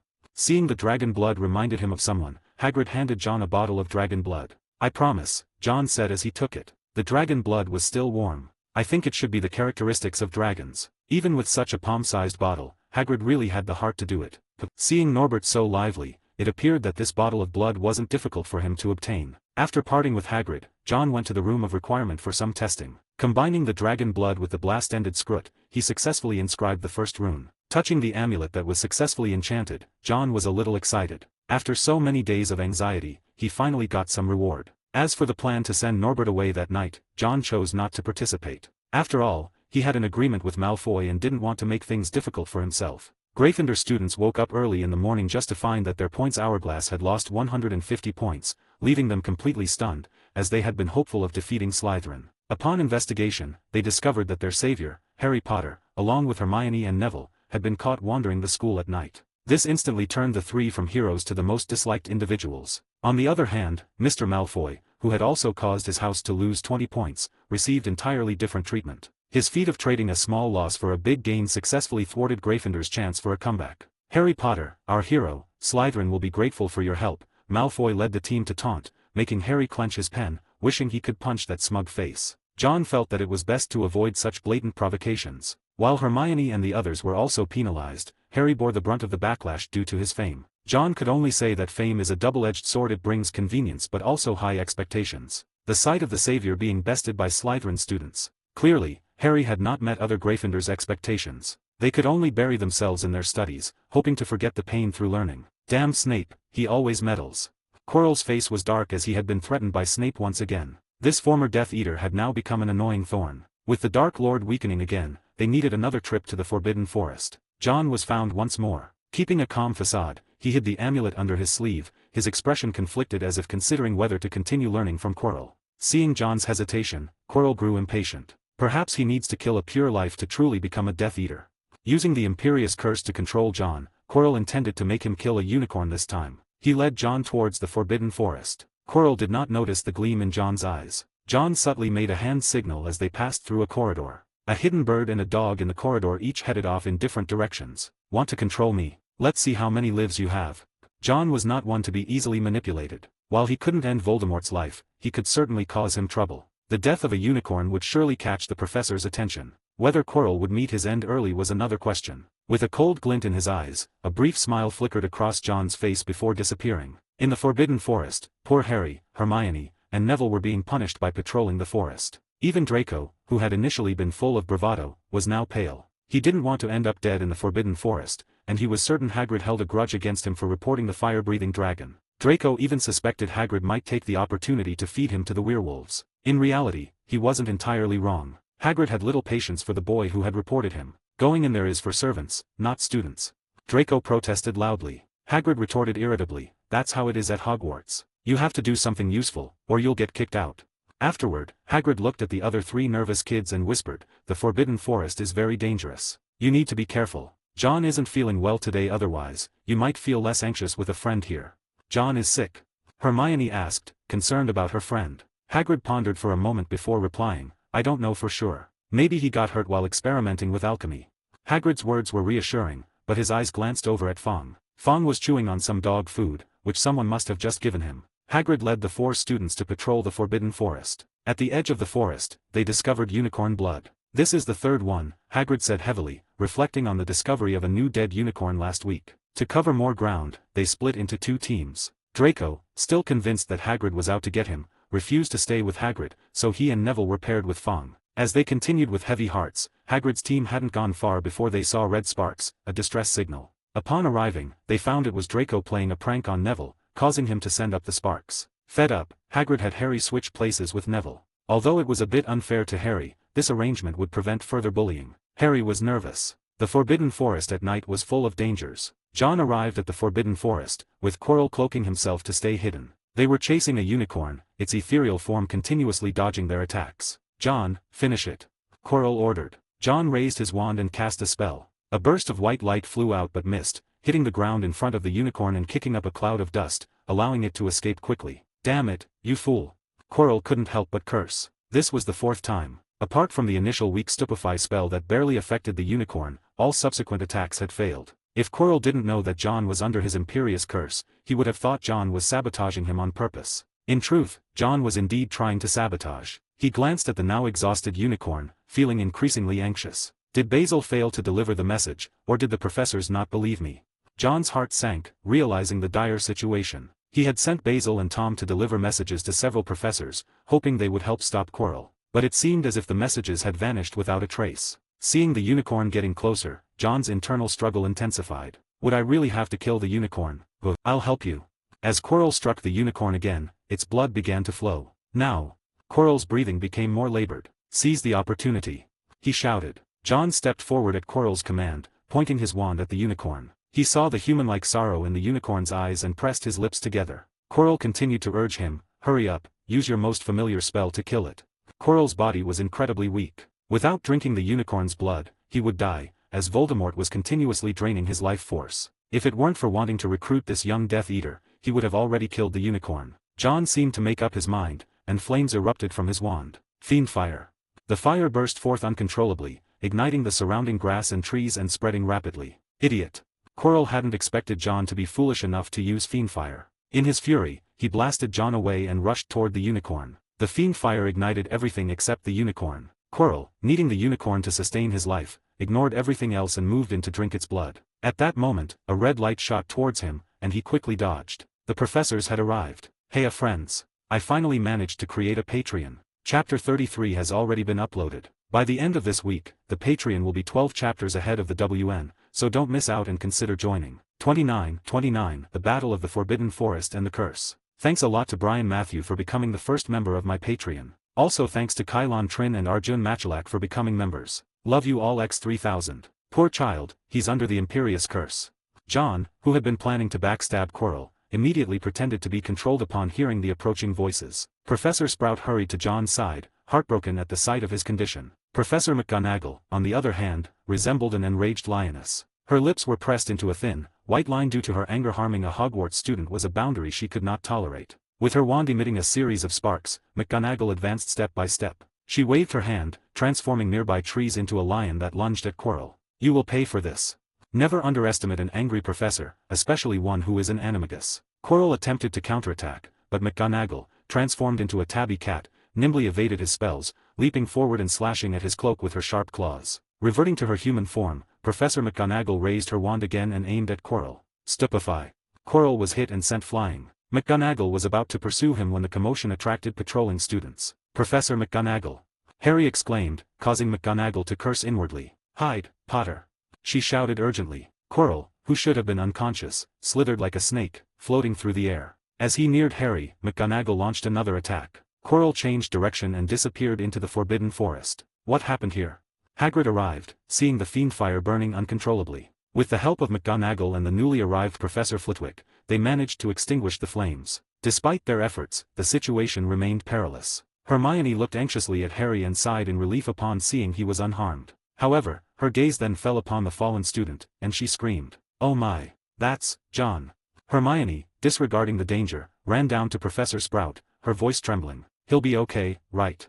Professor Sprout, the head of Hufflepuff House and a kind, plump witch, gently patted John's head. He was hit with the Imperious Curse. We need to get him to the hospital wing. One of the unforgivable curse. Hermione's heart sank at the name. Harry and Neville came running over, and even Malfoy, usually so self-assured, stood there in disbelief. Professor McGonagall looked grave. Someone had entered Hogwarts and used the Imperious Curse on a student. Professor Flitwick's high-pitched voice rang out in anger. Damned scoundrel! The disturbance had attracted the centaurs. One of them, a young centaur with platinum hair and a silver-maned horse body, approached. Hagrid, professors. Firenze, the centaur, looked at the scene with surprise in his eyes. Centaurs could read the stars to make predictions, but the current events were beyond his expectations. Hagrid, take them back and get Wick to the hospital wing. We need to thoroughly search this area.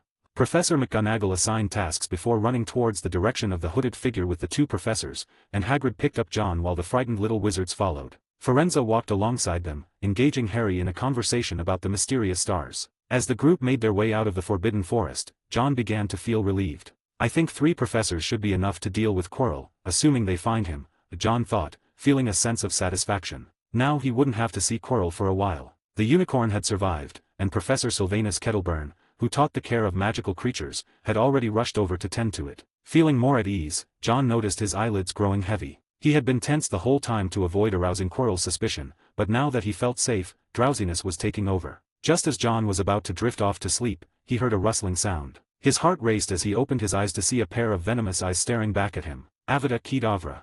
Fuck. John didn't expect that Quirrell, this madman, would dare to show up, and he didn't expect that he would save people. In Hagrid's arms, John kicked Harry and Malfoy in front of him. The excessive force of the kick caused John to fall to the ground. The green light struck John, activating his protective amulet. The shield charm he had in place collided with the killing curse, weakening it. Quirrell was already weakened by Voldemort, had been further battered by Professor McGonagall, leaving him almost incapacitated. Now, his weakened killing curse, combined with the shield charm's intervention, hit John. As John was struck, he was thrown backward, but he knew it wasn't enough to kill him. Before losing consciousness, John heard many hoofbeats approaching. It was the centaurs. Quirrell, too afraid to linger, fled immediately after casting the curse, not even checking the outcome. He paid the price for his stupidity and was chased by the centaurs all night. Since acquiring the sleepless blessing, John hadn't slept this deeply in a long time. When he opened his eyes, it was still dark. He had slept for 3 whole days, during which Hogwarts had been in an uproar. An evil intruder had entered the Forbidden Forest and used the Imperious Curse to control a Slytherin student. Harry and his friends, who had been involved in the incident, could have been at the center of the school's gossip with first-hand information, but they chose not to be. Even Malfoy, who usually loved to cause trouble, had no heart for it now. His mind was filled with the image of that green light flying towards him and John's sudden kick. John Wick. He saved me, but why? Malfoy was confused. Despite their animosity and the insults he had hurled at John, calling him a mudblood, John had still saved him. This left him at a loss. Hermione and Harry had told everything to Ron that happened that night. Neville and the trio of Harry, Hermione, and Ron were equally disturbed, unable to sleep due to their worries. Harry, in particular, was haunted by the similarity of the green light to the one in his dreams. He knew exactly what it signified. His friend John might have died saving him, and the thought left Harry trembling uncontrollably. 3 days passed like an eternity. Dumbledore visited the hospital wing several times, and even Snape, who usually disliked John, had a gloomy face all day long, his eyes filled with murderous intent towards Quirrell. It seemed as if he might go to find him and use the killing curse on Quirrell at any moment. John woke up in the middle of the night, and word quickly spread to the professors. The first to arrive was Professor Snape. His expression was darker than ever, and with his characteristic greasy tone, he demanded, "What on earth were you thinking, John Wick?" "Calm down, Severus," Dumbledore interjected, appearing just in time. His eyes, behind half-moon spectacles, were full of warmth and relief. Dumbledore said with a smile, "This is good news, isn't it? We should be thankful that the caster was too weak to kill John Wick." Snape's expression lightened slightly, though his face remained stormy. "John Wick, do you recognize the person who cast the curse on you?" Dumbledore asked. John thought for a moment and then shook his head. "I couldn't see clearly, but he seemed very familiar with Hogwarts."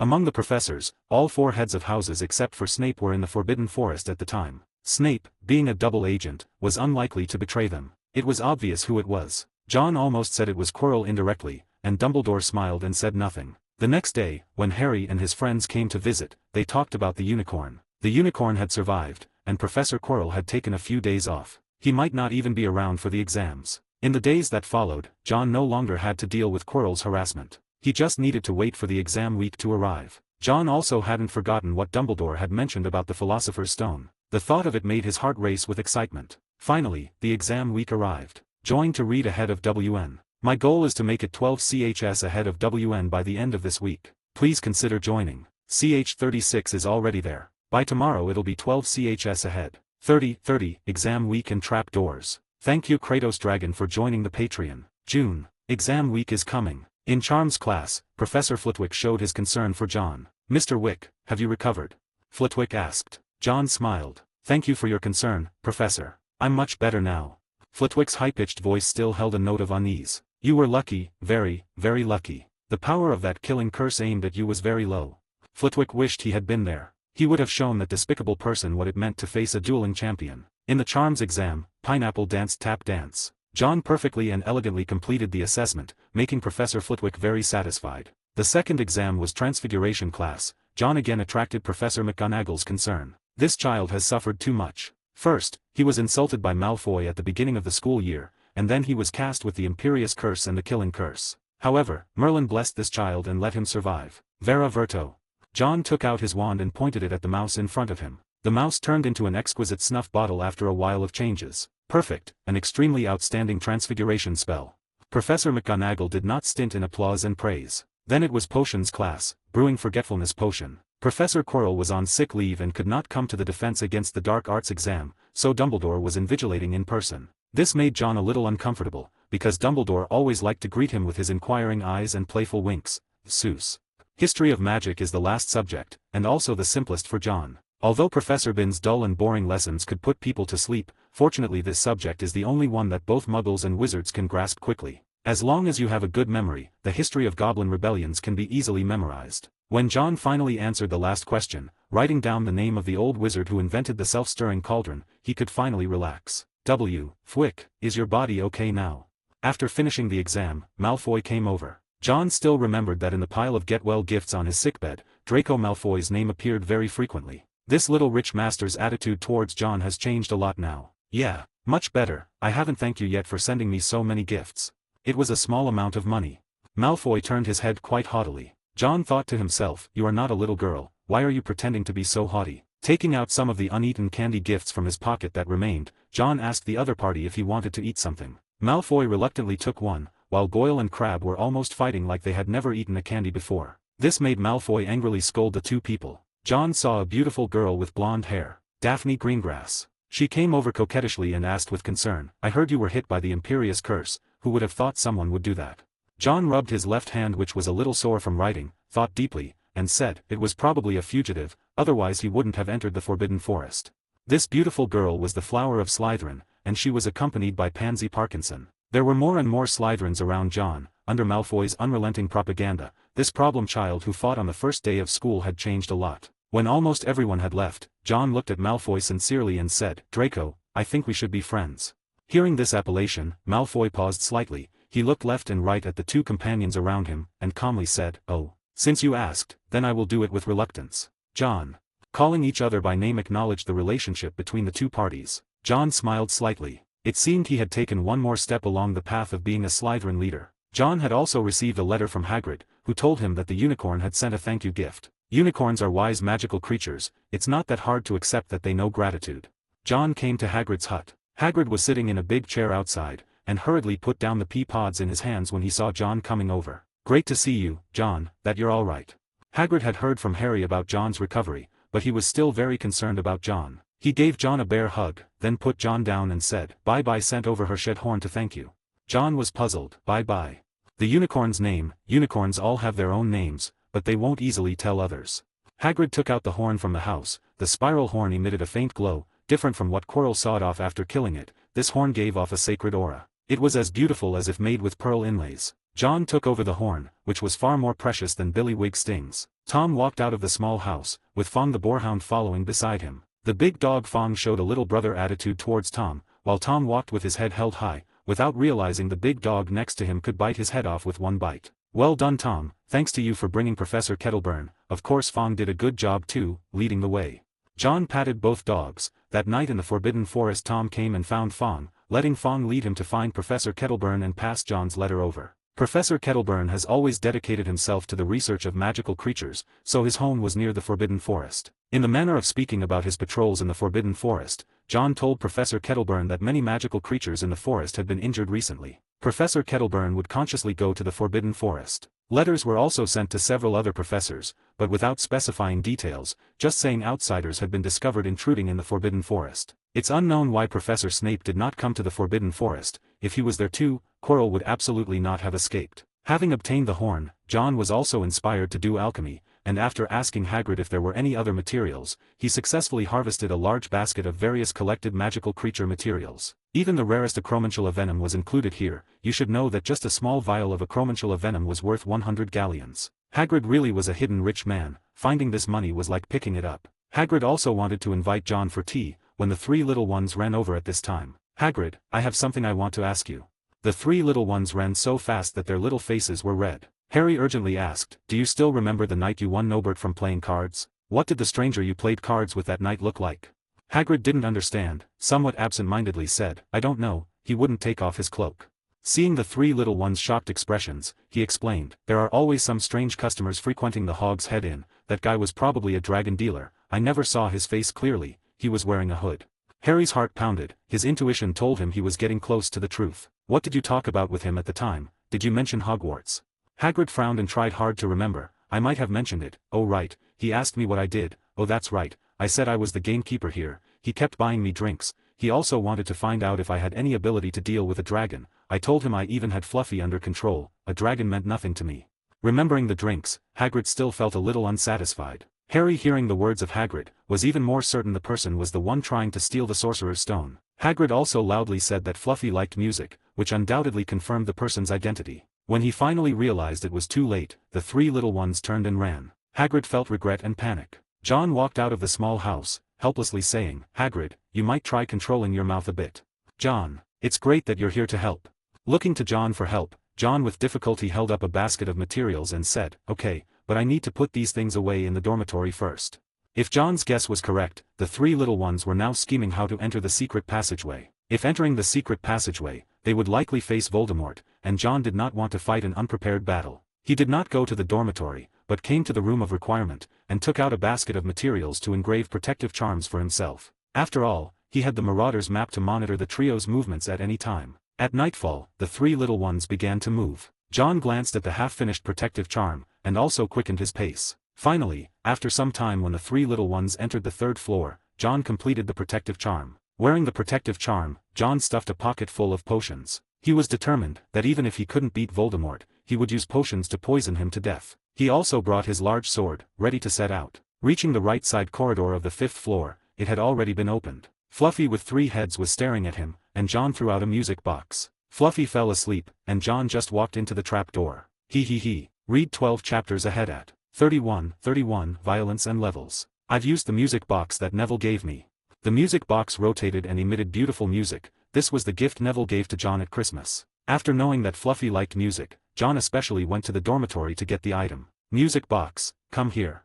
After entering the trap door, John used the summoning charm to bring the music box back with him. This was a gift from Neville. John didn't want Fluffy to break it when he woke up. Ding, triggering a challenge task. Clear the secret room where the Philosopher's Stone is located, and gain +2 attribute points. Also gain the blessing, Night. When entering this door, John triggered a challenge task. Free falling through the trap door, John saw something like a tentacle moving below. Reducto. The white light pierced through the tentacles, and before John hit the ground, he cast a levitation charm on himself. Gently landing, John looked up. The broken tentacles of the devil's snare were wriggling to seal the hole. He carefully examined it and recognized it as the devil's snare. Is this to prevent people from falling to their deaths? Stroking his chin, John figured that the one who set up this challenge must be the kind-hearted Professor Sprout. Sprout probably didn't expect someone would use such a violent method to get through, as the devil's snare is a plant that loves damp and dark places. Underneath the devil's snare was a stone corridor, the only path forward. After walking for a while along the corridor, John heard some rustling and tinkling sounds. It sounded like a swarm of insects flapping their wings. At the end of the corridor was a brightly lit room, with a high arched ceiling, and countless tiny birds that shone like jewels fluttering their wings around the room. They were winged keys. And on the other side of the room was a thick wooden door, with a keyhole. John looked thoughtfully at the nearby broomstick and said, "This challenge is probably to find the matching key." Gazing at the myriad of keys, John felt that by the time he found it, Harry would have already come out. If that's the case, then he should try a different method. John took the large sword off his back, walked up to the wooden door, and tried an unlocking spell, but it obviously didn't work. In that case, I'll just break it open directly.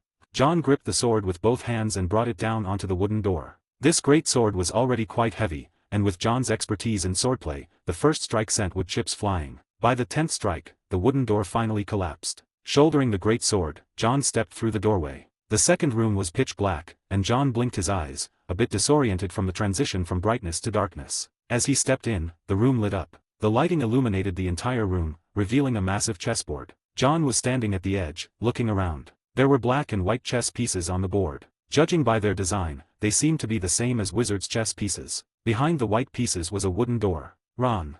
That's when he noticed a red-haired figure lying outside the chessboard. John's heart sank. Could something have happened? After calling out a few times without a response, John wanted to go over there. But the white chess pieces in front drew their weapons, blocking his path. John's expression darkened as he coldly said, "Either get out of the way, or I'll shatter you all to get through."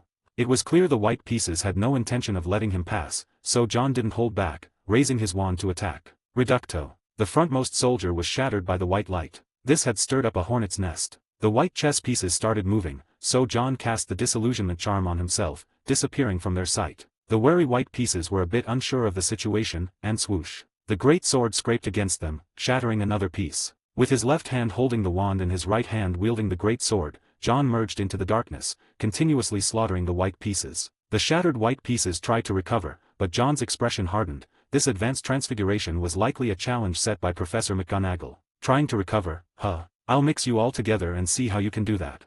With a wave of his wand, the scattered white pieces all floated up and converged together. John looked at the White King. This seems to be the core. This is checkmate.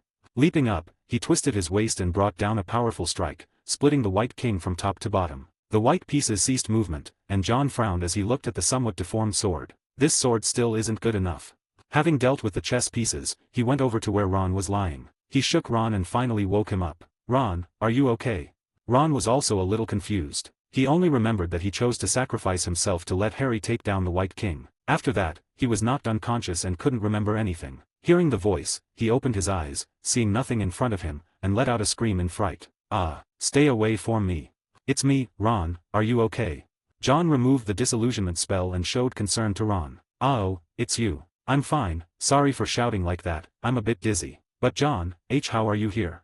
Realizing something was off, Ron opened his mouth wide, looking at John. John shrugged casually. "Hagrid was worried something might have happened to you, so he asked me to check on you." Well, this excuse was barely passable. Ron felt his head was spinning, and when he stood up, he swayed a bit and almost fell over again. Just as John was considering whether he should send Ron back first, Hermione came out through another door. "Ron." Hermione called out anxiously and saw John standing next to Ron. She paused for a moment. "Hermione, where's Harry?" "Harry has gone on to the final challenge. John, how are you here?" So John repeated the reason, then looked towards the other door. Seeing his gesture, Hermione said, "Harry has already gone through, the potion for the 5th challenge has been used up." Without the potion, no matter how worried Hermione was for Harry's safety, it wouldn't help. She could only try to find a way to get Dumbledore back first. Fire, huh. John instinctively felt the pocket that held a few potion vials. As luck would have it, he just happened to have a bottle of fire protection potion in his pocket, and how convenient, he had found this in the Powerful Potions book, requiring dragon blood to brew. He only had this one bottle, but it would be enough to get through. Then you two go according to the plan, I'll go help Harry.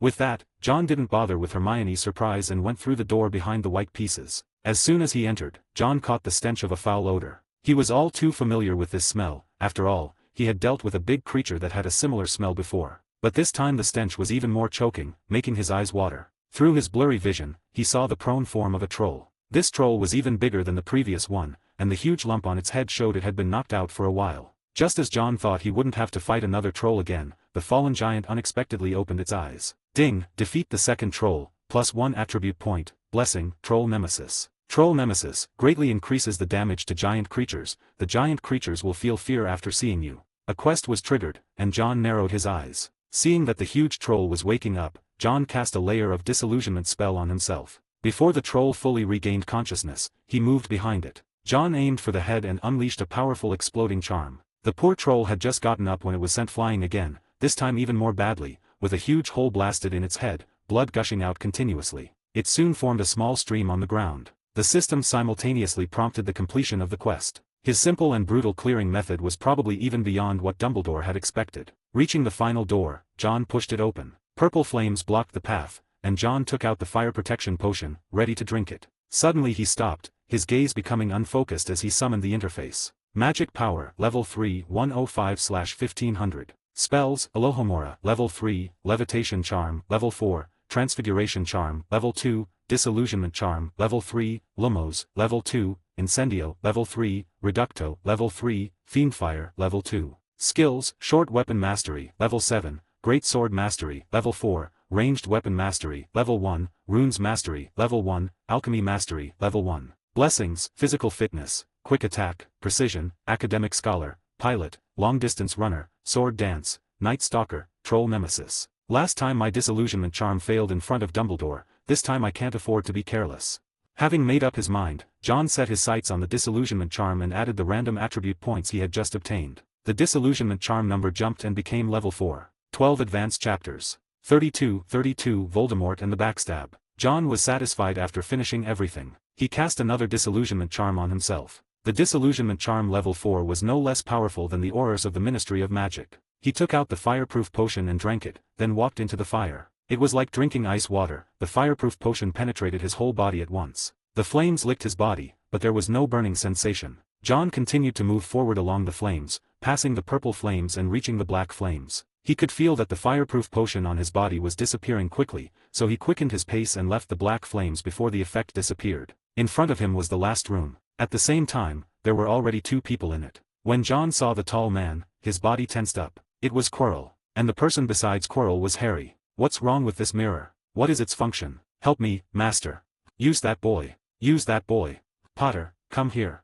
Quirrell seemed to be talking to himself and asking. John walked towards the room, his steps slow. He knew that now was not a good time. Voldemort had not appeared yet, so he could not make a move. What made John even more curious was how Quirrell survived. It had to be said that this man's life was like a cockroach. His breath was even weaker, and he exuded a strong stench of decay. It was as if the person in front of him was not a living person, but a corpse. Harry was held hostage by Quirrell and brought to the mirror. At this moment, Harry thought a lot. He did not expect that Snape, who he thought was a bad guy, was actually protecting himself, and that Quirrell, the victim, was the real bad guy. He wanted to protect the Philosopher's Stone, but now he didn't know what to do. Quirrell was aggressive, and Harry stood in front of the mirror. Harry in the mirror blinked at him and put the Philosopher's Stone into his pocket. Only Harry knew all this, and no one else knew it even if Quirrell was next to him. Harry began to lie with a straight face. I saw myself shaking hands with Dumbledore, everyone is praising me and Gryffindor has won the House Cup. Quirrell was so furious that he did not get what he wanted. Get out of here. Quirrell pushed Harry away and lingered in front of the mirror, cursing. Harry stepped back to the side. The Philosopher's Stone was in his pocket. He wanted to take this opportunity to escape. But he had only taken 5 steps when he heard the voice that Quirrell had used when he was asking and answering himself. He's lying. Quirrell realized that he had been fooled, and he was even more angry. He was already weak because he had not sucked the blood of the unicorn. If Voldemort had not had other ways to prolong his life, he would have died by now. And now this kid was making a fool of him. For this reason, he hated Harry to the core. Taking out his wand, Quirrell shot a spell at Harry. Harry flew out and fell to the ground. Quirrell's face was full of madness, and he said sternly, "Hand over the Philosopher's Stone." Harry clenched his teeth and did not speak. "Let me talk to him, you are useless, Quirinus." The sharp voice spoke again. "No, Master, I can do it, I can definitely get the Philosopher's Stone for you."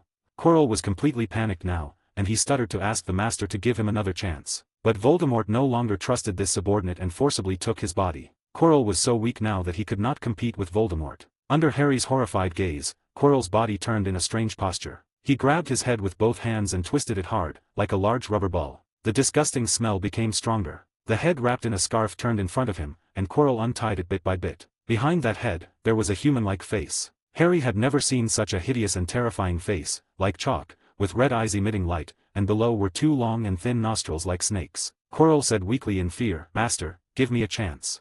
Voldemort showed a disgusted expression on his face, and Quirrell was out of breath. This body is now completely controlled by Voldemort. Looking at the culprit who made his state like this, he whispered to him, "Harry Potter." Harry wanted to step back, but his legs were frozen and his body didn't listen to his mind. The wound on his forehead was stinging. "Look at what I have become." Voldemort's tone contained resentment. He hated it too much. The Dark Lord who should have ruled the whole wizarding world has now become only a shadow and steam. He is a wandering soul. He has nobody and can only live on someone else's body, recharging his vitality by those weak animals. However, there are some people who are willing to let him enter their bodies, and Quirrell is one of them. When I get the elixir of life, I can recreate my own body. Voldemort can already see how much panic the world will fall into after he regains his body. He feels that everything will be under his control. He held the wand and narrowed his eyes dangerously. "Now, Harry, why don't you give me the Philosopher's Stone in your pocket?" He was not that fool Quirrell. In his heyday, he was a wizard who could be on par with Dumbledore. This little trick naturally could not be hidden from his eyes. He raised his wand and slashed it, and the invisible knife cut open Harry's pocket. A bright red stone fell from his pocket. Harry wanted to pick it up, but was tied up by the deformed turban controlled by Voldemort. When Voldemort finally picked up the thing he had been wanting all this time, he laughed, strangely. He looked at Harry, his eyes filled with delight. This kid was hailed as the savior. He defeated the great Dark Lord Voldemort when he was a baby. Haha, what a hypocritical liar. He wanted to torture this child, the one who was called the savior by the world. "Look at you, child. Your parents were very brave back then. I always admire courage. I killed your father first, but he would rather die than surrender. He bravely fought me. Your mother didn't have to die, but she risked her life to protect you. What a stupid thing to do. And look at you now. She really died for nothing." Harry felt that the scar on his forehead was more painful than ever, and his mind seemed to flash back to the memories of his childhood. That green light and the suffocating laughter. "No, Voldemort, she didn't die for nothing," he shouted. Voldemort smiled coldly and poked Harry's scar with his wand. "Look at this scar, the lie of the savior. Do you really think of yourself as a savior?" The wand moved on the scar, causing Harry to wail in pain. Voldemort's smile gradually twisted, and he also felt that his body was dying quickly. Without the soul of its original owner, Quirrell's body was turning into a corpse. Voldemort raised the Philosopher's Stone above his head, and the bright red stone emitted a light. He raised his wand to put an end to Harry. Harry's breathing became rapid, and he stared at Voldemort. Was he really going to die like this? "Child, is the magic your mother left you still there?" Before taking action, Voldemort remembered a scene 12 years ago and hesitated. He reached out and touched Harry's body, and bubbles quickly rose on this weak body. With the existence of that magic, Voldemort could not hurt Harry. This made him very unwilling. Voldemort regretted letting Quirrell die too early. With the Philosopher's Stone in hand, he knew he should leave and take the Philosopher's Stone away before Dumbledore came. "Don't leave!" Harry shouted angrily, but to no avail. Voldemort was walking towards the door step by step in front of him. Harry growled, feeling powerless in his heart. Just as Voldemort was about to leave, John, who had been hiding, took action. Voldemort was only an arm's length away from John. At this distance, John attacked decisively. The sword swung with a brilliant silver light. He stabbed him in the asembac. Thanks to the Insomniologist and Thanuxi Sithithapanya for joining the Patreon. Read 12 chapters ahead of WN. 33, The House Cup. Ack. Who is it? It was too late when Voldemort found out. John swung his sword towards his hand holding the Philosopher's Stone without hesitation. The flying arm did not have much blood but shrank quickly. "Come out." The staggering Voldemort waved his wand with his remaining hand, and the green light shot toward the direction of the invisible John. John rolled sideways to avoid the spell. The sword in his hand swung like a windmill, cutting off Voldemort's other hand. Drawing out the wand, John launched the final blow. Aiming at Voldemort's chest, the wand shot out a dazzling white light. Reducto. Hug. Voldemort's weak body was shattered in an instant, and John sat down. Fortunately, his current state was not as good as the Forbidden Forest. John's action was very cool, but in fact it consumed a lot of his mind. Especially when he had dodged the green light. Huff. That was too risky. If Voldemort's body was a little better, and if Voldemort wasn't startled by his sudden movement, the previous blow would have been enough to kill him. Fortunately, John's training over the past few days gave him the instinct to dodge. After sitting for a while, John looked at Harry, who was struggling. Although Voldemort was dead, the pain and the scar was still there. He walked over and picked up the Philosopher's Stone. From Harry's perspective, Voldemort looked like he was fighting with a ghost. In just a moment, his 2 arms were cut off, and then his body exploded. He was still in doubt when he saw the Philosopher's Stone floating up. "Is it you, Professor Dumbledore?" Harry looked at the Philosopher's Stone hopefully. Just as John was about to speak, he saw the dead Voldemort condensed into a puff of black smoke and transformed into a hideous face flying towards Harry. "Stop." Without thinking, John threw a weapon at the black smoke to stop it. But this black smoke was not real. The flying sword passed through the black smoke, and the black smoke passed through Harry. Harry's ears screamed again, his mind went blank, and then he lost consciousness. When John came to him, the black smoke had dissipated. He called Harry's name several times, but there was no response. "Is he dead?" Looking at Harry in doubt, John slapped the Savior's face several times. Seeing that he still didn't react, he took out a lot of potions and prepared to try them one by one. "I think Harry Potter is just too frightened." A mellow and old voice sounded. John looked up and saw Dumbledore appearing. He looked like he had just rushed back from outside. "Mr. Wick, I think you can now remove the disillusionment charm." After being reminded, John remembered that he was still invisible. After removing it, he showed his figure, scratched his head awkwardly, and said, "Professor Dumbledore." Dumbledore said with relief in his eyes, "It seems that you have chosen the right path and have not been blinded by power." John's eyes flashed with understanding. Sure enough, this old man knew what he and Quirrell were studying in secret. It seems that everything is under the control of the other party. Maybe he didn't leave the school at all. It was a bit unnecessary for him to do so. He said respectfully, "It's all because of the good teaching of the school." In fact, John didn't know that Dumbledore also rushed back. It was not long ago that he learned that someone had entered the location of the Philosopher's Stone. If John had not arrived in time, Voldemort would have succeeded. Dumbledore picked up Harry and waved his hand, and the sea of fire dissipated. "Let's first send Harry to the hospital, Wig. Poor child, I don't know if he can catch up with the Quidditch match with Ravenclaw." John nodded, and when he left, he blinked, and he seemed to still have the Philosopher's Stone in his hand. Looking at Dumbledore, who didn't notice it, John hesitated for a while and said, "Professor, what about the Philosopher's Stone?" Dumbledore stopped and said with a smile on his face, "I'm glad you are an honest child. Remember our agreement? I think my old friend Nicholas Flamel doesn't mind his Philosopher's Stone being used by a little wizard for a while." What? John stopped in surprise, looking like a homeless man who had won a lottery. June 9th. 3 days have passed since the incident, and John's mood has not calmed down. Mix the dragon's blood with the wetland soil, and use a silver rubbing knife to scrape off some powder from the corner. The bright red stone was placed on the table, and John was refining the amulet with the dragon's blood and some materials. Under his careful carving, a badge with a star surrounding the wand gradually appeared. John took out a pen tube made of snowy owl feathers and a silver head. He carved on it and the runes were engraved. The last step. Wiping the sweat off his face, John put the badges into the crucible to soak. Throwing the magic stone in and stirring for a while, the water in the pot turned red and then turned black. Finally, the water in the crucible became clear, and John took out the badges and the magic stone. There was a galaxy on the badge, and he wore it on his chest. There were 3 enchantments on it that could resist 3 times of damage, and there were 6 empty positions to fill in further enchantments in the future. The badges could sense each other. He made a total of 9 pieces, and John put the other 8 away. Looking at the crucible that was larger than the others, John opened a crack in the crucible, and the melted silver water inside was almost gone. Then he threw in the dragon blood and the remaining unicorn horn. John closed the crucible and waited for it to melt completely. He poured the silver liquid into the prepared mold, and the sizzling sound continued. After it cooled completely, John knocked open the mold and a silver sword appeared inside. He threw the cooled sword back into the crucible and threw the Philosopher's Stone in at the same time. John nervously watched the changes in the crucible from time to time. "I sold everything I could to get this little bit of mithril. I must not fail." Under his extremely nervous gaze, the changes in the crucible stopped. He opened the crucible with great expectation, but the situation inside made his face stiffen. Failed. The sword in the crucible turned golden, which was the effect of the Philosopher's Stone turning stone into gold. But John didn't want to turn stone into gold, he wanted to improve the quality of this sword. Disappointment floated on his face. John sighed and said, "Even if there is a Philosopher's Stone, it is still too difficult to refine a sword on par with the level of Gryffindor's sword."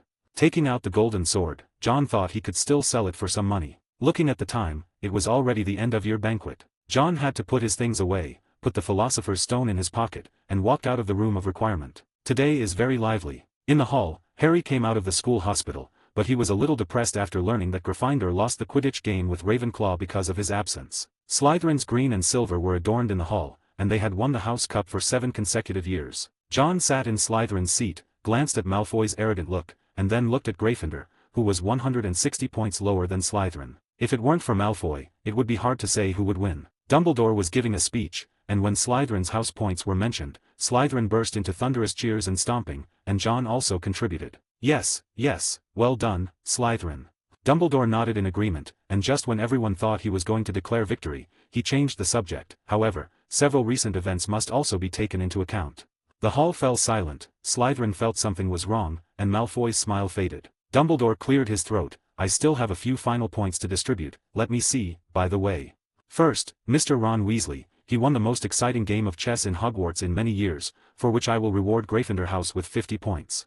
Second, Miss Hermione Granger, she calmly carried out logical reasoning in the face of the raging fire, I will reward Gryffindor House with 50 points. Third, Mr. Harry Potter, he showed great vigilance and extraordinary courage, for which I will also reward Gryffindor House with 60 points. Reversal. A shocking reversal. Gryffindor, who was originally behind, caught up with Slytherin in an instant, and the contributions of the three little ones made the other houses cheer loudly. Dumbledore raised a hand to signal everyone to be quiet, and he smiled and said, there are many kinds of courage. We need enormous courage to deal with enemies, and it also takes a great amount of courage to stick to our position in front of friends. Therefore, I will reward Mr. Neville Longbottom with 10 points. Explosion, a complete explosion. Slytherin was shouting about the conspiracy, while other houses were celebrating as if they were going to overturn Hogwarts. Malfoy had already knocked on the table with his goblet to show his dissatisfaction, and every Slytherin had a gloomy face. Gryffindor's score came on top, and everyone except Slytherin seemed to be satisfied with the result. John couldn't help but complain, Gryffindor, as expected, has more points. Just forced addition, right? Things seemed to be settled. John saw the stiff smile of his head of the house and couldn't help but shake his head pitifully. Quiet, everyone please be quiet. Dumbledore spoke again, but he did not announce the result but looked at John. And finally, Mr. John Wick.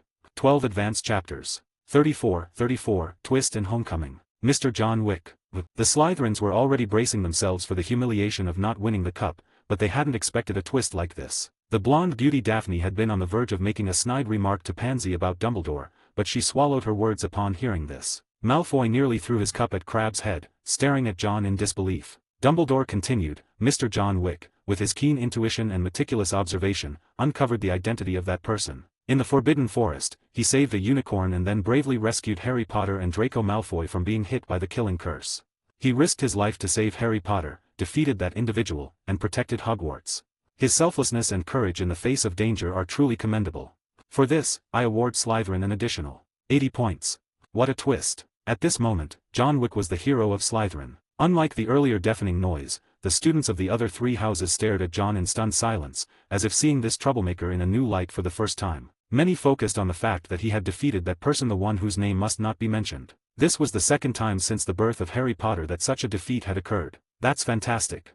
Wow. Daphne was the first to cheer, and soon the entire Slytherin house erupted into celebration. John was pulled into a hug by Malfoy, his goblet shaking in his hand and spilling pumpkin juice everywhere. Goyle and Crabbe, taking initiative, hoisted John onto their shoulders, parading him around the Slytherin table like a hero. John Wick. No one dared mention that John was a Muggle-born. He had earned his place in Slytherin. John took the goblet of pumpkin juice from Daphne and, under the watchful eyes of the Slytherins, raised it high. To eternal glory. To eternal glory. Slytherin had defended their 7-year winning streak, now an 8-year streak, on track to break Hogwarts records. Dumbledore, seated again, clapped his hands in applause. This kid. Heh. Snape's usually stiff smile visibly softened into a genuine one. Under the green and silver banners, the other houses joined in the year-end feast celebrations. Among the trio, Ron scratched his head and said, for some reason, losing to John doesn't feel so bad. Hermione, despite Slytherin having the annoying Malfoy, couldn't bring herself to resist much either. John was her friend after all. Despite her efforts throughout the year, she still couldn't surpass John. Harry, knowing it was John who saved him, felt no resistance either, although he was somewhat annoyed by the smug expression Malfoy was showing the Gryffindors after every 5 seconds. Humph. Slytherin was just lucky to have John, otherwise, Gryffindor would have definitely won. Okay, that's enough. For the first time, John drank so much pumpkin juice that he felt bloated. The young wizard seemed to treat the pumpkin juice as if it were alcohol. He noticed the Weasley twins sneaking into the Slytherin table, so he decisively declined Malfoy's invitation to have another drink. Sure enough, after the feast, the Slytherin bathrooms were overcrowded. The Weasley twins had spiked the pumpkin juice with potions, causing some Slytherins to still have wobbly legs when they left Hogwarts. Malfoy swore to find and punish whoever had spiked their drinks, but John did reveal that it was the Weasley twins. On the train ride home, John patted his pocket. Dumbledore didn't say anything, so that means I can take it with me, right? John felt a bit guilty. It was the philosopher's stone, a treasure many desired but couldn't obtain. Now he was not only holding it but also planning to bring it home. Seeing that Dumbledore hadn't come to find him, John felt that the headmaster had tacitly allowed him to take it. He bid farewell to his classmates. Ron invited John to visit his house next time. Hermione, on the other hand, seemed a bit down. The exam results had come out, and she was second. First place went to John, which he already knew, thanks to a notification from his system. Academic Scholar 2.0 secured. Harry was feeling a bit down, knowing he had to return to the Dursleys. Seeing him like this, John thought for a moment and said, "My house is not far away. You're welcome to come over anytime." Harry brightened at the thought. He lived at number 4, and John's family mansion was at number 6. Realizing this lifted his spirits significantly. Neville, carrying the cage John had given him, found it quite useful despite occasionally misplacing it. Ding! Hogwarts Phase 1 task completed. Reward, +1 magical blood, +2 free points. As the train started moving, John heard the system notification in his ear. Curious about what magical blood was, he opened the system to check. Magical blood increases magical power when consumed. Mixing with other blood might have unexpected effects. Mixing with other blood. John pondered. This likely referred to the blood of magical creatures. John did have some dragon's blood left that he hadn't used yet. However, he was concerned that using it might have unintended consequences. The last thing he wanted was for the Ministry of Magic to invite him for a chat because he drank something peculiar at home. Never mind, I'll figure it out later. Time to head home. Having been away from home for almost a year, John was starting to feel homesick. The train chugged into King's Cross Station, and John stepped off the train. On platform 9 3/4, a shriveled old guard stood by the barrier, allowing only 2 or 3 people to pass at a time. This was to prevent a large crowd from emerging from the seemingly solid wall all at once, which would draw too much attention. Many people greeted John, most of them from Slytherin and Gryffindor. The Slytherins acknowledged him for the glory he had brought to their house, while the Gryffindors were convinced that the sorting hat must have been malfunctioning. Harry received similar attention, with people constantly approaching and greeting him. "I'll be off then," John said, bidding farewell to the trio and heading towards the barrier. He walked through the wall and returned to the Muggle world. John spotted his parents, Mr. and Mrs. Wick, waiting for him. Not far from them were the red-haired young girl Ginny and Mrs. Weasley. How did John know their identities? Because when Harry came out, the young girl started screaming non-stop, giving John a clear understanding of what it meant to have a fangirl. "You must be John Wick, right?" Mrs. Weasley, introduced by Ron, also approached John. The two families had a friendly meeting. Likewise, the Granger family came over as well, except for the Dursleys, who wanted nothing to do with wizards. Behind the Dursleys, Dudley looked at John with a terrified expression, as if he'd seen a ghost. John gave him a friendly smile and pointed at Harry, signaling that he was under his protection. If Harry had a hard time, John wouldn't mind giving Dudley a reminder of their past encounters. Summer vacations were always full of joy, but Watson Wick felt that his son seemed out of place during the summer, spending all his time in the basement. "John, you've been at a wizarding school for so long, haven't you learned any magic?" Watson Wick asked for the 11th time, not giving up. John, a bit exasperated, looked at his father and said, "I've told you, young wizards aren't allowed to use magic in the Muggle world."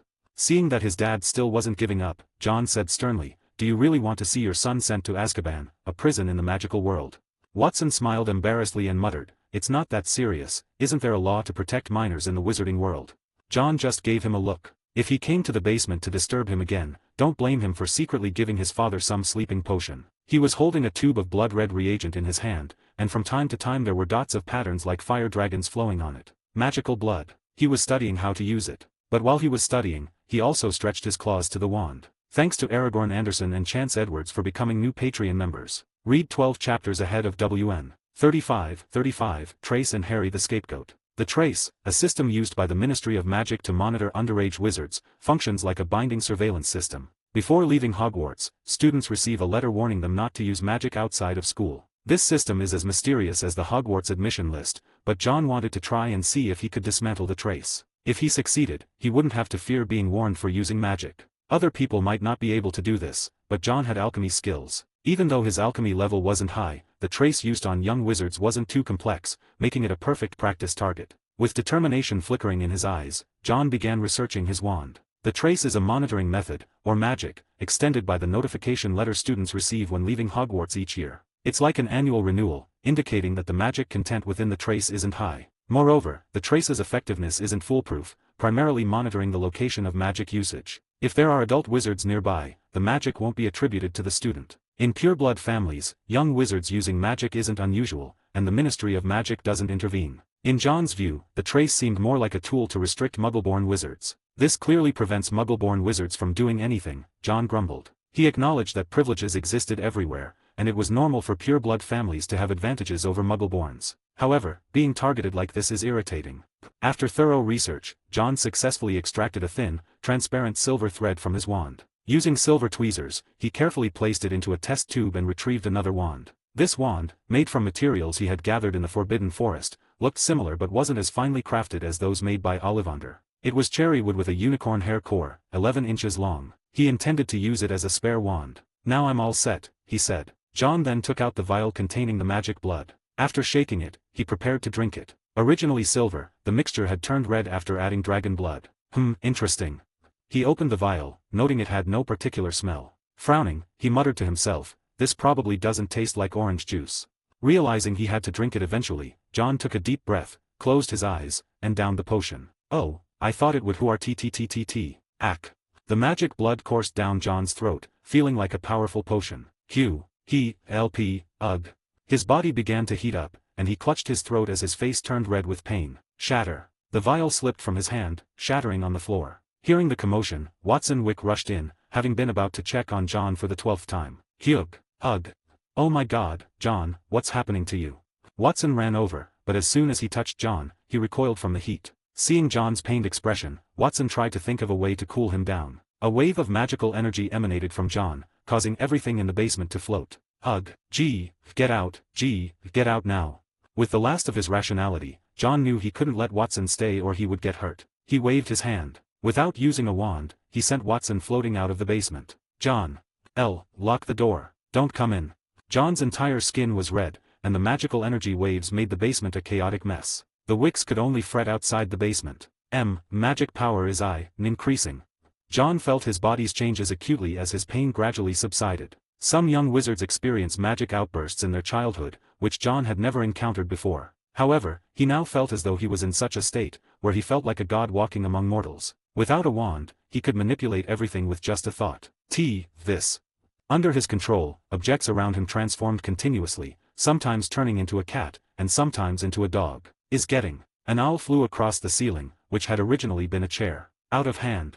He exerted all his will to control himself, yet the magic waves still extended outward, causing the grass outside to grow and the apple tree to bear large fruits. Stop.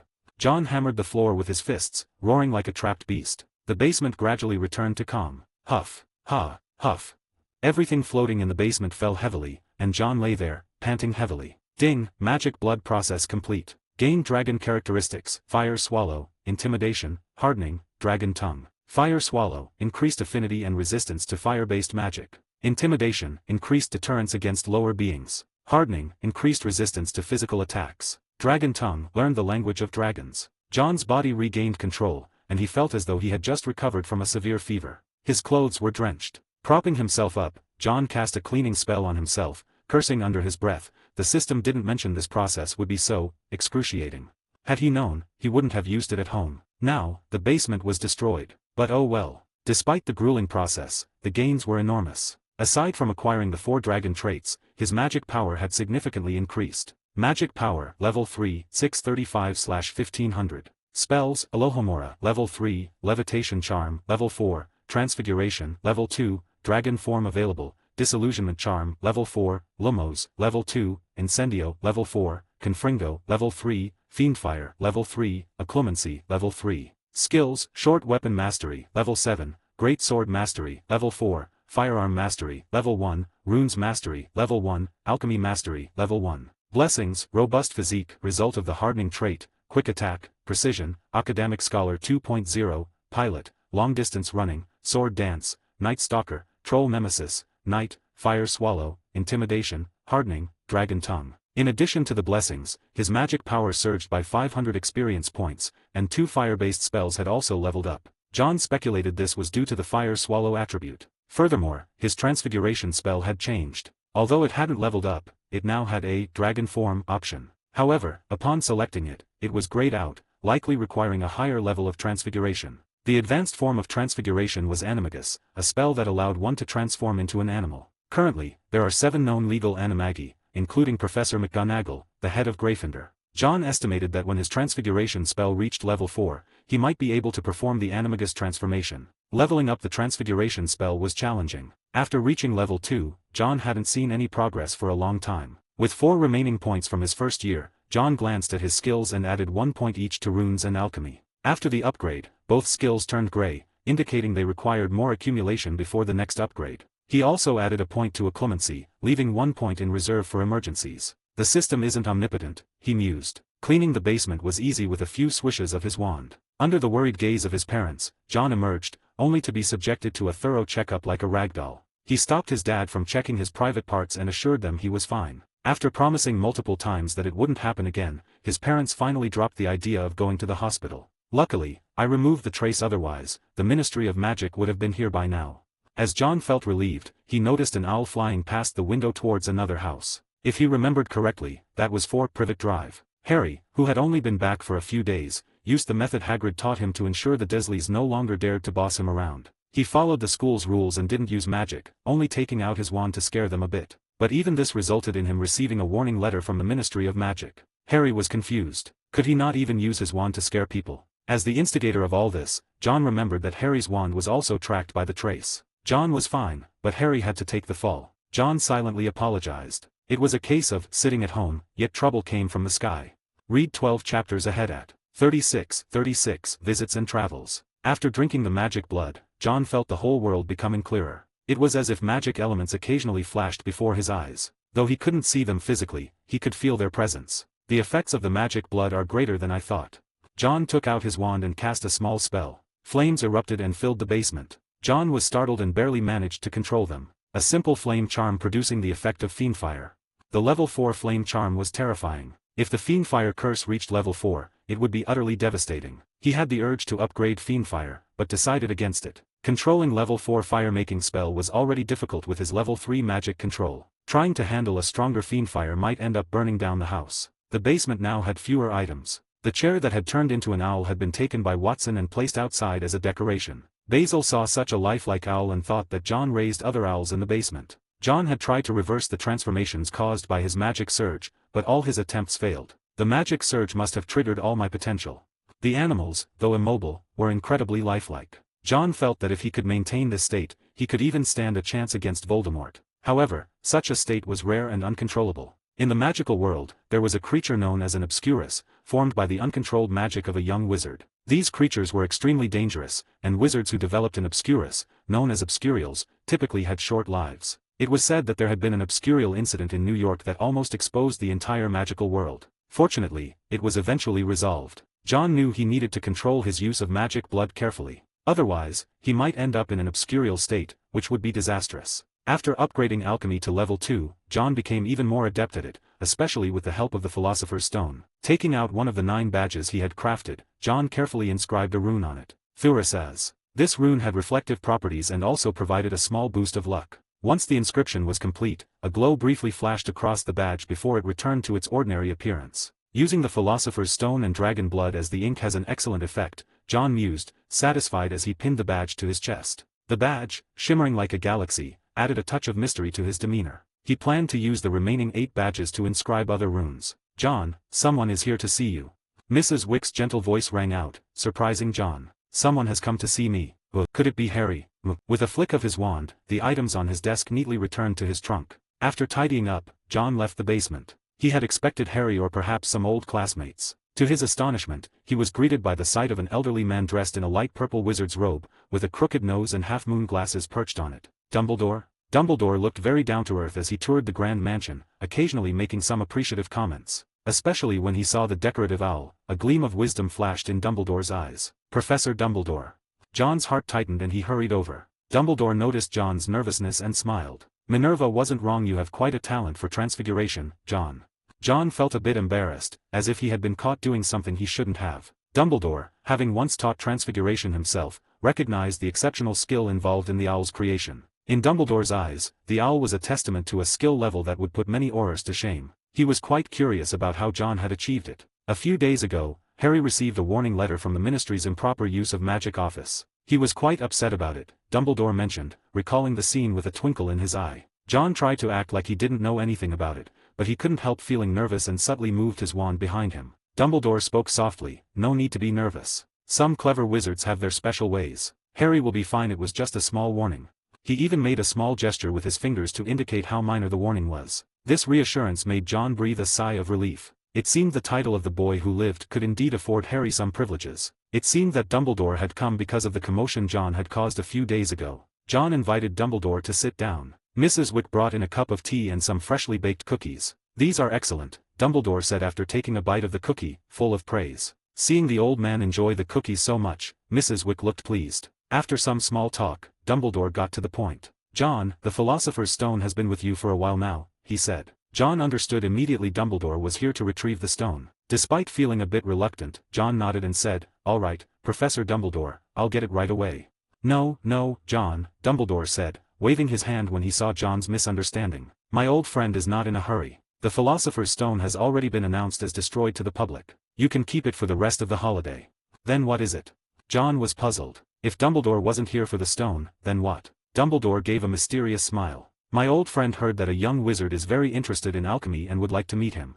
"Old friend? Does he mean Nicholas Flamel?" "Flamel wants to meet me." John stood up with some excitement, and Dumbledore was not surprised to see him so excited. That was a living legend in alchemy, the only person in the world to have created the Philosopher's Stone. Thinking of his old friend, who was already prepared to face death, Dumbledore figured he wanted to leave a bit of his legacy in the magical world. Yes, a successor might be a good way to perpetuate his story. "John, if you don't have other plans for the holiday, perhaps we could go on a trip abroad, provided your parents agree. So, what do you say?" "Fuck all the other plans for the holiday." There is no way John would turn down this invitation. John agreed almost without hesitation. If you asked who was the true master of alchemy in this world, it would undoubtedly be Nicholas Flamel. John's magical sword wasn't finished yet, so how could he pass up this opportunity? After discussing with his parents for a while, Watson easily agreed, but Mrs. Wick was not so simple. As soon as she heard about going abroad, Mrs. Wick became worried. "Help me out here," John pleaded with Watson through their eye conversation. "She's my wife," Watson replied. "And?" John pressed. "You'll have to sweeten the deal."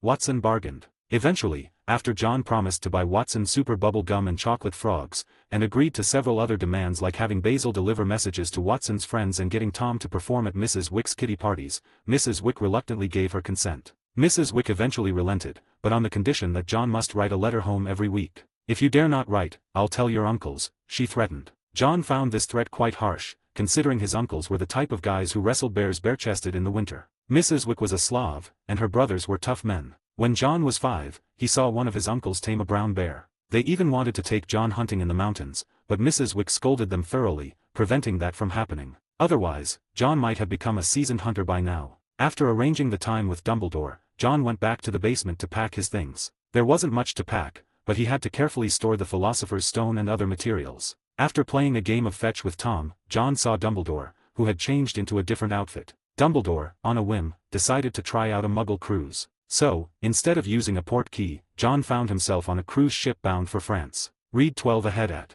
37, Beauxbatons and the exchange students. Many thanks to Ryan and Idoronoko for becoming new Patreon members. Crossing the English Channel, the cruise ship traveled from Britain to France. The Pyrenees. This natural border between France and Spain was home to the Beauxbatons Academy of Magic, nestled in a mountainous landscape and magically constructed to create an idyllic haven. If you asked British wizards which was the best magic school in the world, they would undoubtedly tell you it was Hogwarts. If you were to ask a French wizard, they would tell you that the British are talking nonsense. Beauxbatons is the best magic school. The magnificent and romantic castle is a French favorite, resembling a French palace, surrounded by magical gardens and fountains. A gentle breeze might carry the songs of woodland fairies through the garden. "Professor, why are we here?" But despite all the eye-pleasing scenes, John asked, feeling somewhat depressed. Dumbledore had said he would take him to meet Nicholas Flamel. Instead, upon arrival, they first went to the Paris Opera House to watch a touching opera, and then to a ladies' hat shop where Dumbledore bought himself a favorite hat. This was their third stop in France, Beauxbatons Academy of Magic, the French magic school. Dumbledore smiled at John and said, "John, indeed, the pursuit of knowledge must never cease, but we are on vacation." As they entered Beauxbatons gates and walked through the garden, they encountered a tall woman who seemed like a female version of Hagrid. Dumbledore. Olympe Maxime, the current headmistress of Beauxbatons. She had an olive complexion, large dark eyes that seemed to glisten, and her hair was tied back. She wore a black satin dress and adorned herself with luxurious opals. She was like an oversized noblewoman. She extended her hand, and Dumbledore naturally went forward to kiss the back of it. Despite her large size, her demeanor was elegant. "Madame Maxime, thank you very much for allowing my student to come here." Dumbledore was already quite tall, but he looked very short next to Madame Maxime. Hearing his words, Madame Maxime glanced down at John, who was standing nearby. She spoke in English but with a slight French accent. "Dumbledore, Nicholas Flamel is a patron of Beauxbatons. I could not refuse his request."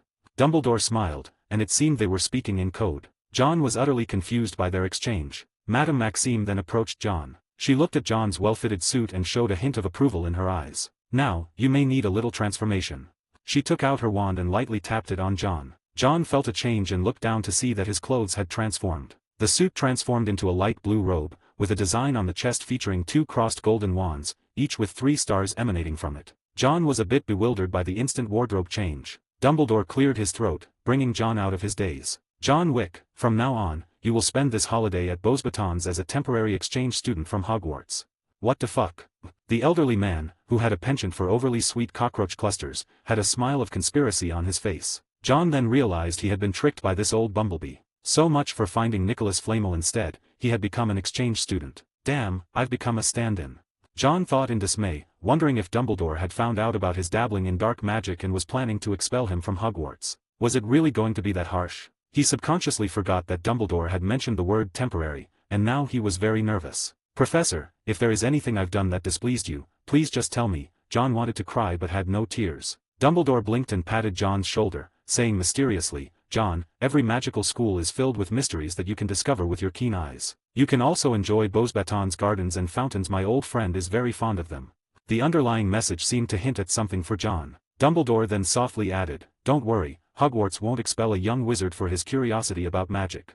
Alright, that at least reassured John that he wouldn't be expelled. Madame Maxime led John into Beauxbatons, where he was to spend a 2-month exchange student period. Madame Maxime couldn't personally oversee a student, even if this student was sent by the century's greatest wizard, Dumbledore. It just so happened that there was a student in the school who needed to stay in the school for something. John got help from a girl. Her name was Fleur de la Cour, a beautiful girl, 3 years older than John. Fleur was so beautiful that she didn't look like a mortal. She was slender and elegant, and she walked as if she was floating on the ground, and her body seemed to emit a faint silver light. Her silver hair flowed down to her waist, and she had large, azure eyes and perfectly white teeth. It wasn't until she stood before John that he snapped back to his senses. "Hi, I'm Fleur de la Cour." His brain short-circulated after seeing her up close and his mind subconsciously formed words to describe this girl in front of him. "Oh, after seeing you a line comes to mind, if she were to murder me in cold blood, I'd die with a smile." He said this very sincerely, but Fleur was utterly puzzled. What did he mean by that? Why would I murder you? If she knew the famous line from the furniture store ad, she might understand he was complimenting her beauty as if enhanced with special effects. In reality, John was also curious because he really saw a silver light shimmering around Fleur. This girl seemed to possess some sort of other lineage, similar to how John had dragon blood. "Ah, the name is John Wick. Just call me John," John said, extending his hand. Fleur, who also found the boy's appearance pleasing, felt a bit of an instant connection. She gently shook his hand, a brief touch before pulling away. John didn't have much time for further thoughts as his attention was drawn to the 12 enormous, winged horses. "These are Abraxan horses, kept by Madame Maxime," Fleur explained to John. John stared at the 12 horses, but his mind was preoccupied with a single thought. "I need to find a way to get some materials from these horses." Upon entering the school, John was already eyeing the horses for resources. If Madame Maxime knew she had let a wolf into her fold, even Nicholas Flamel's personal intervention wouldn't keep John in the school. Dumbledore's words weighed heavily on John's mind, sparking an idea. Hogwarts had the room of requirement. As the counterpart to Hogwarts, it was highly likely that Beauxbatons had a similar place. Given that Nicholas Flamel was a Beauxbatons board member and former student, John recalled Dumbledore mentioning he would take him to meet Flamel. He didn't think Dumbledore would go back on his word. Either Nicholas Flamel was somewhere in Beauxbatons, or there was something related to him here. Whichever it was, as an alchemy enthusiast, obtaining or seeing something related to Flamel would undoubtedly be highly beneficial. With this thought in mind, John became more determined. Switching to a new location for nighttime exploration wasn't a big deal. It wasn't as if he hadn't done it before. So, he shyly approached Fleur, putting on a harmless smile, and asked, "Do you know if there's a restricted section or something similar here?"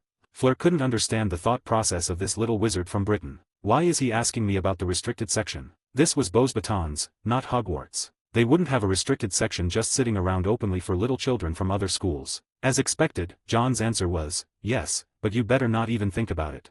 "All right," John thought, feeling like a foreigner in a strange land. That night, he cast a level 4 disillusionment charm and began his nocturnal explorations in Beauxbatons. During that time, rumors of Beauxbatons being haunted spread. In the middle of the night, there was always the sound of footsteps wandering, yet no one could see anything. Even the professors who investigated found nothing there. Someone once saw a ghost lying on the ground looking for something near the flammable fountain. He looked as pale as a vampire who had been hung upside down for 3 days. The sight frightened a Beauxbatons student so much that they hid in their dormitory for several days, filling their window with garlic. Read 12 chapters ahead at 38 Learning and Crafting. Many thanks to Trey Murray, Marat Sabat, Brian Morales, and Aliacardo Blood for joining my Patreon. John, do you know why the Abraxans have been shedding feathers excessively lately?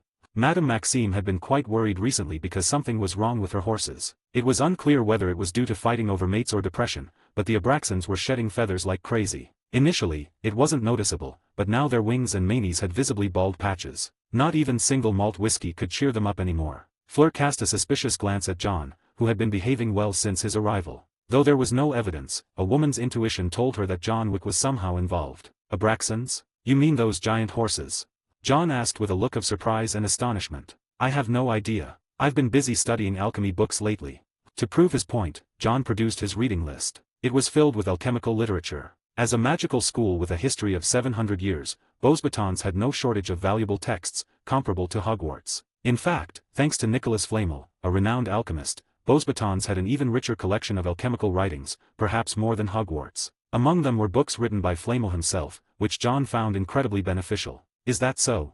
Fleur hesitated. The reading list made her think John was innocent, yet something still felt off. Fleur left, still somewhat doubtful. After she departed, John waited nearly an hour before leaving the library himself. He carefully returned the books to their places and rubbed his tired temples. He hadn't used the Academic Scholar 2.0 yet, as he wanted to save it for a more critical moment. Like when he entered Nicholas Flamel's alchemy room. Yes, Nicholas Flamel's alchemy room. Following the clues provided by Dumbledore, John had spent several nights using the most basic methods to search around the flammable fountain, tapping and knocking. Finally, he found the entrance to a secret room at the fountain's base. It was an alchemy room, filled with numerous notes and materials related to alchemy. One diary-like item revealed that the owner of this room was none other than the famous Nicholas Flamel himself. This room was one Flamel had used when he was a student at Beauxbatons, and all the notes were written by him. John delved into this treasure trove voraciously. Though the young Nicholas Flamel had some naive ideas, they were perfect for a beginner in alchemy like John. Besides the notes, the greatest surprise was the diary. John took out a quill, dipped it in ink, and began writing in the diary. Dear Nicholas, I'm John Wick. I have some questions about alchemy that I hope you can help me with. After writing that line, John continued to describe the difficulties he had encountered. When he finished writing, it seemed as if an invisible pen was moving beneath his writing. Beautiful handwriting appeared on the diary. Of course, dear John. You might find the answer to your question in the 7th notebook from the left on the 3rd shelf. I hope it helps. Upon seeing the writing, John quickly stood up and went to the mentioned bookshelf. In the 7th notebook from the left on the 3rd shelf, he found notes on how to sublimate and refine a substance. This discovery delighted John, and he quickly wrote a response in the diary to express his gratitude. Thank you, Nicholas, you've been a great help. You're welcome. This was an incredibly magical diary, which he could also call Nicholas's Encyclopedia. Nicholas Flamel had created this book, recording his alchemical insights, and placed it on the shelf, making it an intelligent index. There were other items with similar abilities to retain the emotions and personality of their original owner. For example, the portraits on the walls of Hogwarts could retain some of the personality and wisdom of their subjects, although they might not have many functions. And Nicholas's encyclopedia was far beyond the existence of a mere portrait. John even felt like Nicholas Flamel resided within it. However, reason told him that this was impossible. With this book in the room full of volumes, John's alchemical skills improved rapidly at Beauxbatons. He even used the feathers from the Abraxans to create a pair of shoes that allowed him to fly. These shoes were somewhat slower than a broomstick but offered significantly greater agility. He also successfully added a permanent directional charm to the badges, ensuring that wherever they were, the 9 badges would always point to each other. Like stars guarding the moon, they pointed out each other's direction. John planned to keep 1 badge for himself and give the remaining 8 to others. To become the next Dumbledore, he couldn't fight alone. Even Dumbledore didn't fight alone. He had the Order of the Phoenix and the vast network of connections through Hogwarts and its community. John needed connections to solidify his position, and maintaining those relationships required the help of the badges. He aimed to form a society or have a team that would follow his lead. He already had someone in mind for the first badge. Connections. This was what John lacked the most. Coming from a Muggle family, he didn't have the innate connections of a pure-blood family, nor the network of a half-blood wizard family with their parents and classmates. What he could do was surround himself with powerful allies. This strong ally could be a genius wizard, someone with a strong family background, or someone with a character that would never betray a friend. John spent all night in the alchemy room, returning to his dormitory to sleep for 2 hours before dawn. It was during the holiday, so no one would care if he was slacking off. In fact, some people felt that the area seemed quieter without the presence of the black-haired boy. John, perhaps we could go see the Quidditch World Cup group matches. After a month of getting to know each other, Fleur had become quite friendly with John. Despite being 3 years older than John, Fleur didn't see the black-haired boy as a child. John's every action mirrored those of peers her own age, and he often seemed even more mature than the boys in her year. The Quidditch World Cup group matches. That could be interesting. John waved his wand lightly, and the books on the table flew back to the shelves automatically. He hadn't expected Fleur to be a Quidditch fan, but it wasn't surprising. After all, who didn't like Quidditch? The Quidditch World Cup was held every 4 years. Any country could form a team and register within 12 months after the end of the previous finals. The last World Cup was in 1990, a time when John had not yet started school. There were still 2 years until the next World Cup, and the group matches were already in full swing. You said the group matches are in Bulgaria. How are we going to get there? John asked, watching as Fleur flashed a bright smile. I know a place where we can get a port key. It only costs 3 galleons, and it will take us straight to Bulgaria, Fleur replied. It's true that wizards have a much easier time traveling compared to muggles. With a port key, a whole family can travel to different parts of the world in a short time. John, curious about port keys, agreed immediately after hearing this. Fleur cheered, her silver hair brushing against John's cheek. She looked like a happy little girl, exclaiming, I've always wanted to travel without adults. Seeing Fleur's lively demeanor, John thought she might get along well with the students in Gryffindor. They didn't need to bring much, and they used Fleur powder to travel to the hidden wizarding area in Paris. This hidden place was like Diagon Alley, a wizard shopping district. Led by Fleur, they turned and twisted through the streets until they finally found the port key in a small alley at the corner of a plaza. The port key's owner was a man wearing a fisherman's hat and a shabby brown trench coat. He was unkempt, with a scruffy beard, and he occasionally let out a drunken burp. The strong smell of alcohol made it seem like he had spent the night sleeping in a barrel of wine. John leaned in close to Fleur and whispered, Are you sure this guy is trustworthy? He won't drop us in the middle of nowhere, will he? Fleur, feeling a bit uncertain herself, responded with a somewhat shaky tone, Probably, maybe, should be fine, right? 12 Advanced Chapters. 39, Port Keys and the Hungarian Horntail. The drunkard burped at the 2 kids, stretched out his hand with dead fish eyes and said, 3 galleons, I guarantee you a safe trip. With the thought that they were already here, John and Fleur paid the man and grabbed hold of what looked like an old, worn-out shoe that seemed to have just been taken off. The two held hands to avoid getting separated. As John touched the port key, he felt a hook somewhere behind his navel pulling him forward with irresistible force. His feet left the ground, and he soared into the air. When his eyes could see clearly, he and Fleur were already in free fall. They landed heavily. John rubbed his sore back, stood up, and glanced around, saying, This doesn't look like a place where they would hold a Quidditch match, or is it just me? I am going to kill that damn con artist. Fleur's beautiful face had turned dark with anger. It was an unstable port key. It had dumped them in some unknown forest. John felt a headache coming his way. The port key had vanished, leaving them stranded in what could very well be an uninhabited wilderness. Let's hope we can find someone to ask for directions, he sighed. A/N, alone in the wilderness with a beautiful girl. Sign me up. At least they weren't hurt due to that broken port key, but now there seemed no way for them to return. Ha, I can't go on, I need a break, Fleur said, sitting on the ground without any trace of her usual grace. John stopped, sweat beading on his forehead. They had been walking through this forest for at least 3 hours, and in all that time, they hadn't seen a single person or even many animals. John deeply regretted not bringing his flying boots. If he had known they would end up in this desolate place, he would have brought them for sure. Point me/pointing. His wand pointed to the north. John looked at the direction. At present, they were still in a good situation. It's a shame I haven't learned apparition yet. Walking is exhausting. John sat down to rest as well. He picked some seemingly harmless fruits from a tree and handed them to Fleur, but Fleur didn't eat them. She buried her head in her knees and mumbled, Sorry, John. I shouldn't have dragged you into this. Fleur was a little bit nervous when she thought that she might not be able to get out. As the older one, she needed to be more responsible but ended up being irresponsible and dragged John into this terrible place with her. Hearing her words, John wiped the fruit and put it in his mouth and took a bite. The sour taste almost made him spit it out, but after thinking that this might be the only food they could find here, he swallowed it again. It's okay, Fleur, he said, trying to sound reassuring. We'll find a way out of this. We just need to keep moving and stay positive. John reassured Fleur, trying to lift her spirits. Fleur looked at his handsome face and inexplicably felt a sense of security that made her want to believe him. Fleur had a quarter of Vila blood, which granted her some of the Vila's enchanting abilities. Her exceptional beauty was one of these, giving her a captivating allure over men. Because of this ability, she wasn't well liked among other girls, and she was too proud to argue with them. On the other hand, she didn't care for the attention she received from boys, who were often too smitten to behave normally around her. This left her with very few friends at school. When she first saw John at school, she had no intention of befriending him. She just thought he was interesting. He commented about her beauty but didn't fawn over her or try to flatter her like the other boys. In their interactions, she found herself becoming more drawn to him, but not in a romantic way. It was a kind of trust, the kind of magnetism a leader has that makes people naturally gravitate towards them. His mere presence restored people's confidence. Looking at John, Fleur nodded. "I believe you, John."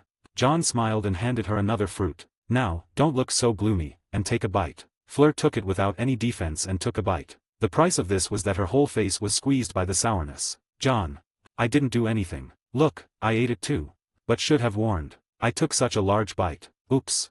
John looked innocent, and Fleur was so angry that she wanted to smash the fruit on his head. Holding up the fruit, she thought about it. If she didn't eat enough and starved to death here, wouldn't it be even worse? She bit the fruit fiercely as if she thought of it as John. It was getting dark, and John decided to find a place to rest first. He lit a bonfire and the two sat around it. "This forest is huge, but there's no sign of any animals. Even a magical creature would be better than nothing," John grumbled. Fleur rolled her eyes. "Magical creatures in the wild are very dangerous. Considering their territorial instincts, it's possible there's a powerful creature nearby that's keeping others away." Oh. John thought she made a good point. Magical creatures indeed had strong territorial instincts. If an outsider invaded their territory, it usually resulted in a fierce battle. But considering how long they had been walking without encountering any creatures, he wondered if it was a nocturnal one. As he pondered this, a noise came from the surrounding forest. Rustle, rustle. What's there? Fleur was a little sensitive. Both of them drew their wands simultaneously. John glanced at his empty pockets, realizing they were without any useful items. "I must get a traceless extension spell when I go back." The undetectable extension charm is a very practical spell, similar to the spatial rings commonly seen in novels. It can enlarge the interior space of an object without changing its exterior appearance, making the inside a significantly larger space. John hadn't learned this spell yet, otherwise, he wouldn't have gone out with just his wand. The two of them watched the direction of the noise tensely, with John ready to cast a blasting curse at any moment. The sounds were getting closer. John's body, enhanced by the fusion of dragon blood, had heightened senses. He could hear breathing and heavy footsteps. Is it a person? John thought. Judging from the voice, it should be a person. And this person was injured, so he should be on the run. He held his wand up without relaxing at all. Encountering a person in the wild could be more dangerous than encountering a magical creature. Finally, under their watchful eyes, a person emerged from the bushes in front of them. "Stop!" Fleur shouted nervously. It was a boy who looked about the same age as John, wearing blood-colored robes that appeared to be a type of school uniform. His face was extremely pale, so much so that Fleur initially thought he was a vampire. With black hair and a high-bridged nose, he would have seemed ordinary if not for the golden eyes faintly visible through the messy hair covering his left eye. Fleur's attack might have been launched if not for this detail. The newcomer clearly hadn't expected to encounter two student-like wizards. He thought anyone daring enough to light a campfire in this place would either be aurors or outlaws. "Run!" The boy shouted, and a ball of fire fell from the sky, igniting the bushes around him. Fleur looked up in horror to see a black Hungarian horntail spewing dragon fire from its open mouth. Ambush, offense, death. John looked at the Hungarian horntail in disbelief. It seemed to be speaking. Suddenly recalling that he had a dragon language blessing, John waved his wand and cast a levitation charm to pull the wizard out of the sea of flames. Though this action saved a life, it also drew the Hungarian horntail's attention to John. "We need to run."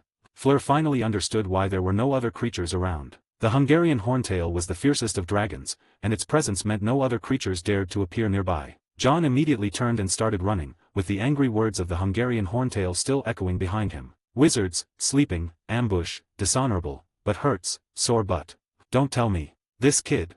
Hearing the Hungarian horntail's words, John looked at the fleeing wizard with a strange expression. This kid was quite bold, daring to ambush the Hungarian horntail while it was sleeping. And of all places, he attacked its rear end. No wonder the Hungarian horntail was so furious. If someone ambushed him while he was sleeping, he'd at least make sure they didn't escape without some pain. 12 Advanced Chapters. 40, the Dragon Language Speaker. It chased, they ran, and he had no way to escape. John sped up. Someone once said that when you encounter a grizzly bear, you don't need to run faster than the bear, you just need to run faster than your companions. Clearly, among the three wizards, John was the youngest but also the fittest. He easily overtook the wizard in blood-red robes. The wizard in the blood-red robe, now at the back, gritted his teeth as the Hungarian horntail closed in, claws flailing. With its mouth open, a massive fireball shot out from the Hungarian horntail's jaws. Accio. The wizard in the blood-red robe waved his wand, summoning a tree stump to block the fireball before it could hit him. The fireball struck the stump, instantly turning it to charcoal, but the narrow escape allowed him to get away. He turned around and stopped, a fierce expression on his face. A puno. Stones from the ground flew up and hurled towards the Hungarian horntail. The dragon became even more enraged. The attacks didn't hurt it but greatly annoyed it. Seeing his attack had no effect, the wizard in the blood-red robe stubbornly attacked again. But this time, before he could cast his spell, a giant rock hit by the Hungarian horntail's tail was hurled towards him. John turned his head to see the wizard in the blood-red robe still standing his ground. Ugh! While running, Fleur tripped and fell. She felt the ground shake and turned to see a rolling boulder coming towards her. Expulso! A white light hit the boulder, shattering it. The flying debris grazed Fleur's cheek. After casting the spell, John's expression changed. The Hungarian horntail had already swooped down. The wizard in the blood-red robe continued attacking, but the dragon's scales were too tough to break. Seeing the Hungarian horntail dive down, the wizard could only avoid its direct attack. Protego. John stood in front of Fleur, a shield-emitting white light appearing before him. The Hungarian horntail swept its spiked tail, easily cutting down the trees in its path. Splinters and stones shot towards the shield, causing John's feet to sink into the ground. It wasn't over yet. The Hungarian horntail howled at the moonlight. Its black scales gleamed with an iron-like luster under the moon, giving it a lizard-like appearance. With yellow eyes and bronze-colored horns, its tail also had spikes of a similar bronze hue. This 50-foot behemoth was rampaging, spewing dragon fire that engulfed the three of them. Die, die, die. John continuously cast the shield charm to defend against the attack. Fleur, having gotten up, quickly adjusted and waved her wand. Glacis. Coldness shot toward the blazing fire and the flames covering them became less intense. The three of them were struggling to hold out within the fire. Enough. A fierce light flashed in John's eyes, and he didn't even realize that his pupils had momentarily contracted into vertical slits. As he spoke, the Hungarian horntail froze. Then the constant stream of dragon fire stopped, and the Hungarian horntail extended its neck, looking around in confusion. Fleur, still shaken, gasped and asked, "What did you say just now?" John had used the dragon language, which to others sounded like a mimicry of a dragon's roar. The wizard in the blood-red robe also stopped his attack and turned to look at John. John walked forward step by step, and the Hungarian horntail didn't associate the small figure before it with the voice it had heard earlier. "We mean no harm," John said again in dragon language. This time, the Hungarian horntail finally noticed him, its large yellow eyes filled with curiosity. How, do you speak the dragon language?" The Hungarian horntail looked down at John from its great height. John took a deep breath, his eyes transforming into the vertical slits of a dragon's, and an aura of dread radiated from him. "My name is John Wick. We accidentally entered this place and meant no offense to you." John communicated with the Hungarian horntail, lowering his wand to show his sincerity. "You are a dragon mouth." The hostility in the Hungarian horntail's demeanor gradually dissipated. This scene was too amazing. The two others present were so stunned they barely dared to breathe. "Yes," John nodded and said, "I don't know where this is. The port key I took broke down and fell here." Dragon tongue speaker, "This is Scandinavia, the Valley of No Breath, commonly known as the Valley of Death." The Valley of Death. John hadn't heard of this place before, but seeing the blood-robed wizard, it was clear that there was human activity nearby. This brought John a sense of relief. He was worried about not knowing where he had been sent. He bowed to the Hungarian horntail, "Respected fire dragon, I offer my apologies and hope you can forgive our recklessness." It was more accurate to say it was the blood-robed wizard's recklessness. However, given that the three of them were now in the same predicament, John chose not to dwell on it for the moment. The Hungarian horntail withdrew its hostility and lowered its proud head to John. "Respected dragon tongue speaker, Amarhan accepts your apology." The exchange between John and the dragon left Fleur in disbelief, her beautiful face reflecting her shock. This was dragon language. Legend had it that the great wizard Merlin could speak dragon language and communicate with dragons, and no one had been known to possess this ability since him. Fleur had initially thought John was just an ordinary Hogwarts student, but now she wondered if he might be a descendant of Merlin. After all, Merlin had attended Hogwarts, so it was a possibility. The blood-robed wizard also had a peculiar look in his eyes. He watched John closely, his hand unconsciously gripping his wand tightly. Dragon speakers seemed to hold a special status among dragons, and upon learning that John could speak dragon language, Amarhan ceased its attacks. With much effort, John managed to get Amarhan to forgive the attack on its rear. At the same time, John also learned the full story. Originally, Amarhan had been resting peacefully in the Valley of Death when the blood-robed wizard, who looked like a vampire, suddenly appeared and attacked without warning. Even dragons have basic physiological needs, and in this vulnerable state, whether human or dragon, they are relatively defenseless. This sudden attack fully roused Amarhan, who had been chasing the wizard for several hours. Amarhan left, and the three were no longer in danger. The blood-robed little wizard hesitated for a moment before approaching the two of them. In a low voice, he said, "Thank you for your help." "Humph, if it weren't for you, we wouldn't have been involved," Fleur snorted coldly. The little wizard glanced at her and sneered, "I didn't ask you to get involved." "You." Fleur was infuriated by his attitude. Alright, meeting another human is a good thing, regardless, John intervened, calming Fleur. He then approached the blood-robed wizard and extended his hand. John Wick, student of Hogwarts. Hogwarts? Here. The blood-robed wizard was somewhat surprised but reached out and shook John's hand. Heinrich Edgar, student of Durmstrang.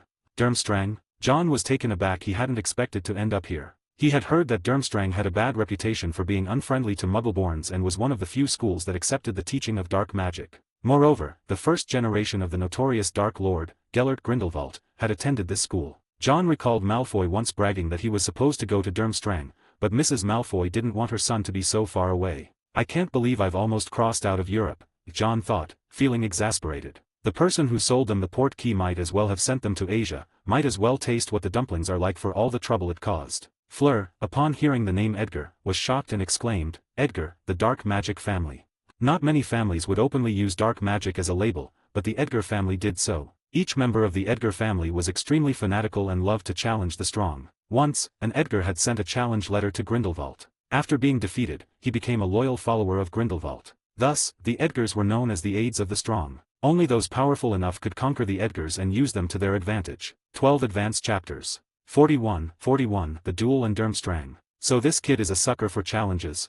John suddenly realized that it was no wonder that he was so desperate to touch the dragon's butt. This kid really had some balls. From the dragon and this new kid, Jin was now sure about his current location, Scandinavia. And Durmstrang School was also here. Edgar, can you help us get out of here?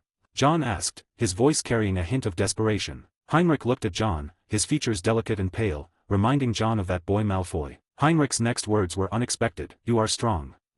Thanks for the compliment, John replied modestly. Heinrich, however, meant something entirely different. Fixing his gaze on John, he removed his right glove and tossed it at John's feet. I challenge you to a duel. A duel? John was stunned. Fleur, infuriated, exclaimed, we saved you. I know. You, like Merlin, are a dragon language speaker, Heinrich said, his eyes never leaving John. Defeat me, and I'll tell you how to get back. Fleur leaned in close to John and whispered, looks like he's got his eyes on you.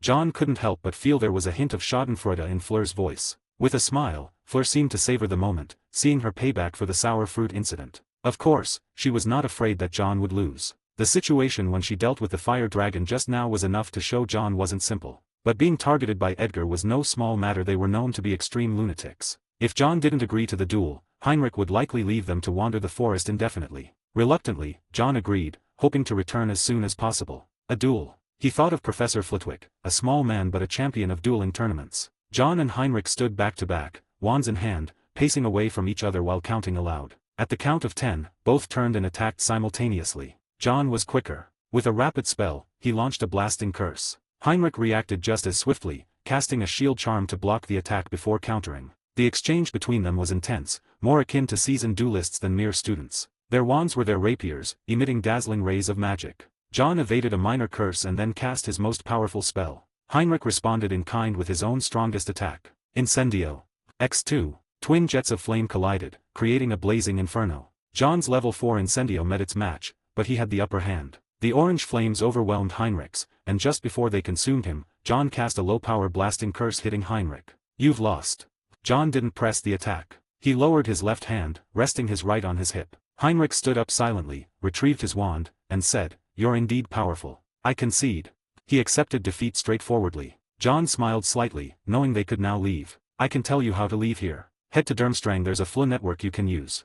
John considered this. He remembered that Durmstrang wasn't friendly to Muggleborns. Would he be attacked? Probably not. If I don't tell anyone, who would know? John and Fleur set off for Durmstrang, with Heinrich leading the way. They finally had a way out. They exited the Valley of No Return and walked along the mountain path. Unlike John, who had taken the wrong turn, Heinrich had a carriage waiting for him outside the valley. Young Master Heinrich, who are these two? The white-haired, sharp-eyed butler eyed John and Fleur suspiciously. You don't need to ask too many questions, Rick. Heinrich, disdaining to explain further, left the old butler Rick with no choice but to keep quiet. Not a house elf, John remarked, surprised to see an old butler. Pure-blood families typically employed house elves. These unpaid laborers saved a significant amount of money compared to hiring others. The Malfoys, for instance, had house elves. After boarding the carriage, they began their journey to Durmstrang. Throughout the ride, although Heinrich didn't make it obvious, John always felt that Heinrich's eyes were always on him. He moved to the left quietly, and Heinrich's sight moved at the same time. He moved to the right, and Heinrich's eyes tracked him again. Okay, it's obvious now. Fleur, what were you saying at that time? Fleur was trying hard not to laugh. That the Edgar family is popularly known as the strong man's sidekick. John felt a headache coming on. Was this Edgar going to latch onto him now? What kind of strong man was he anyway? Sigh, this is exhausting. Despite it being a vacation, John felt like his entire first-year break had been ruined. It was obviously a holiday. First Dumbledore fucked his relaxing plans with Flamel's bait but then took him to school. Then when he wanted to watch the Quidditch game to relax, but he was thrown into the Valley of Death and chased by a fire dragon. What a wonderful vacation, he wanted to cry. The carriage arrived in front of a castle, Durmstrang Castle. It lacked the splendor of Beau's batons and the deep heritage of Hogwarts. It was a simple 4-story castle with vast lands and stunning scenery. Behind Durmstrang Castle, there was a mountain lake where some students who stayed behind would strip off their clothes and jump in for a bath. This place was unplottable, concealed by magic. Fleur originally did not have much affection for Heinrich, this rude guy, even though he had a good-looking face, but it was really hard to like him. After entering the school, the students who stayed in Durmstrang seemed to have the same feeling as Fleur. They all had a dislike and avoidance attitude towards Heinrich, and they didn't even want to pay attention to the two outsiders with him. This situation was very similar to Fleur's, which made Fleur hate Heinrich less. Upon reaching a fireplace, Heinrich spoke up, "John, you can use this to get to Nocturne Alley." "Thank you, Heinrich. When you have time, come to Hogwarts, and I'll show you around properly," John responded. Finally, they could return, and John was in a great mood. Heinrich nodded vigorously at his words, his deep and slightly hoarse voice responding, "I will definitely come." Seeing his somewhat overly excited reaction, John had a feeling that they might indeed meet again. After shaking hands and saying their goodbyes, John and Fleur entered the fireplace one after the other, disappearing into the green flames. From Durmstrang to Nocturne Alley, they found a portkey and, John and Fleur went back and forth several times and finally returned to Beau's batons. After all this tossing, both of them were exhausted physically and mentally. However, because of this, the relationship between the two became much deeper. In the following days, John spent his time in the alchemy room, and occasionally, Fleur would bring him some homemade cookies. John felt happy after eating them. He wondered if there was any magic from the Vila in them. One day, as John emerged from the alchemy room, he stretched, and his stiff body cracked audibly. "At this rate, my body will give out before the sword is even forged." John decided to go for a morning run before taking a nap. John returned to his dorm room after his run and found an extra letter inside. He opened it and discovered it was from Dumbledore. "Dear John, I hope you are enjoying your holiday blah blah blah blah. I apologize for disturbing your vacation, but I have a small request that I hope you can fulfill blah blah blah blah blah. Go to Montmorency Street." John put down the letter, realizing this was his fourth destination. After a good sleep, he used Fleur powder to travel to Paris. Montmorency Street was one of the oldest streets in Paris. As John walked down the street, he felt something was off. It seemed like someone was watching him. This feeling wasn't baseless. Discreetly using a nearby glass surface, he saw a man following him. Perhaps thinking that a young wizard posed no significant threat, the man appeared quite casual. John smirked. Did this guy really think he was that easy to handle? He quietly quickened his pace, heading towards a corner. The man followed. Where did he go? The man, upon turning the corner, was shocked to find John had vanished. Stupefy. Before he could react, a spell hit him squarely in the chest. John lifted the disillusionment spell and appeared. He stared at the fainted man and used the levitation charm to drag him away. 12 Advanced Chapters. 42 Death Eaters and Teachers. Dragging the man into a corner, John securely tied him up. He took the man's wand and tossed it aside before heading to Montmorency Street. As he looked around, an old, historically significant house caught his eye. It was surrounded by a beautiful flower garden, and people passing by seemed to ignore it entirely. John thought for a moment and decided to take a closer look. He knocked on the door, but there was no response. Just as he was contemplating whether to sneak in, the door suddenly opened. A frail, elderly man with silver hair appeared. Upon seeing John, his face lit up with joy. "You finally came. Please, come in for a cup of tea. I believe the tea leaves are in the cupboard," the old man said, his voice trembling slightly as he opened the door to let John in. He mumbled to himself, seeming like an elderly man with a fading memory. "Please wait a moment, I still need to find a book," he said. John stepped inside and noticed the abundance of items around him. The room was filled with various silver items, some resembling tweezers, others like silver chopsticks. John took a seat, observing as a nearby teapot sprang to life. The lid of a tea canister opened, and tea leaves floated into the teapot. The teapot's round body wobbled as clear water materialized inside it. With a gentle shake, the teapot brewed a pot of fresh red tea. John watched in amazement, noting the clear alchemical influence on the teapot. Meanwhile, the elderly man was rummaging through various books, piling them on the floor or the table before stuffing them into a small handbag. Despite the volume of books, the bag showed no signs of bulging, an evident use of the undetectable extension charm. After completing his task, the old man, looking satisfied, stood for a moment before approaching John. sorry to keep you waiting. These things have been here so long that sometimes I forget where I've put them, he said. He extended his hand to John. Seeing the man's frail appearance, John carefully touched his hand. Despite his caution, the elderly man's hand, as delicate as an old cookie, caused him to yelp in pain. John was startled, thinking he might have been too rough. It's all right, the old man said, noticing John's worried expression. Hello, John Wick, I'm Nicholas Flamel. John was taken aback. The Nicholas Flamel he had been eager to meet was right in front of him. Flamel appeared frail, as though his body was on the brink of breaking. I should have taught you in person, but the events of this past year have delayed me. However, my journal tells me you have great talent, Nicholas Flamel said, handing John the bag filled with books. He smiled warmly. The journal was an artifact created by Flamel himself. It contained a projection of his younger self and allowed for long-distance communication with the real Flamel. The books inside the bag were a gift, filled with notes and insights from Flamel's extended life. John pondered for a moment and asked, is it because of the Philosopher's Stone? He wasn't naive. It seemed like Flamel was preparing to say his final goodbyes. Considering Dumbledore's public statement about the stone being destroyed, it made sense that Flamel was nearing the end of his prolonged life. Flamel shook his head, still smiling. Child, everyone must face death eventually. If it weren't for your arrival, the Philosopher's Stone would have been destroyed in June. Indeed, Flamel's time was almost up. The remaining elixir of life was only enough to sustain him for this year. This legendary alchemist, who had lived for 665 years, was about to end his long life. If it weren't for John's appearance, he might never have thought of taking on a student. Through Dumbledore's introduction and the feedback from the journal, Nicholas Flamel felt that John was the perfect candidate to inherit his knowledge. John felt a bit disheartened. He had thought he had finally found a teacher to guide him in alchemy, only to discover that this meeting would also be a farewell. This was Nicholas Flamel's old residence. He had originally planned to retire in Devon until his death. Accepting the bag of books, John's mood grew heavier. Teacher, who was that person outside?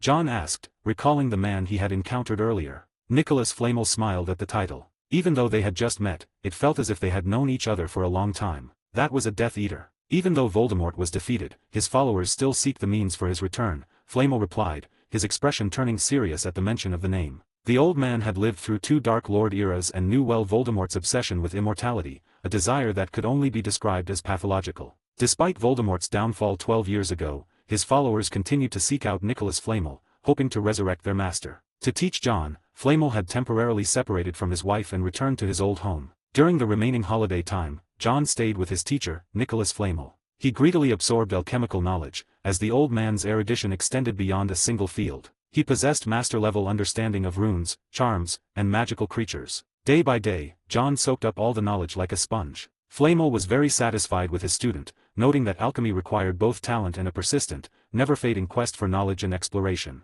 John had both qualities. In his student, Flamel saw a reflection of his younger self, the same dedication to alchemy and hunger for knowledge. John's Philosopher's Stone was destroyed. Having the world's only person who had ever made a Philosopher's Stone by his side, John didn't feel it was a loss. As time dwindled, John knew it was time for their farewell. John, you are the most talented student I have ever seen, said Nicholas Flamel. He was leaving to spend his final days with his wife. Teaching John had been gratifying and fulfilling for him. The exploration of the alchemical path will never cease. The Philosopher's Stone is not your end, but your beginning.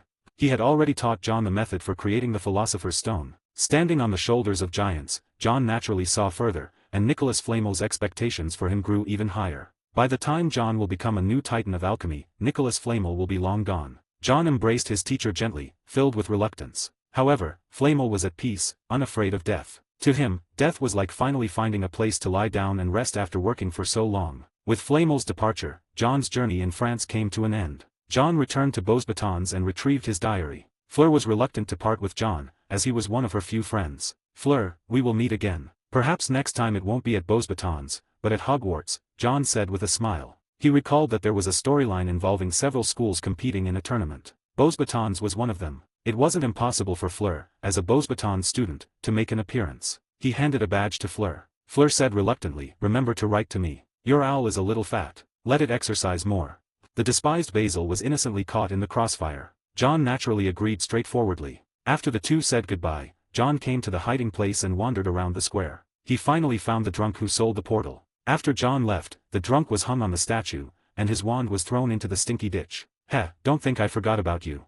John was vindictive. After being cheated of 3 galleons, John hung the drunk for 3 days. 12 advanced chapters. 43, The Dursleys. John, you're back. Your mother hasn't been in a good mood these past few days, Watson said as he saw John return home after a month. At first, he was happy to see his son, but then he glanced nervously towards the kitchen. "You didn't keep your promise to your mother, but I know you must have had other important things to attend to," he continued. Despite Watson often behaving like an overgrown child, he was never muddle-headed when it came to important matters. For him, Mrs. Wick's mood was a significant concern. Hearing this, John felt a heavy weight in his heart. The last week had been spent learning at Nicholas Flamel's home. That place was under the Fidelius charm, making it impossible for owls to find him, and thus he couldn't keep up with his weekly letter-writing routine. This had thoroughly angered Mrs. Wick. She rarely got mad, but when she did, she was hard to placate. The last time Mrs. Wick was upset, she and Watson had the silent treatment for a week, and John had to survive on various bread spreads due to Watson's poor cooking skills. The thought of that made John shudder. Fortunately, he had come prepared. Entering the kitchen, he found Mrs. Wick with a stern expression, not saying a word. Despite her beauty and grace, when she was angry, Mrs. Wick could be as stubborn as a young girl. Braving her icy glare, John put on a fawning smile and pulled out a bottle of perfume he had bought in Paris from his suitcase. "This is a special perfume I bought for you in France," John said, shamelessly trying to act cute as he looked pitifully at his mother. She frowned. "Take the bait." John looked at her with star-filled eyes. "Ugh, no." Her frown slightly faltered, but she still relented. "Okay, what about that?" John lumped his shoulders, pressed his lips, and looked at her with big eyes. And then, blinked 3 times. Critical hit. Ugh. His gaze pierced his mom's heart. Mrs. Wick, who had been angry with John for not writing letters, couldn't hold on to her anger for more than 3 seconds after seeing his act. However, as a mother, Mrs. Wick still sternly reprimanded John. "Little John, you're still young. It's dangerous for you to go to a foreign country alone. How could you forget to write to your mother?" John accepted the scolding, nodding and bowing just like Watson did when he was in trouble. Watson watched from outside, looking pleased as if his son had finally learned something valuable. After successfully placating his mother, John was about to go to his room when Watson brought him a stack of letters. "These are all from your friends. One of the owls is so old it crashed into the mailbox several times," Watson said, dropping off the letters before hurriedly leaving upon hearing Mrs. Wick's dangerous warning about wearing shoes upstairs. John opened the top letter, which was from Hermione. It listed a bunch of books she had read over the holiday. John read through all of Hermione's letters, noting that in the last one, she mentioned Harry. Hermione had written to Harry multiple times over the holiday but had received no response. After reading through the letters, John picked up the others, which included ones from Ron, Hagrid, and surprisingly, 3 from Malfoy. He opened and read all of them, noting that aside from Malfoy's letters, the others mentioned Harry. None of them had received a reply from Harry and were asking if John knew anything. Could Harry have been taken by the Ministry of Magic? John worried, recalling the incident when his magic had gone out of control and wondering if Harry had been taken by the Ministry instead. Feeling concerned about Harry, who had taken the blame for his actions, John decided to find out what was happening. Hiding the unicorn hair wand at home, John took his regular wand and went downstairs. Using a bit of cuteness, he managed to get a freshly baked apple pie from Mrs. Wick. He put it in a box and headed to number 4 Privet Drive, where he knocked on the door. "Who is it?" Coincidentally, a chubby boy answered the door. Dudley, attracted by the smell of the apple pie, had rushed to the door ahead of his mother. He was expecting a pleasant surprise to make up for the ruined feast from a few days ago. However, what he found was indeed a surprise, but one far more shocking than pleasant. "Ha, it's you, John Wick."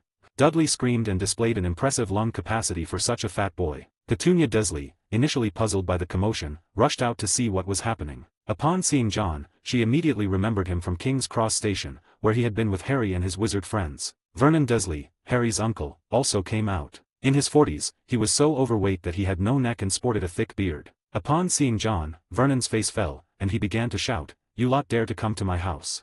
Since seeing the warning letter from the Ministry of Magic a few days ago, Vernon knew that young wizards couldn't use magic outside of school. Feeling emboldened, he yelled at John to leave. "Mr. Dursley, I think you misunderstand," John replied with a polite smile. "My current address is number 6 Privet Drive, making me your neighbor's child, coming to knock on your door."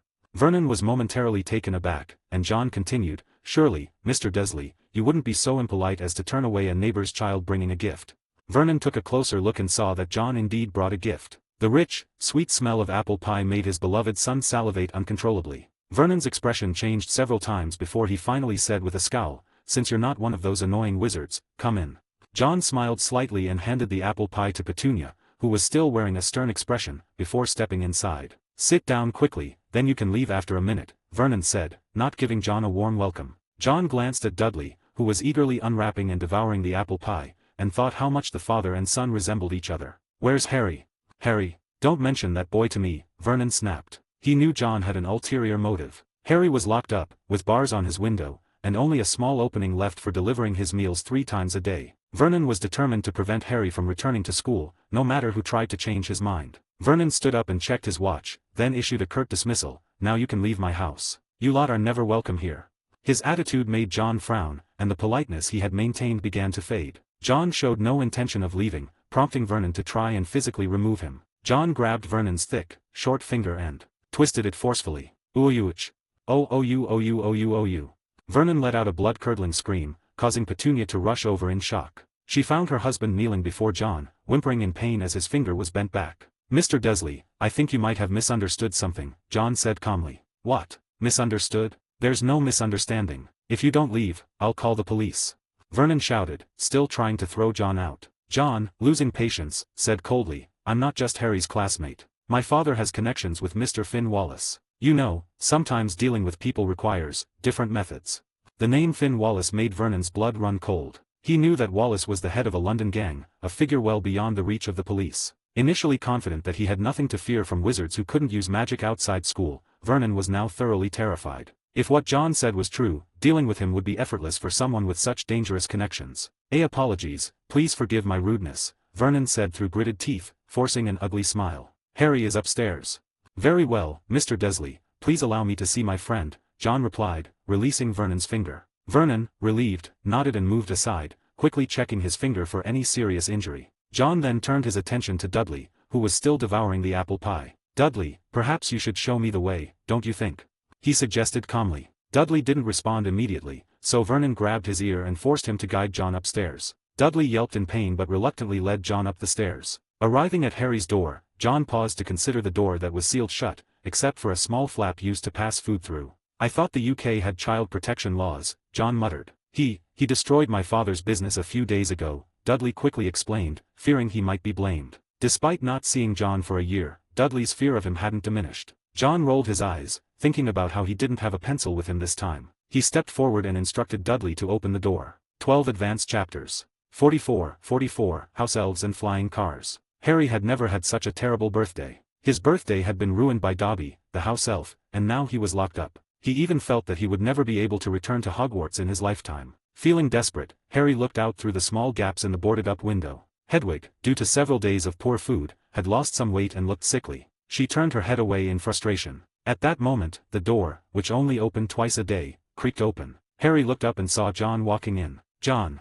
Harry exclaimed in delight. John frowned as he stepped inside. The room was indeed too cramped. The boarded-up window let in very little sunlight. John greeted Harry with a wave. "Harry, Hermione, and the others said you weren't replying to their letters, so I came to check on you," John said, walking over to Harry's bed and sitting down. He added with a strange expression, "Why are you locked up?" Talking about this made Harry angry. He said with a lot of resentment, "A house elf broke in. He told me not to go to Hogwarts and then caused trouble. Uncle Vernon found out that I can't use magic outside of school." "Oh, you have no idea what I've been through during this time," Harry vented to John, finally finding someone to talk to. John listened and immediately found it strange. "A house elf came to bother you?" he asked, puzzled. House elves generally don't attack wizards, let alone cause trouble in someone else's home. Could someone have ordered it? John wondered if someone was deliberately trying to frame Harry. Could it be Malfoy? Harry immediately suspected Malfoy. John was speechless. The two really did have a love-hate relationship. But it was unlikely to be Malfoy. If it were Malfoy, he would probably be writing to John to brag by now. He dismissed that possibility. If it wasn't under someone's orders, then the house elf must have acted on its own. John didn't understand how a house elf could be connected to Harry. Only ancient, wealthy wizarding families had house elves. If it were the Potter family's house elf, it would make sense given the Potter family's wealth, which is beyond question. John had read about the Potters while researching, discovering that the family had developed potions. One of Wicca shampoo was extremely popular and often sold out. The problem was, Dobby didn't listen to Harry. House elves can't disobey their master's orders. If Dobby were the Potter's house elf, he would have to follow Harry's commands. Both found this situation puzzling and frowned. "Let's not talk about this for now," Harry said, eyes filled with hope. "John, did you come to rescue me?" Harry had heard Uncle Vernon scream like a pig being slaughtered, which he suspected was related to John. Thinking about John's strength in beheading the troll, he felt a surge of hope. John glanced at him and recalled Ron's letter. Shaking his head, he said, "Unfortunately, I'm here to help you, but not alone." "Who else?" Harry asked, confused. John gave a mysterious smile. He had received Ron's letter. Ron's father had informed Ron about the Ministry's warning letter to Harry, and combined with Harry's lack of response to their letters, they were worried. So Ron was planning a rescue mission for Harry, likely to take place at night, which was why John said it wasn't him doing the rescuing. After all, John couldn't actually call in gang members to kidnap the Dursleys. Well, he can, but then he'll have to include his father in his plan, and if his father is included then his angry mother will surely know all of it. Too much trouble. Although John couldn't rescue Harry himself, just chatting with him lifted Harry's spirits. They talked about their summer vacations. John mentioned traveling abroad, making Harry envious. "Harry, you need to be careful. I feel like Voldemort might return soon," John said, mentioning the name that made Harry's face tense. "I encountered a Death Eater in France. Although it was just one, it means his forces aren't completely destroyed. Be careful." Maybe that house elf had a point.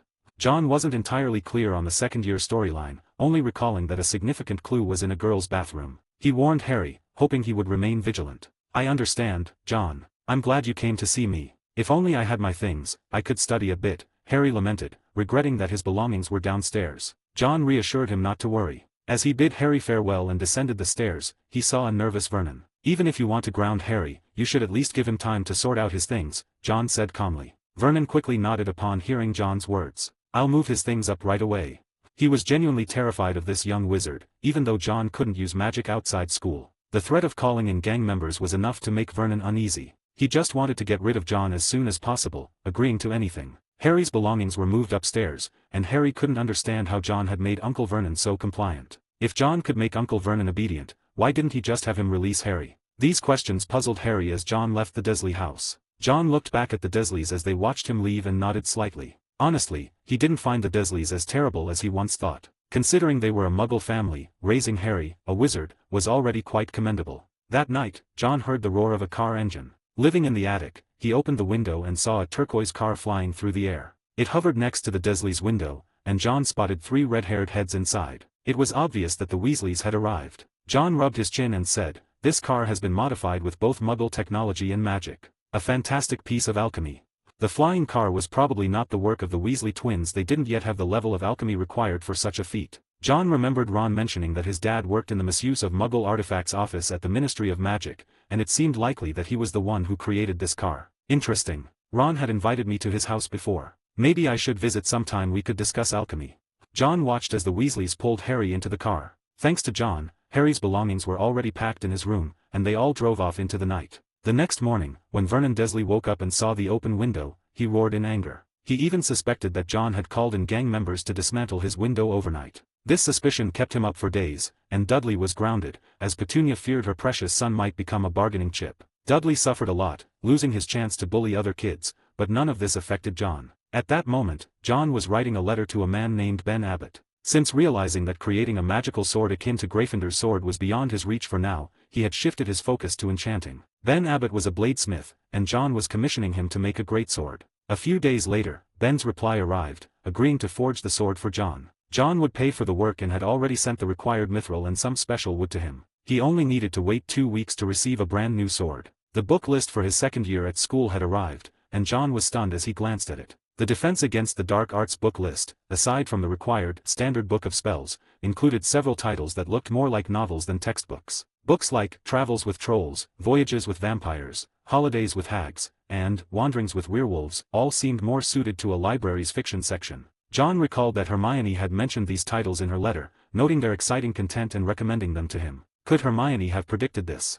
He wondered briefly before deciding to set the thought aside. He had set up another alchemy room in the basement, where he had been busy crafting various items. Perhaps it was time to sell some of them. While his family was comfortably upper class, the significant expenses of alchemy were still a constant burden. John decided he needed to be self-sufficient, ideally finding a business partner who could handle the sales while he focused on production. This person needed to be a professional, as John's creations were not mere prank items like those of the Weasley twins but genuine magical artifacts with real power. He thought for a moment, realizing that there were no such professionals in his immediate vicinity. Perhaps a trip to Diagon Alley would be fruitful in finding the right person. 12 Advanced Chapters. 45, Nocturne Alley and the Thief. Good morning, TT.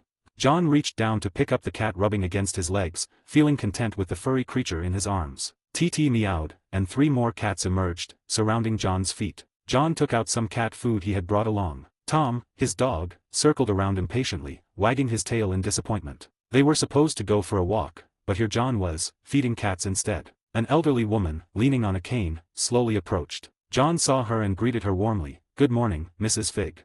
Arabella Figg smiled at John. No one would guess that this seemingly ordinary old lady was actually a member of the Order of the Phoenix. She was a squib whom Dumbledore had asked to look after Harry. 6 months ago, her list of charges had grown to include one more person, John Wick. Dumbledore had personally visited her, wanting to learn more about this student. Mrs. Figg had taken a liking to John because he always came by to help care for her cats. John's love for furry animals was akin to Dumbledore's love for sweets. It was for this reason that Dumbledore had decided to make John the temporary keeper of the Philosopher's Stone. John, unaware that he might have Mrs. Figg to thank, gave each of the 4 cats a pat. Cats outside are better. They won't suddenly turn into older cat girls, he mused, satisfying his craving for fluffiness. As he was about to leave, he sensed that someone might be watching him. Watching me.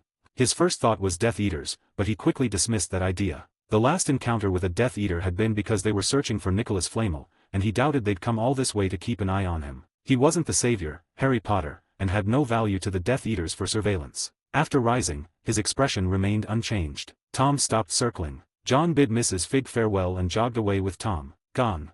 After leaving Privet Drive, John noticed that the sensation of being watched had disappeared. He felt puzzled. The next day, when he went for his morning run again, he sensed the same watchful presence. This time, John saw clearly the figure was someone wrapped up like they had a skin disease. When he jogged past Privet Drive, the person didn't follow. Are they watching Harry? He wondered, but Harry had already left, so it seemed unlikely. The mystery deepened, and on the 3rd day of his run, John deliberately dropped something from his pocket. The cloaked figure saw the item glint in the sunlight and hurried over with eyes gleaming. It was a gold galleon, and the person grinned broadly. Good luck never runs out, they muttered, pocketing the coin and abandoning the chase. That evening, John stepped out of his house under the disillusionment charm. He held a piece of parchment, not the Marauder's map, but a simpler one with a single arrow that moved as he did. The arrow guided him to a house. The house was miserably bare, with nothing inside but a fireplace and a makeshift tent. John approached the fireplace, which was connected to the FLA network. Let me guess, Diagon Alley.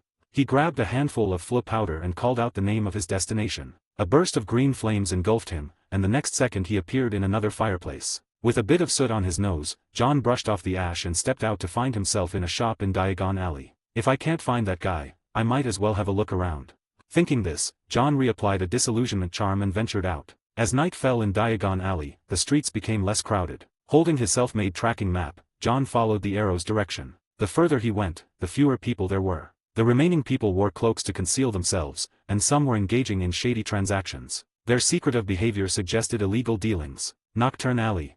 Before he knew it, John had entered Nocturne Alley. This place was right next to Diagon Alley but was a completely different world. It was a hub of illegal transactions, and the person who had been watching John was engaged in a deal with someone. You're too greedy. Do you know how much effort I put into getting this? The person had donned a cloak and was angrily berating a shopkeeper. The shopkeeper glanced at him with a mocking tone. Effort? This thing is just a small sneakoscope. Mundungus Fletcher, the quality of the stuff you're stealing is getting worse and worse. The person called Mundungus Fletcher, who had been watching John, was furious as he slammed the door and left. Despite his anger, he didn't dare to rob Borgin and Burks directly. He had no choice but to leave. Mundungus headed towards the leaky cauldron to drown his sorrows and look for an easy mark to swindle. What a rotten day. Dumbledore tells me to keep an eye on that kid, leaving me no time to steal anything. Harry Potter is one thing, but why this kid? Mundungus muttered under his breath. He hadn't had time to carry out his plan when, while passing through a narrow alley in Nocturne Alley, he felt a wand pressed against his back. Don't move. If you want a hole in your gut, just ignore what I said. Mundungus trembled, his voice shaking as he said, calm down. I have a few galleons on me. You can take them. He cursed his bad luck, thinking he had been robbed by another thief. He tried to seize the opportunity to use his wand to escape, but before he could even touch it, the wand was snatched from his waist. A physical disarmament. Now he was completely doomed and didn't dare to move. John dragged him into a corner of the alley, his voice low and threatening. It seems you're not very honest. Mundungus gave a nervous laugh. No, absolutely not. I'm just really scared. Heh. John didn't believe a word he said. He deliberately lowered his voice, making it impossible for Mundungus to recognize him. At this point, John realized who had sent Mundungus to watch him. It was Dumbledore. He thought it over and concluded it was likely for his protection. John had encountered Death Eaters in France, and perhaps because of that, Dumbledore had decided to extend the surveillance and protection given to Harry to include him as well. John's guess was pretty close to the truth. John had inherited the knowledge legacy of Nicholas Flamel. Not to mention what the future might hold, just the experimental manuscripts of Nicholas Flamel were enough to drive some ill-intentioned people mad. Since John knew it wasn't a Death Eater, he had no intention of dealing with the person harshly. However, a sudden idea struck him: he might be able to use this person to set up a business in Nocturne Alley. Just when Mundungus thought he might end up dead in the street, John said, "Want to make some money, Mundungus Fletcher?" Make money. Mundungus never imagined that someone robbing him would actually talk about paying. He didn't understand what John meant, but he knew that if he didn't agree, things could get very bad for him. "I have some items I need you to handle and sell. We'll split the proceeds 80 to 20. While not all of John's items were dangerous, some were created during his research into dark magic. Such items couldn't be sold in Diagon Alley and could only be offloaded in Nocturne Alley. You just need to answer whether you want to or not. I won't force you," John said, although the wand pressing into Mundungus's waist suggested otherwise. Mundungus nodded vigorously as if his head would fall off. John smiled and took out a few dangerous items from his small bag. "In 3 days, I expect to see gleaming galleons." Leaving these words, John moved his wand away from Mundungus's waist. Mundungus sighed in relief and hurriedly picked up his disarmed wand. He glanced at the items, his eyes lighting up with greed, completely forgetting his previous fear. "Such exquisite things, old Borgin will definitely be interested." He looked around and quickly pocketed the items. John observed everything, not leaving but watching as Mundungus headed back to Borgin and Burke's. When Mundungus emerged, his hands were filled with galleons. He hesitated, contemplating hiding some of the money for himself. However, as soon as this thought crossed his mind, he felt a familiar sharp pain in his waist. Terrified, he quickly placed all the money down. Taking 2/10 of the money, John said, "I told you, 80-20 split. If you want to continue, use this to contact me." John tossed a piece of parchment to Mundungus, who hesitated for a moment before picking it up. He stood there for a long time, too afraid to move, only relaxing once he was sure John had left. Looking at the galleons, which exceeded his earnings from thievery, he fell into deep thought. Read 12 advanced chapters at 46. Who is Johnny Silverhand? 2 weeks later, John received a package from America, a long box securely wrapped in wooden planks. Eagerly, he took out a crowbar to open the box. As he pried off the 6 nails, the wooden crate was finally opened. Inside, cushioned with hay, was a knight's sword adorned with mithril. The blade, polished to a mirror-like finish, featured a semicircular guard made with a blend of mithril and steel powder through casting. The hilt was crafted from oak, and the pommel was a rounded piece of mithril with a circular notch. This sword, forged with triple-method craftsmanship, had a straight, rigid blade that was difficult to break. The more John looked at it, the more he loved it. He immediately began to swing it around. The sword's balance point was at 2 fingers width, making it smooth and fluid to wield. It could be used with 1 or 2 hands, and John had specifically requested an extended pommel to maximize its greatsword characteristics. After a satisfying workout, John stopped, feeling exhilarated. It was a pity he wasn't at Hogwarts, where he could have tested it out in the training grounds. "The mithril sections left unfilled are perfect for enchanting," he noted. John immediately prepared to enchant the sword.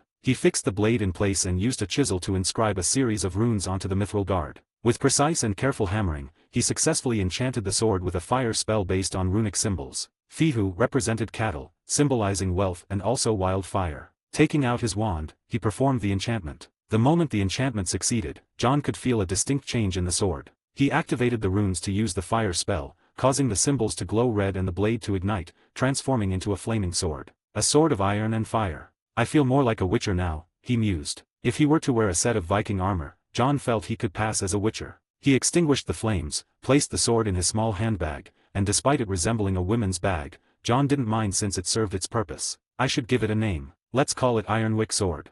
And so, the Ironwick Sword was born. John headed to the living room to write a response and, upon returning, resumed communication with his friends. Hermione had invited him to join her at Diagon Alley tomorrow to purchase the books for the upcoming term. Her handwriting showed signs of excitement, with ink blots from pressing too hard. "What's the big event tomorrow?" John pondered. He couldn't recall any significant event that would make Hermione so excited. Coincidentally, Harry and Ron were also planning to go to Diagon Alley tomorrow. The trio seemed to have an uncanny synchronization in their plans. After replying to everyone, John wrote a letter to Hagrid, requesting his assistance in finding some magical creature materials. Once done, he switched the pen from his left hand to his right and, with a completely different handwriting, wrote a letter to Mundungus Fletcher, including a few magical items he had crafted. "Mundungus may be greedy, but he does his job well," John noted. He had been selling his crafted magical items through Mundungus. Apart from the constant complaints and demands for higher commissions, Mundungus had been marketing the items as being crafted by a renowned alchemist, which had doubled their sales. Consequently, John's wealth had also doubled. His little treasury, accumulated from selling these magical items, had now exceeded 3,000 galleons. While it couldn't compare to Harry's inherited fortune, it made John a relatively wealthy individual. However, despite accumulating a decent amount of money, John spent it just as quickly. Soon, Hagrid responded, providing an estimated price for the materials John had requested.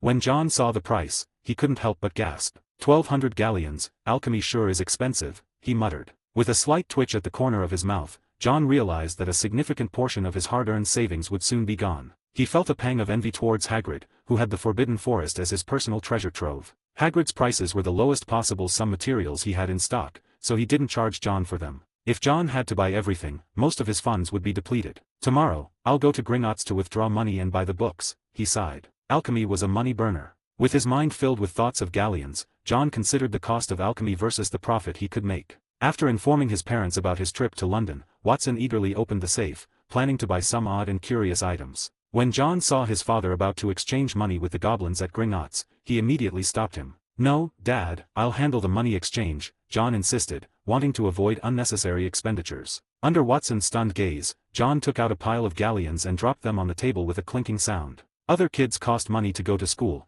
but you make money going to school," Watson said, eyes gleaming with pride. John smiled slightly. "Exchange with me, I'll give you a better rate."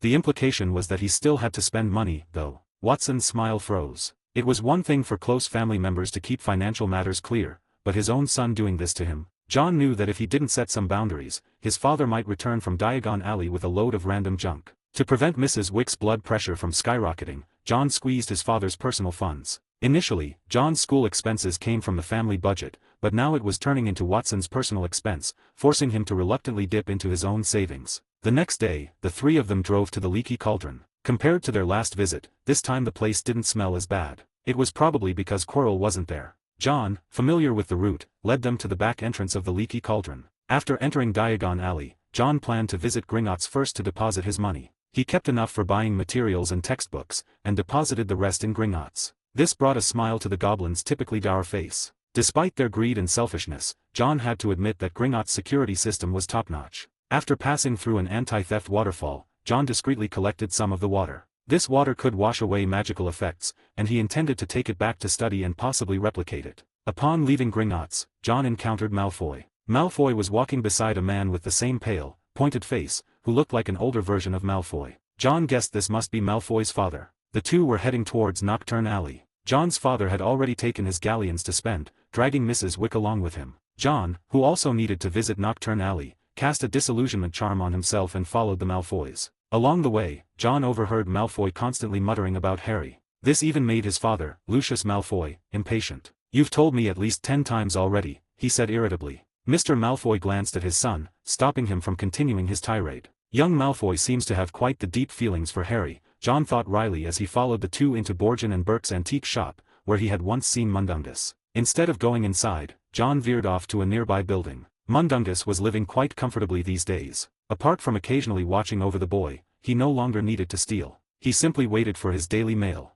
As a result, he had ditched his ragged suit for a more fitting attire. "Good heavens, I look just like a businessman," Mundungus preened in front of the mirror, but out of the corner of his eye, he noticed his door opening. Startled, he drew his wand and shouted, "Who's there? Come out quickly. Mundungus, you're brave enough to point your wand at me now." The deep, raspy voice made Mundungus feel as though he had plunged into an ice-cold pool. He hurriedly dropped his wand, clasping his hands together in a submissive gesture. "Sir Johnny, I meant no offense. I just thought there was a burglar." "Humph."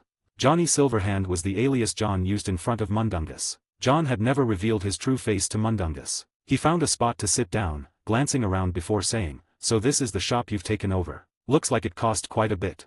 No, Sir Johnny, you don't understand. 500 galleons can only get you the best location here," Mundungus replied, sounding a bit aggrieved. For once, he wasn't lying. He had exerted tremendous effort to secure this spot. Though it was small, the location was excellent. "Alright, you'd better get this place fixed up quickly, Mundungus. Running a business is far more rewarding than stealing," John said, only lightly admonishing Mundungus. He knew that relying solely on small sales wouldn't bring in big money. Hence, he instructed Mundungus to set up a shop dedicated to selling Johnny Silverhand's exclusive products. Mundungus had grown accustomed to a life without constantly hiding and naturally didn't want to give up such a good lifestyle. He immediately promised to get the place ready. After that, he waited for John's next instructions, but there was only silence. This Johnny Silverhand had a habit of leaving without notice. Read 12 chaps ahead of WN at 47, adults and children. Mundungus started renovating the shop, hoping that working under this Johnny Silverhand could make him someone like Borgin of Borgin and Burke's. John observed Mundungus's compliance before finally leaving.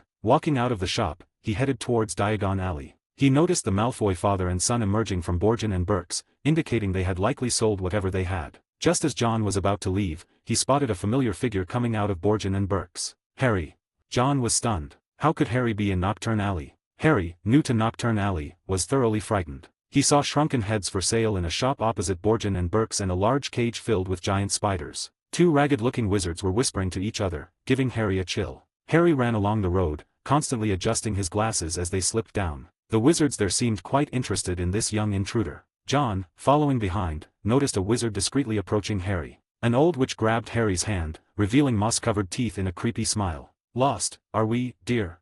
Harry backed away slowly, feeling the cold touch of the old witch. Her other hand held a dish filled with what looked like a dead man's fingernails. Terrified, his heart pounded as the old witch approached him. "I'm fine, thank you. I just want to leave." Harry resisted her advance. Seeing this, John stepped forward. As the old witch got more aggressive and even tried to offer Harry the dead man's fingernails, John intervened. "Harry, what are you doing here?"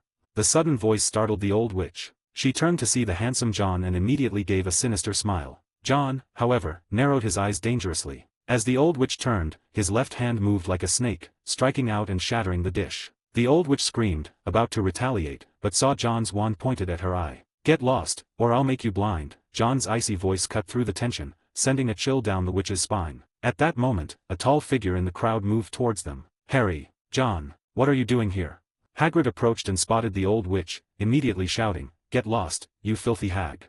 He forcefully pulled Harry away, guiding them out of Nocturne Alley. The old witch didn't dare stop them, still shaken by John's threat. As they exited Nocturne Alley, Harry saw the familiar white marble of Gringotts. Hagrid led the two into Diagon Alley, dusting off the soot from Harry's clothes. Upon learning that Harry had gotten lost, Hagrid chided him for being so careless. "John, what were you doing there?" Hagrid asked, puzzled by John's presence in Nocturne Alley. John smiled and replied, "I was just looking for some interesting alchemy materials." "That's too risky, you just need to tell me." Hagrid complained. He came here to get materials for John, but he also bought some medicine to repel carnivorous slugs. Because of this, he was delayed for a while. If John hadn't appeared, he couldn't imagine what would happen to Harry after being taken away by the old witch. "Thank you, John, you saved me again."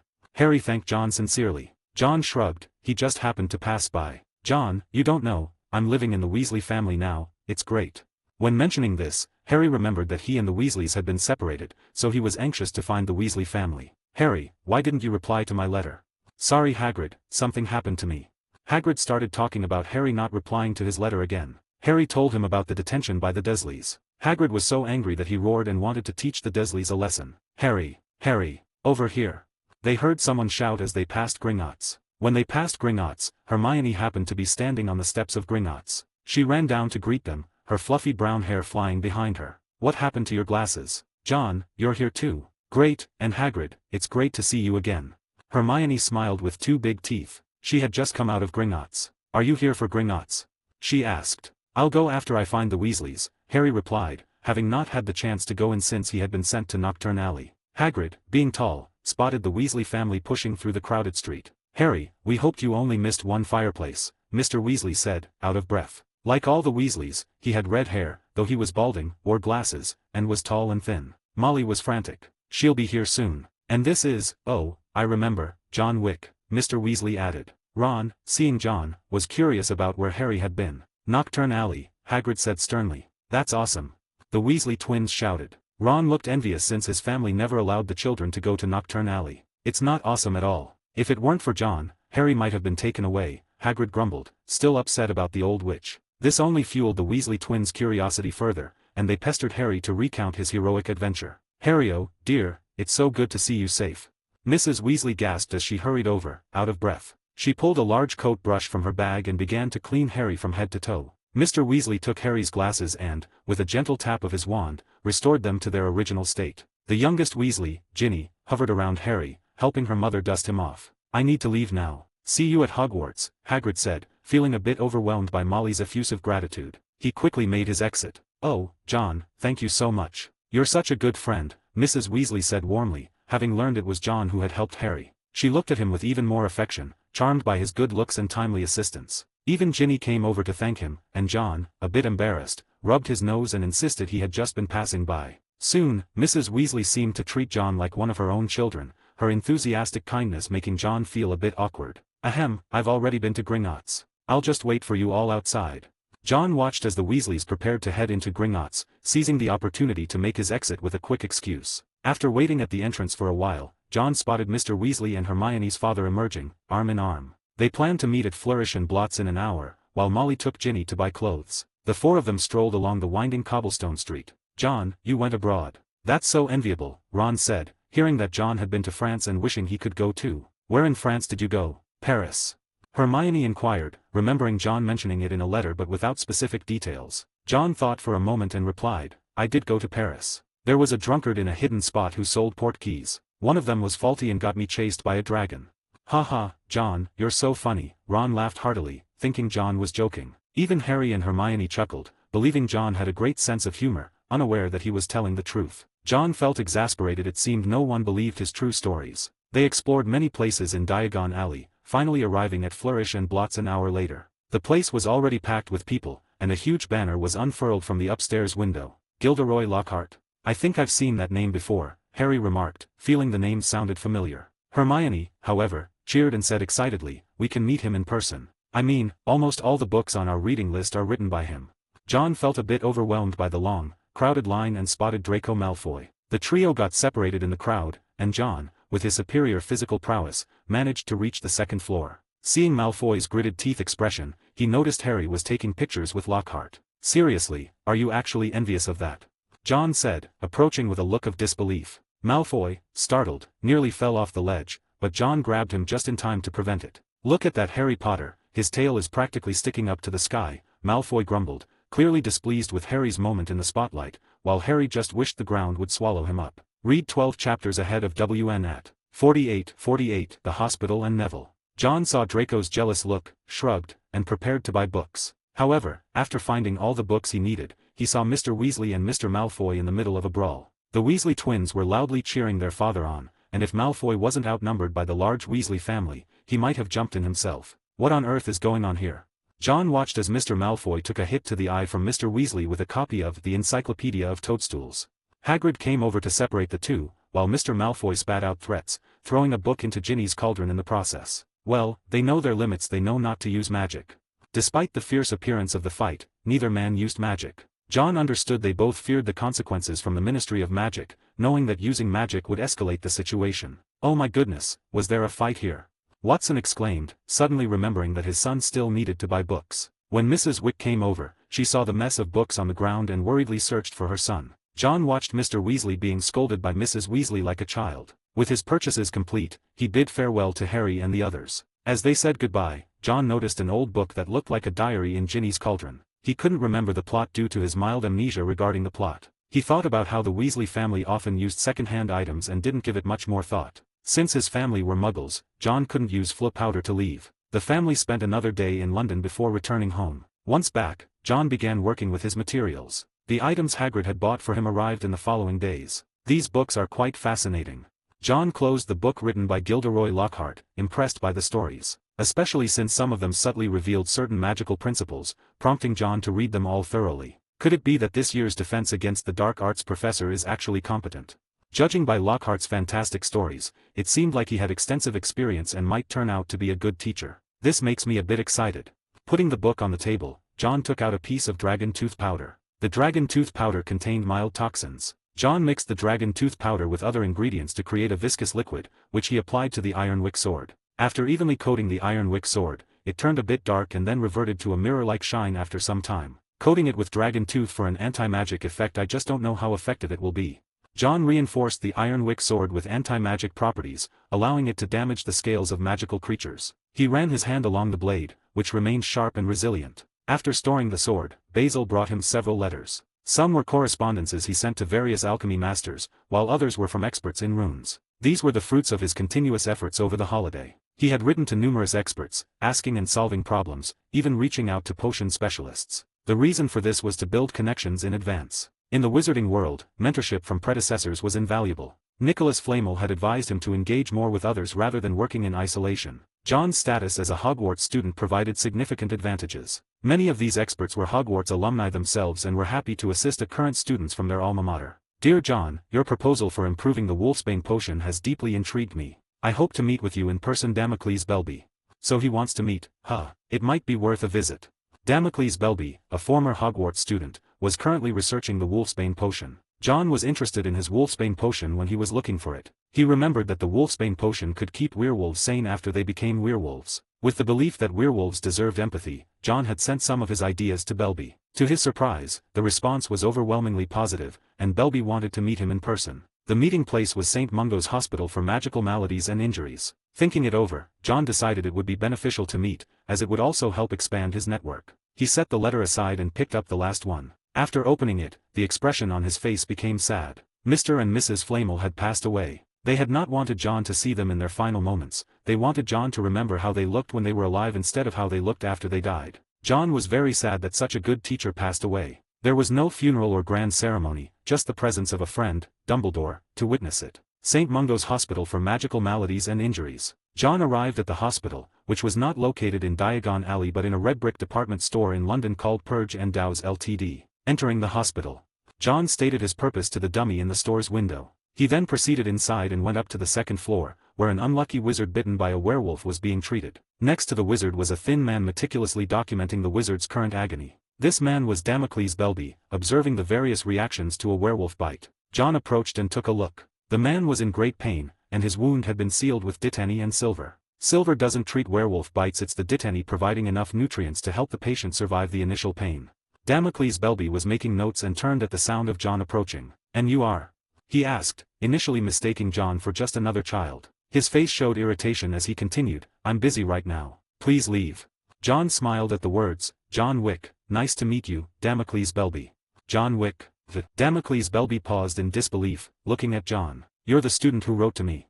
He had expected a 7th-year student. He must be full of talent to be able to point out things he hadn't noticed and must be incredibly studious. He didn't expect the talent to be so extraordinary. Although John was taller than most of his peers, he still looked like a 3rd or 4th-year student. "Forgive my earlier oversight, Mr. Wick." Damocles Belby's attitude changed, becoming exceptionally enthusiastic. He invited John to visit his estate, and John gladly accepted. After observing the unlucky wizard for a while, John and Damocles Belby agreed to continue their conversation via letters. John then left the first floor. As he walked through the hospital, he saw a familiar figure and exclaimed in surprise, "Neville." A downcast Neville walked through the corridor and looked up when he heard John's voice. "John, are you sick? Why are you here?" Neville asked anxiously. He was very worried about his friend being ill. John shook his head to indicate he was fine, but he found it strange that Neville was there. "What are you doing here?" "I'm here to visit my parents." Neville looked sad, and John knew his parents must be sick. Since they had met, John went with Neville to the 4th floor, the Janus Thicky ward, also known as the spell damage ward. There, John saw Neville's parents, the once great Auror couple. They had been tortured by Death Eaters and were now insane, unable to recognize their own child. Seeing this, Neville's tears fell uncontrollably. John sighed softly and patted his shoulder to comfort him. Voldemort and his followers had caused too much suffering. Finally, they left the hospital, and John bid farewell to Neville. He saw Neville's grandmother waiting for her grandson. This elderly woman had a stern appearance but still waited outside for Neville to come out. John nodded to her in greeting, and Neville's grandmother also nodded slightly. Leaving the hospital, John went back to prepare other things. He remembered that the wolfsbane potion appeared in Harry Potter's 3rd year, and it was Snape who brewed it then. It seemed that it hadn't been developed yet. He didn't remember all the details, but he recalled that the main ingredient was aconite. This substance was highly toxic and not something people would normally use on humans. A few days later, John sent his hypotheses to Damocles Belby via letter. After a while, he received a reply. "It's a success. 12 advanced chapters. 49, Wolfsbane Potion and Transaction." Inside the Belby estate, a structure resembling a Roman Colosseum stood. In the middle, there was a sturdy iron cage. The moonlight gradually peeked through the clouds. Tonight was a full moon, and the man inside the cage was in excruciating pain. He was curled up in the cage, his body convulsing as hair rapidly grew all over him. "Look at this pitiful hideous creature. They are neither wolf nor human." Damocles Belby held an ornate cane in his hand, and beside him, a quill was automatically recording his every word. "The transformation process takes about half a minute. You are about to witness a historic moment." Damocles's tone carried a hint of excitement. The development of the wolfsbane potion would be a monumental breakthrough. He no longer sought wealth. As a master of potions, he was not lacking in money. He pursued fame. If the wolfsbane potion succeeded, he would at least receive a 2nd-class Order of Merlin. This was an honor for a wizard and a scholar's aspiration. John was the first witness to this clinical trial, indicating that Damocles already regarded him as an equal. Using the highly toxic wolfsbane as an ingredient, what a genius idea. Throughout history, every potions master who handled wolfsbane shied away from its toxicity. His haughty words were all praises, calling it a genius idea. The key lay in the dosage. After causing partial paralysis in 2 werewolves and turning 3 into vegetables during experiments, that delicate balance was as elusive as a golden snitch. John had been the one to pinpoint the crucial factor for him. Otherwise, there would likely be several werewolf corpses buried beneath the estate by now. This wasn't particularly difficult for John, who had the keen sensitivity of a dragon's tongue and a subtle magical intuition that allowed him to discern the toxicity of a potion with his fingers. Half a minute passed, and under their witness, the man who had been bitten by a werewolf for a year fully transformed into a bipedal werewolf. However, he seemed a bit dazed at first. Damocles Belby tapped his cane on the iron cage and shouted, "Shelby, can you understand me?" At first, the werewolf appeared confused, but as a few minutes passed, clarity returned to his eyes, free of the usual feral and violent cloudiness of a transformed werewolf. He nodded, pointing to his mouth and laboriously uttering a single word, "Yes." The wolfsbane potion had succeeded. Damocles couldn't help but cheer, and John smiled too, though he still needed further confirmation. He approached the cage and said, "Damocles Belby, please open the cage." "What?" Damocles Belby thought he had misheard and looked at John incredulously. "Are you joking with me? Even with wolfsbane potion, we cannot fully trust these vile creatures." His words were full of overt disdain, reflecting the current situation for all werewolves. They were discriminated against by the entire wizarding world, even though many were unwilling victims. Only by thoroughly proving that a werewolf can remain sane can we consider it a success. John insisted firmly, "Open the cage." "If you hadn't helped me perfect the wolfsbane potion, I would think you were insane," Damocles muttered. Seeing John's determined attitude, he begrudgingly tapped his cane, unlocking the iron gate of the cage. The werewolf pushed the door open and stepped out. Damocles drew his wand and shouted, "Get back, you scum."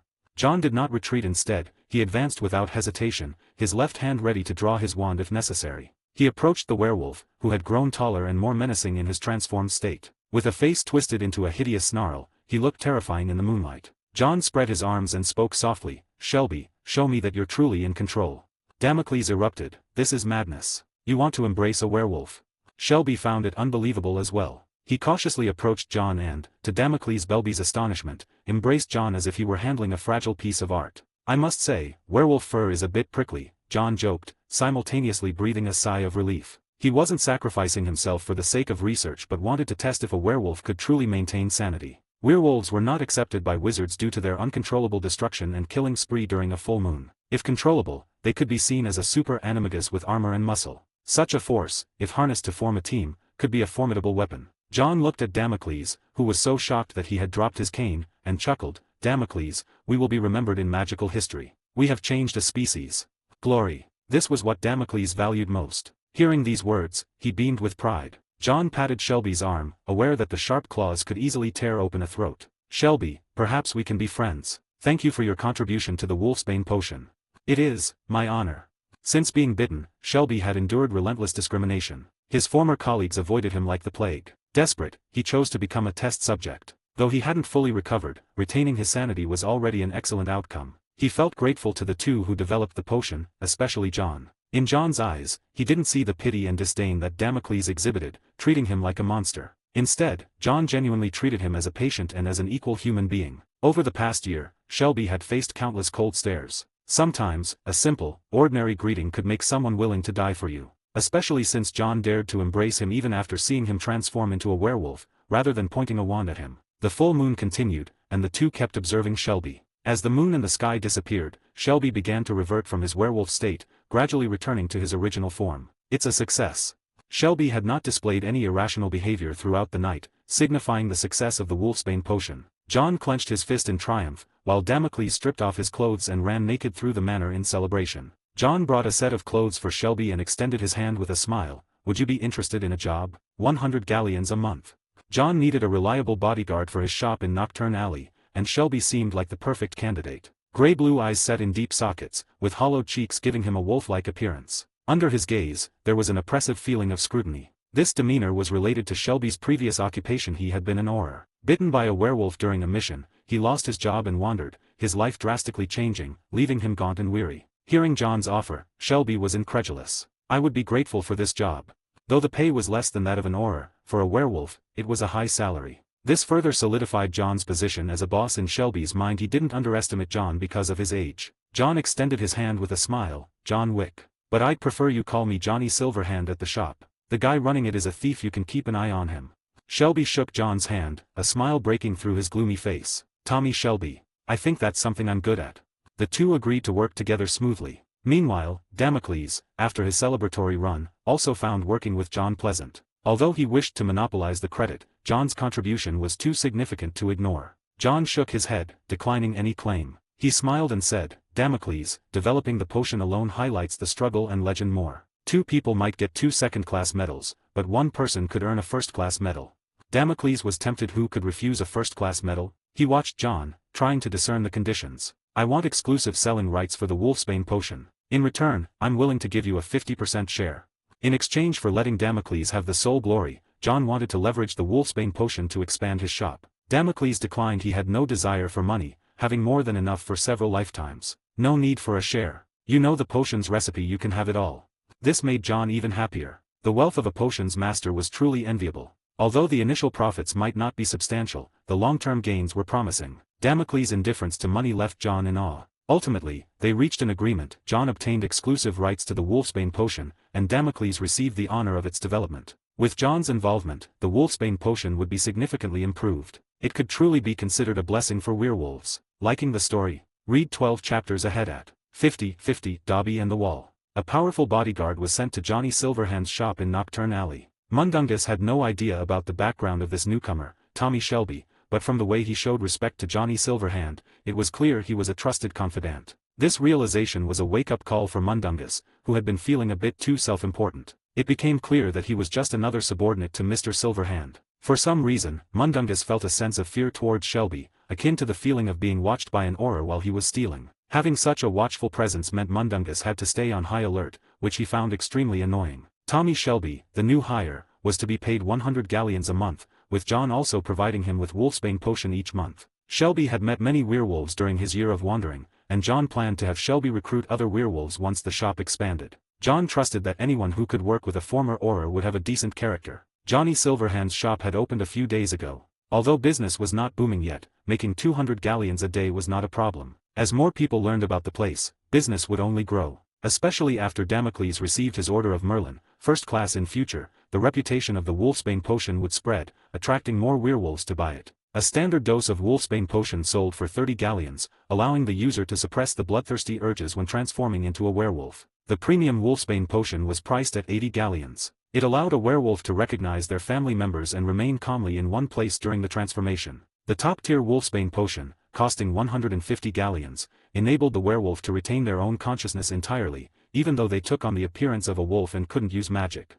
These 3 versions of the Wolfsbane potion catered to the basic needs of werewolves and provided a way for them to overcome societal discrimination. The top-tier potion, in particular, was the most time-consuming to produce. It required significant effort to create a potion that allowed a werewolf to maintain their pre-transformation consciousness completely. John provided Shelby with this top-tier potion, which earned Shelby's unwavering loyalty. The start of the new school year was approaching. With Harry staying at the burrow, John was feeling rather lonely. Besides counting his gleaming galleons, he was constantly spending them as well. Money was always in short supply since alchemy was such a costly endeavor. Nevertheless, progress was going smoothly. He inscribed a second runic symbol onto the Iron Wick sword and created a magical circuit for Iron Wick. Once the circuit was activated, the sword's magic could be used without draining John's own magical energy. Of course, these circuits needed time to recharge after each use, making them more of an emergency measure rather than something of significant utility. One day, John was practicing magic, frustrated that his transfiguration skills had not improved. He felt the urge to use some points to level it up instantly. Maybe I should read more books on transfiguration. He wondered aloud. He had been longing for a dragon form for a while now, estimating that he would need to reach level 4 to unlock it. With a sigh, he put the thought aside for now. Suddenly, John sensed an intruder. He had set up detection devices in the basement, alerting him to any unauthorized entry. Pointing his wand at a corner of the basement, John said coldly, "Did you think I wouldn't notice you?" A pair of bulging green eyes, as large as tennis balls, peered out, with bat-like ears flopping back. John acted quickly, casting a transfiguration spell that turned the corner desk into strips of cloth, which tightly wrapped around the intruder. A house elf. John was taken aback upon seeing what he had caught. "Ah!" The house elf screamed, "Dobby has come to see John Wick, friend of Harry Potter." Dobby struggled to free himself, but the cloth strips held him tightly, muffling his screams. "Dobby, the house elf?" John asked in surprise. John recalled Harry's complaints and said sternly, "Who sent you? Are you trying to find out Harry's whereabouts through me?"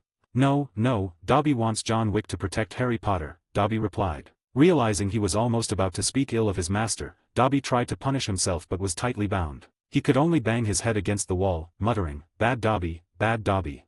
Stop that."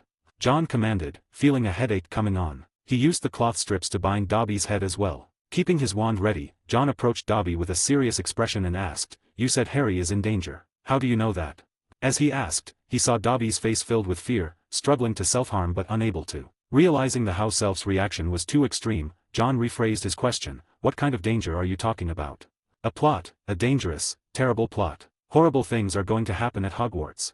Dobby shrieked. John released the spell, letting Dobby fall to the ground with a thud. "Then why come to me to protect Harry?" John lowered his wand but kept a close watch on the house elf who had broken into his home. Dobby sniffled and said, "Dobby heard that John Wick is a powerful wizard. He has protected Harry Potter." "Well, I admit I've protected Harry, but calling me a powerful wizard is an exaggeration," John replied, his lips twitching slightly. "Who spread such rumors? He was just a third-level magic novice." Glancing at Dobby, he sighed, "If you really want to protect Harry, you should tell me the name of the one behind the plot." With a name and considering it concerned Harry, the chosen one, John could write to Dumbledore. With the white wizard around, he couldn't believe anyone could harm Harry. "Dobby can't say, bad Dobby, bad Dobby." Dobby started to self-harm again, and John had to bind him once more. John couldn't fully trust Dobby's words, but if Harry were truly in danger, he would help out. "I will investigate this plot, provided it is real." Dobby looked immensely grateful, and John waved his hand dismissively. His gaze fell on Dobby, who was wearing an old pillowcase, looking both pitiful and comical. "I have some old clothes. If you don't mind, you can take them to wear," John offered. John's words made Dobby scream. Dobby is so grateful to John Wick. He is as respectable as Harry Potter. House elves can only be freed when their masters give them clothes. John's good intentions were refused, but Dobby elevated him to the same level as the savior Harry, perhaps just a bit lower. With a snap of his fingers, accompanied by a series of popping sounds, Dobby disappeared. Capable of wandless magic, John muttered, staring at the spot where Dobby had vanished. Despite the protective spells he had set, Dobby had come and gone freely. It seemed his security measures weren't enough. He decided to install more foglasses to prevent similar incidents in the future. Time passed, and while Silverhand Johnny's shop stabilized, it was time for John to return to school. September 1st. Watson had taken the kids to King's Cross Station early, and this time he had even tried running at the pillar to platform 9 3/4. Predictably, it didn't work. He wasn't a wizard. At least, not until he had a large bump on his head. He had harbored a slight hope that perhaps Hogwarts had simply forgotten to send him a letter when he was younger. Mrs. Wick was busy entertaining clients at the beauty salon, so John had to watch his father slam into the barrier with some distaste. "All right, Dad, I have to go now," John said. A dejected Watson, nursing the bump on his head, could only watch his son leave. And then, thud, ouch, ow. Two cries of pain left Watson dumbfounded. Two young wizards stood dazed, staring at the barrier they couldn't pass through. They were stunned. "Why can't we get through?" Harry asked, confused. "I don't know, but we're going to miss the train," Ron replied, equally perplexed. Time wasn't on their side, and their inability to access the platform meant they couldn't board the train to Hogwarts. Suddenly, Ron had an idea. "The car. We can fly the car to Hogwarts." He remembered the flying car from his family. Harry was hesitant, but the thought of being expelled from Hogwarts for being late was the worst scenario. Without further delay, they found the Weasleys' flying car and were about to start it when a hand rested on the window. "Hey, I think you guys need some help." Harry and Ron stared blankly at the man with a hat who suddenly appeared. Watson Wick smiled confidently. "Hello there, you can call me Uncle Wick, I'm nicknamed the Canary Wharf Car God. LOL. Read 12 chaps ahead of WN at. Hi guys. I made a paid service in Telegram where you will find a great collection of fanfiction audiobooks organized and regularly updated. What you get? An unlimited access to the full audiobook library. New fanfiction audiobooks added regularly. You can play audios directly from Telegram anytime. Joining our service is available through a monthly subscription of $5. You can pay using PayPal or Ko-fi. So what are you waiting for? Send me a message on Telegram or Discord. I will provide the payment details. After the payment is confirmed, you will receive access to the private Telegram channel containing all audiobooks. If you enjoy fanfiction and prefer listening instead of reading, this library is made for you. Message me anytime to join.